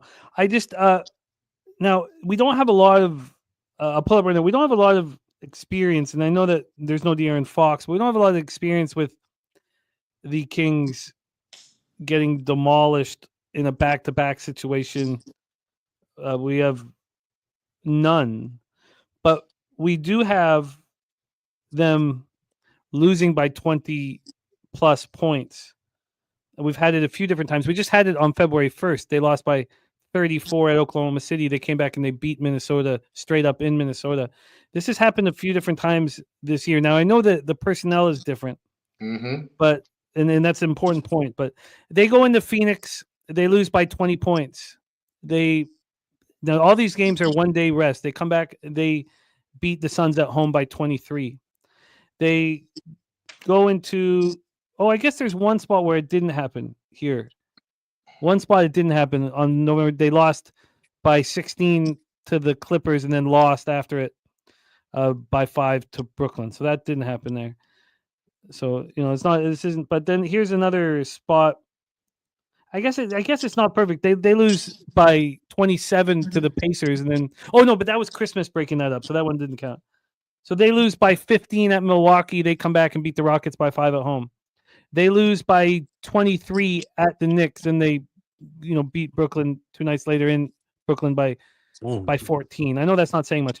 And then we just had the one. I think unless we think that this team is so, and I use the word discombobulated, but so kind of messed up because of not having De'Aaron Fox here. But if you hear Doug Christie talk about Malik Monk, it's like he's talking about his son. I think he said, look, Malik Monk can be our starting point guard. We can move De'Aaron Fox. I'm really interested in backing the Kings here. We have Darryl on Monk over 6.5 assists to -110. Blazers money line -107. LJ on the Blazers team total over 115.5. What else do you have here? Razor sharp picks with stats of Wager Detective Loving here. Portland 6-26 wins, 26 losses straight up last 32 games played on Thursday. 6-31 straight up last 37 games against the opponent in the Pacific Division. I don't put too much credence into. I love hearing it, and it's important to the show to hear these angles, but this has just become a different Blazers team. They're just playing at a completely different level. And Rod Zwacky saying bet on Sacramento in away games after allowing 130 or more Sacramento records since 2023, 14-1 against the spread. LJ, what did you want to add? You got the Blazers team total over 115.5. Take it away. Yeah, that's all I wanted because I don't want to double down because, like you mentioned, this is the last home game. But I just prefer to take the points because I believe they're going to score because Sacramento, they don't play defense. So then the next question is, when do you bet Portland? As we've seen them go from dog to favorite here, when this money line came out offshore, it was Portland -102. Now, they became bigger favorites at times. They got up to -116, but overall, there's only been 5 cents of movement to Portland on the money line. 5 cents of movement to Portland on the money line now. But when we get to the money line, that's where things change. 87% of tickets, 90% cash on the Blazers on the spread, but on the money line, it's different, just 63 and 67. I think I'm going to move on the Sacramento Kings, but I do want to take a little bit more time on this. Sean Pulliam also moving on the Sacramento Kings. And this is just, again, like when you believe in character and in heart, it can get you into trouble. If you focus on the numbers, it can maybe provide more of a higher ROI. But it's the way I like the cap. I find it very difficult to think that the Kings aren't going to be much improved here with everybody making money off of the Blazers. Saturate says Kings still got to figure stuff out. Blazers more in sync. Yeah, a very fascinating game. Very fascinating game. Let's get into our final spot here on the board. This one will be LJ starting. We also have BJ's best bet. That is the Clippers -4. Pacers 28-21 overall, 13-13 on the road. Clippers 28-22, 17-9 home with Intuit Dome, Inglewood, California. Rod's Wacky says Portland's bags are packed and ready to hit the road. That's a spot I like to fade. Also fade the final game of a home trip. And I'm there. I think I'm there. But and I don't need to wait. I mean, I'm surprised there's only been 5 cents of movement here on the money line. Now, this is a money line game at midnight. We got the Fowlish Hound in the house. Shout out to the Fowlish Hound. Man, a big part of the Medicate Monday family, the Fowlish Hound. You don't have a heart if even seeing the Fowlish Hound in the chat doesn't put a smile on your face. Let's get the line history here for this spot. Our final spot on the board. We're going to use the spread, obviously, not the money line movement. We have the Clippers right now -5, -101. They opened up at -5, -111. This got up to 5.5, and then it's come back to 5. So at this point, we've now had an 8-cent move towards the Indiana Pacers, which is a bit of a surprise. One would expect them to bounce back after the Lakers game. This total is 229.5 at -107. Opened up at 229, so we have a half-point move towards the over. And when we get to the total in this one, the cash flow, we have on the spread just 19% of the tickets and 21% of the cash on the Clippers, 94 and 89 on the over. That is also a surprise here.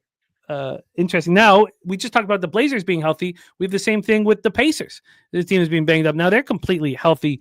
I don't think I've seen that all year long from the Pacers, a completely healthy squad. Take it away for us here, LJ. Pacers, Clippers. Floor is yours. Yeah, I'm leaning under. Clippers, they've lost 4 out of their last 5 games at home. And as a home favorite, they're 12-4. They're coming off that loss, coming back off that road trip. They just lost at home. So I believe they'll be ready to go in this game. I like besting in the Clippers. I won some good money with them. But do I want to trust them on the spread? That's kind of iffy with me because the Pacers, man, 7-3 against the spread on the road in their last 10 games. So that kind of gave me pause. The Clippers, they just made a trade too, but granted that Terrence Mann really wasn't playing for the most part, so it probably won't hurt them enough like that, but they are 8-2 against the spread in their last 10 at home. So kind of, both trends are conflicting to me, which kept me off the side. But I'm leaning the under just because, like I said, they just lost, against the spread 4 out of their last 5 games against the spread. So Ty Lue, I believe he's going to, have them ready to go. And since Kawhi's come back, their defense has stepped up. It's been lacking a couple games past, but for the pretty much part, it's been stepped up. And I believe in the motivation factor like you, Jimmy. And I believe that they'll be motivated. It's a Thursday at home, home crowd coming off a loss at home. I believe it's 5.5 for a reason, and they're 10-5 against the spread versus the East. So I believe they will win the game, but let's just stick to the under. I'm going to take the under 228.5 just because I believe it's going to be defense and a couple stops, down the stretch. And I don't think the Pacers can, score in the fourth quarter enough to keep up with the Clippers because I think they're the more motivated team. So under 228.5 for me. Under 228.5. I'll see if I can find the line here. Thomas Maggio says, no, Jimmy, not Kings. The situation where everybody's on one side makes it more appealing, obviously, to be on the other side. So I hear you, Thomas, but everybody is on the Blazers. Everybody's been making money off the Blazers. That makes me like to be on the other side. I think the Clippers are very interesting as well. The thing about both of these spots is I don't think you need to bet this yet. This line's now moving back to the Pacers. It feels like a 4.5 is coming. Right now, if you want that 4.5 too, it's cheap. I bet you it's under -110 Sorry, my here we go. Let me. Here we go. Right now, the 4.5 right now minus 112. So I think we just sit back and wait at this point. Take it away, Darryl. Our final spot on the board: Pacers, Clippers. I don't want to take it away. I don't want to take it away. Give this shit right back to you. I don't give a fucking shit about this game at all, to be honest with you. What I have done in the past and what's made me money is I've taken in the past, but not recently. I've kind of laid off of it. But what I probably might go back to the board and make it official is just taking Zubac's doubles and just parlaying that with something else. Yep. That's pretty much how I've lined that up. So maybe this could be a spot to where I feel like Malik Monk can bounce back on his assists because he hasn't hit them the last 2 games. And I would just take Zubac and align them with Malik Monks and see what that number would be. But for right now, there's nothing on this game for me. Clippers were looking good for a quick second, man. And yeah, I just the up and down, honestly, it's just been like, yo, let's just pump the brakes real quick. Let's just see what this team's really about. But for right now, yeah, no play at all. But what you may see is just me taking Zubac in this doubles and just maybe taking Monk or taking Anthony Simons threes, something like that. That'll come later. But for right now, no. I like it. I like it. Oh, go get that cash, Razor, my man. Okay, my card is set. It's a slow card, but it is or light card, I should say. Kings and Clippers. I think I might move on the 4.5 now, minus 112. Feels like it's most appealing, I think, to me. I feel like this is going to come back. I mean, Clippers off of 2 straight losses. I mean, it feels like a good spot to back them.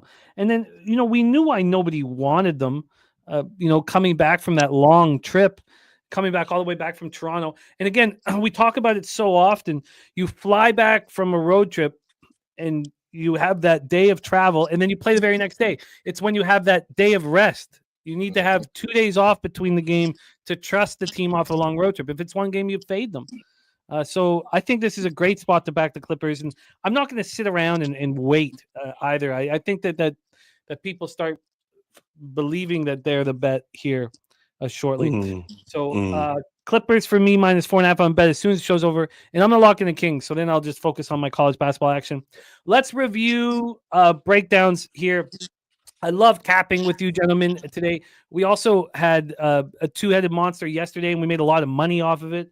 Let's review action. A man, bear, pig, shit my sheets play today is the Golden State Warriors money line. The play of the day from... Please don't use that. Please don't use that. I can't help myself. I just can't help myself. The play of the day from our Ron Crawford, who on his lunch break, he works in a facility where you can't bring a phone in, gets on his lunch break to give us the goods here. He's on the Dallas Mavericks. That is the play of the day for Ron Crawford. Shout out to Ron. Ron Crawford!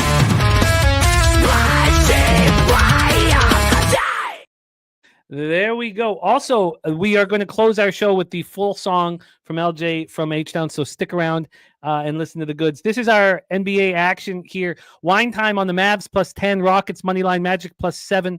LJ waiting for the Peyton Pritchard prop. Now, was that going to be points or threes? Oh, sorry, I got you here. Was that threes? Threes. Okay. So waiting for the Pritchard. So we tweet that out. We'll make that official. We have LJ on the Rockets first quarter minus half plus 102. Rockets first quarter money line at minus 108. And Rockets first quarter plus a half at minus 121. The triple up here. And again, in all shows that we do, you can double up, triple up, or whatever, but it has to be a different line. So all it has to be. You just can't put the same line. You can't put 2 units on. Everything's a 1-unit bet. So that's completely valid here. Darryl is on the first quarter minus half at plus 102. Nuggets minus 6.5 for LJ minus 112. Jokic triple double plus 142. Nuggets third quarter minus 2 at minus 120. For Darryl, Jokic a triple double at plus 142. Christian Brown over 14.5 points at minus 114. Darryl's on the Lakers minus 7.5, and LeBron James triple double at plus 368. And we have LJ on LeBron James over 9.5 assists at plus 100. Darryl is on Malik Monk over 6.5 assists at minus 110. Blazers money line minus 107. LJ on the Blazers team total over 115.5 at minus 110. I'm going to be on the Sacramento Kings tonight on the money line, and I'm also going to be on the Clippers minus 4.5, which I will bet here in a second. What a treat it was to rock with you, fine gentlemen, man. I love this opportunity. Thank you for making time for us. I cannot wait to buy you both a drink at the Southtown 101. I cannot wait to be hanging out with you guys. God, I'm excited. Yeah. I'm so excited. LJ, my man, rushing on his lunch break to give us the goods here, and we kept him here for a while. It's all good. My manager be all right. LJ, my man, thank you for rocking with us. Please support LJ on X. I'll put both of these guys' X handles here in the chat. LJ, any last words for the Capper supporting the show?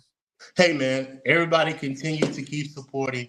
Follow me on Twitter at X at LJ Sports Media. On Facebook, YouTube, Raw Words Podcast. Me and Marley probably going to do a Super Bowl show. I got to get with them and see what we're going to do for that. But, hey, keep supporting, keep cashing. Shout out to the chat, everybody, Justin McAfee, Ron Crawford, AOD, Andrew G, all the people that's in the chat, man. Y'all boys keep supporting. And let's go Chiefs for the Super Bowl. And Jimmy, I'm glad you're coming around on those Capitals because I don't understand why you want to keep losing money with the Capitals. How about this? We'll get to the playoffs. I'll put $1,000 fading them. How about that? I'll bet $1,000. I'll go 4 figures fading them. Jesus. It sounds good, but I know that I make money with the Capitals, especially in the third period. That's when you play the Capitals. But all that said, appreciate you, Jimmy, man. Always love doing this with you. DR, you know what it is, man. We're going to get together, make it happen. We will be going to the game in San Antonio. Yeah, we're going to that game. Yeah, we definitely going to that game. And I will see y'all in San Antonio. And of course, like I always say, guys, let's keep cashing. There it is, our guy LJ from HTown. Darryl, I love these Thursdays rocking with you, my man. I can't wait to hang with you in person. My man Darryl, any last words for the Capper supporting the show? Hey, peace and love to everyone in the chat. I didn't say that because, as you know, any day on this side of the grass, Jimmy, is a good day. It's a good day, brother.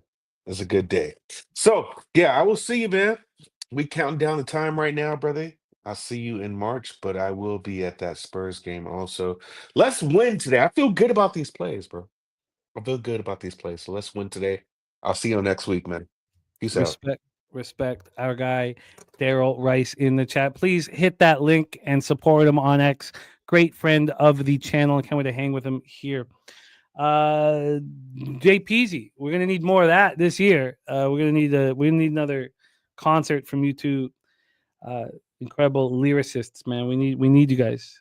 Let's review all action here on the show, and there's some fun spots. I'm going up against Bobano in 3 bets here, but let's go over some other stuff. Viper MB on the Tampa Bay Lightning -1, Florida -1, Vancouver -1, and Rockets money line. Gerald Jones on UMBC first half -4. Jared Bush on St. Mary's and Porzingis over 19.5 points. Redbeards on Mavs +10.5. Ottawa team total over 2.5. Wild money line and Utah Columbus over 5.5.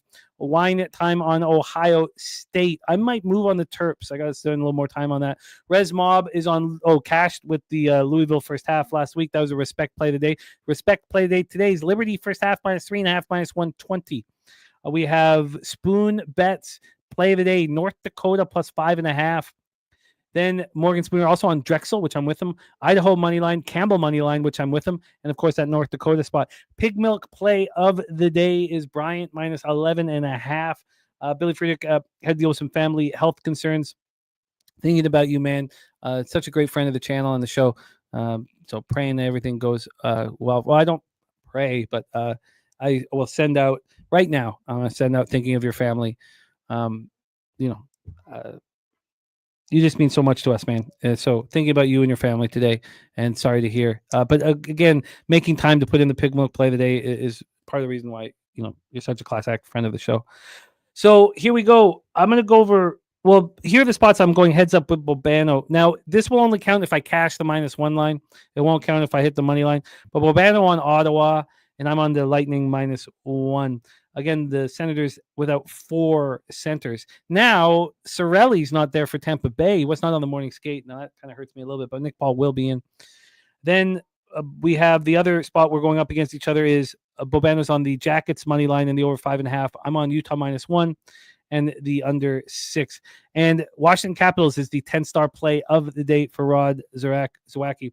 Saturate says even MC Hammer prays. Yeah, I know, man. You got to pray just to make it today. You got to pray. Okay, so let's go over my NHL action here.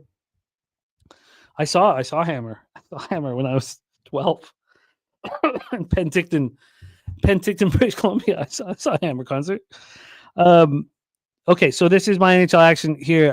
Avalanche -1, -101. Lightning -1 at +109. Knights money line -105. Washington, Philadelphia over 5.5 -107. Utah -1 at +104. Utah, Columbus under 6 at -124. Panthers -1 at -101. And this is Bobano's action. You know about the Senators and the Jackets and the over. He is also on the over 5.5 with me in that Capitals Flyers game. He got a cent better line. Then he is on the first period over 1.5 in Carolina, Minnesota, and the full game over 5.5 at +100. He's on the Panthers over 3.5 at +118. Bobano is on the first period over 1.5 -116, the full game over 5.5 -125, and the Avs team total over 3.5 at +115. Bobano first period over 1.5 at -122, and the full game over 6 at -110 in Toronto, Seattle.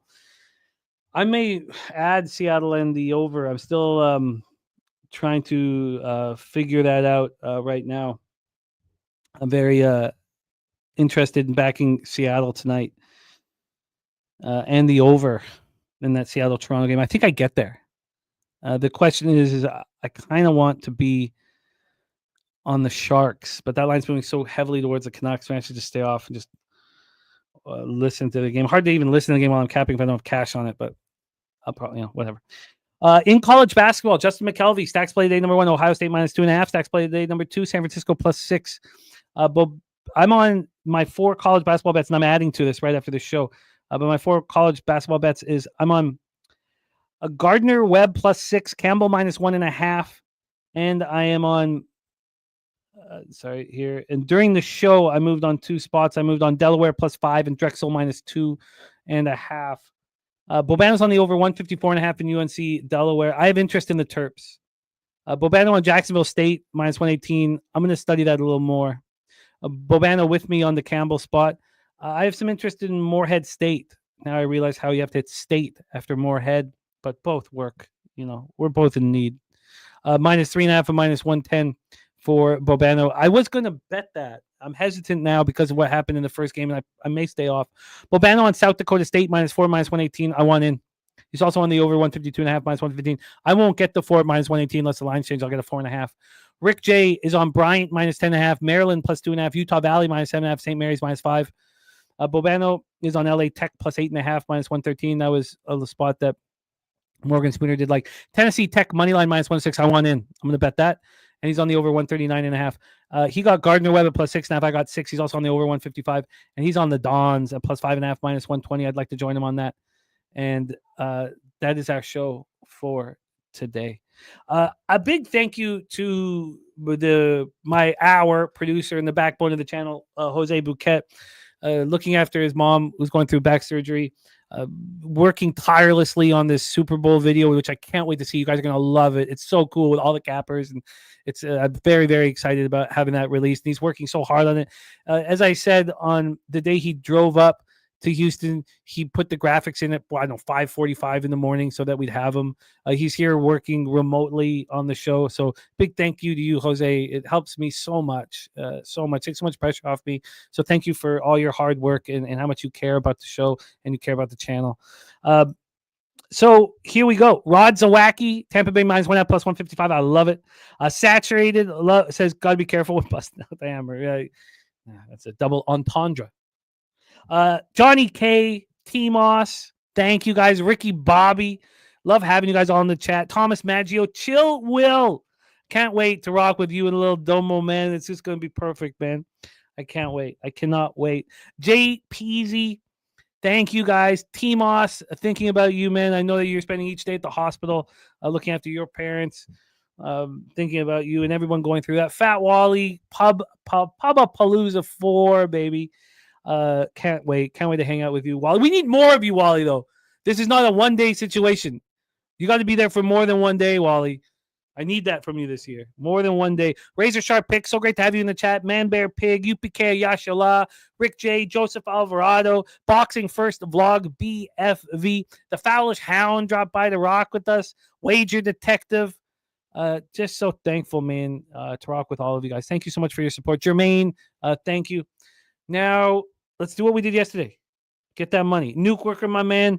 I can't wait to rock the Super Bowl. Remember, we have a live Super Bowl stream here on Sunday, and I can't wait for that. If anybody doesn't want to be talked to for anything that's not football related, join us on the live stream. That's going to be a lot of fun, man. Wiseman is a Raptor. Looking forward to hear what Masai has in store for Wiseman. I like it. Now we have a very cool moment. We get to hear the full song from LJ from HTown. Thank you guys all so much for your support here on Pub Sports Radio. We can't do it without you. So truly, truly thank you. Now, Rod Swag says Vegas looks like money too. Vegas is money too. And Washington minus 2.5 for Rod Zawacki, another Fedotov hater. And by the way, JPZ says that's a JPZ beat. We need you guys rocking together. That's got to be our Saturday night, man. Got to be our Saturday night at the bar of you guys putting a concert on. From all of us at Pub Sports Radio, Jeff Slaughter, Jose Bouquet, myself, and everybody involved with the channel, thank you guys so much for your support. Now let's go make the fucking money, man. Leche.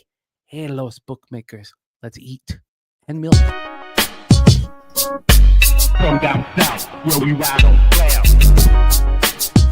From down south, where we ride on clouds. From down south, where we ride on clouds.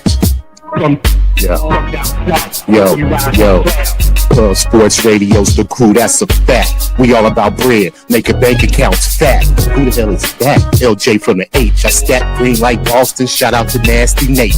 From down south, where we ride on slab. 420 highway smoking with that boy Gabby Cap. Fly out to Denver for the Nugget fans so we can smoke out J Money, cause you know that's our mans. Us against the bookies, put money in our pockets. Fly out to Vegas, meet up with Ski Crockett. Hit the sports books, we got money to stack. Can't forget them college picks with that boy Conor Mack. Call up Dutch boy, cause you know we stay fresh. What's the strain of the day, homie? Watch the daily sesh. Roll up a paper plane, light up a Sparky. If I need a strikeout prop, we gon' holler at Sharpie. Cross over to the West Coast and holler at fam. If we talking NBA, I got to hit, try, wham. Always tapping in, money's what we trust. If I need a team total, gotta hit nut flush, cause I'm fishing for bait. Smoking straight to the chest. Gotta fly out to the beta, homie, moose money bets. From books to west, cash and checks what we do.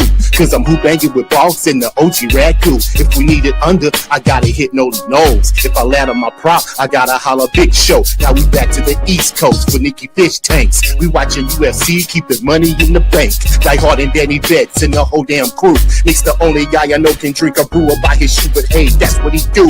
It is what it is. I can't forget that Jersey boy, that homie Billy Breeze. If I need an ice pick, I go to Ontario, holler my ice guy, Ian Bobano. And if I need some advice in trying to cash, tune into Peter Loshak and Jimmy the Bag. And hit that like button, make sure that you smash it. The famous words of Razor Sharp Picks, cash it. I'm on my poker shit, stacking my chips. If we ever lose a bet, man, we never gon' trip. Cause I'm like Night M, Pimp Slap Player of the Day. Ron Crawford spreadsheet, what more can you say?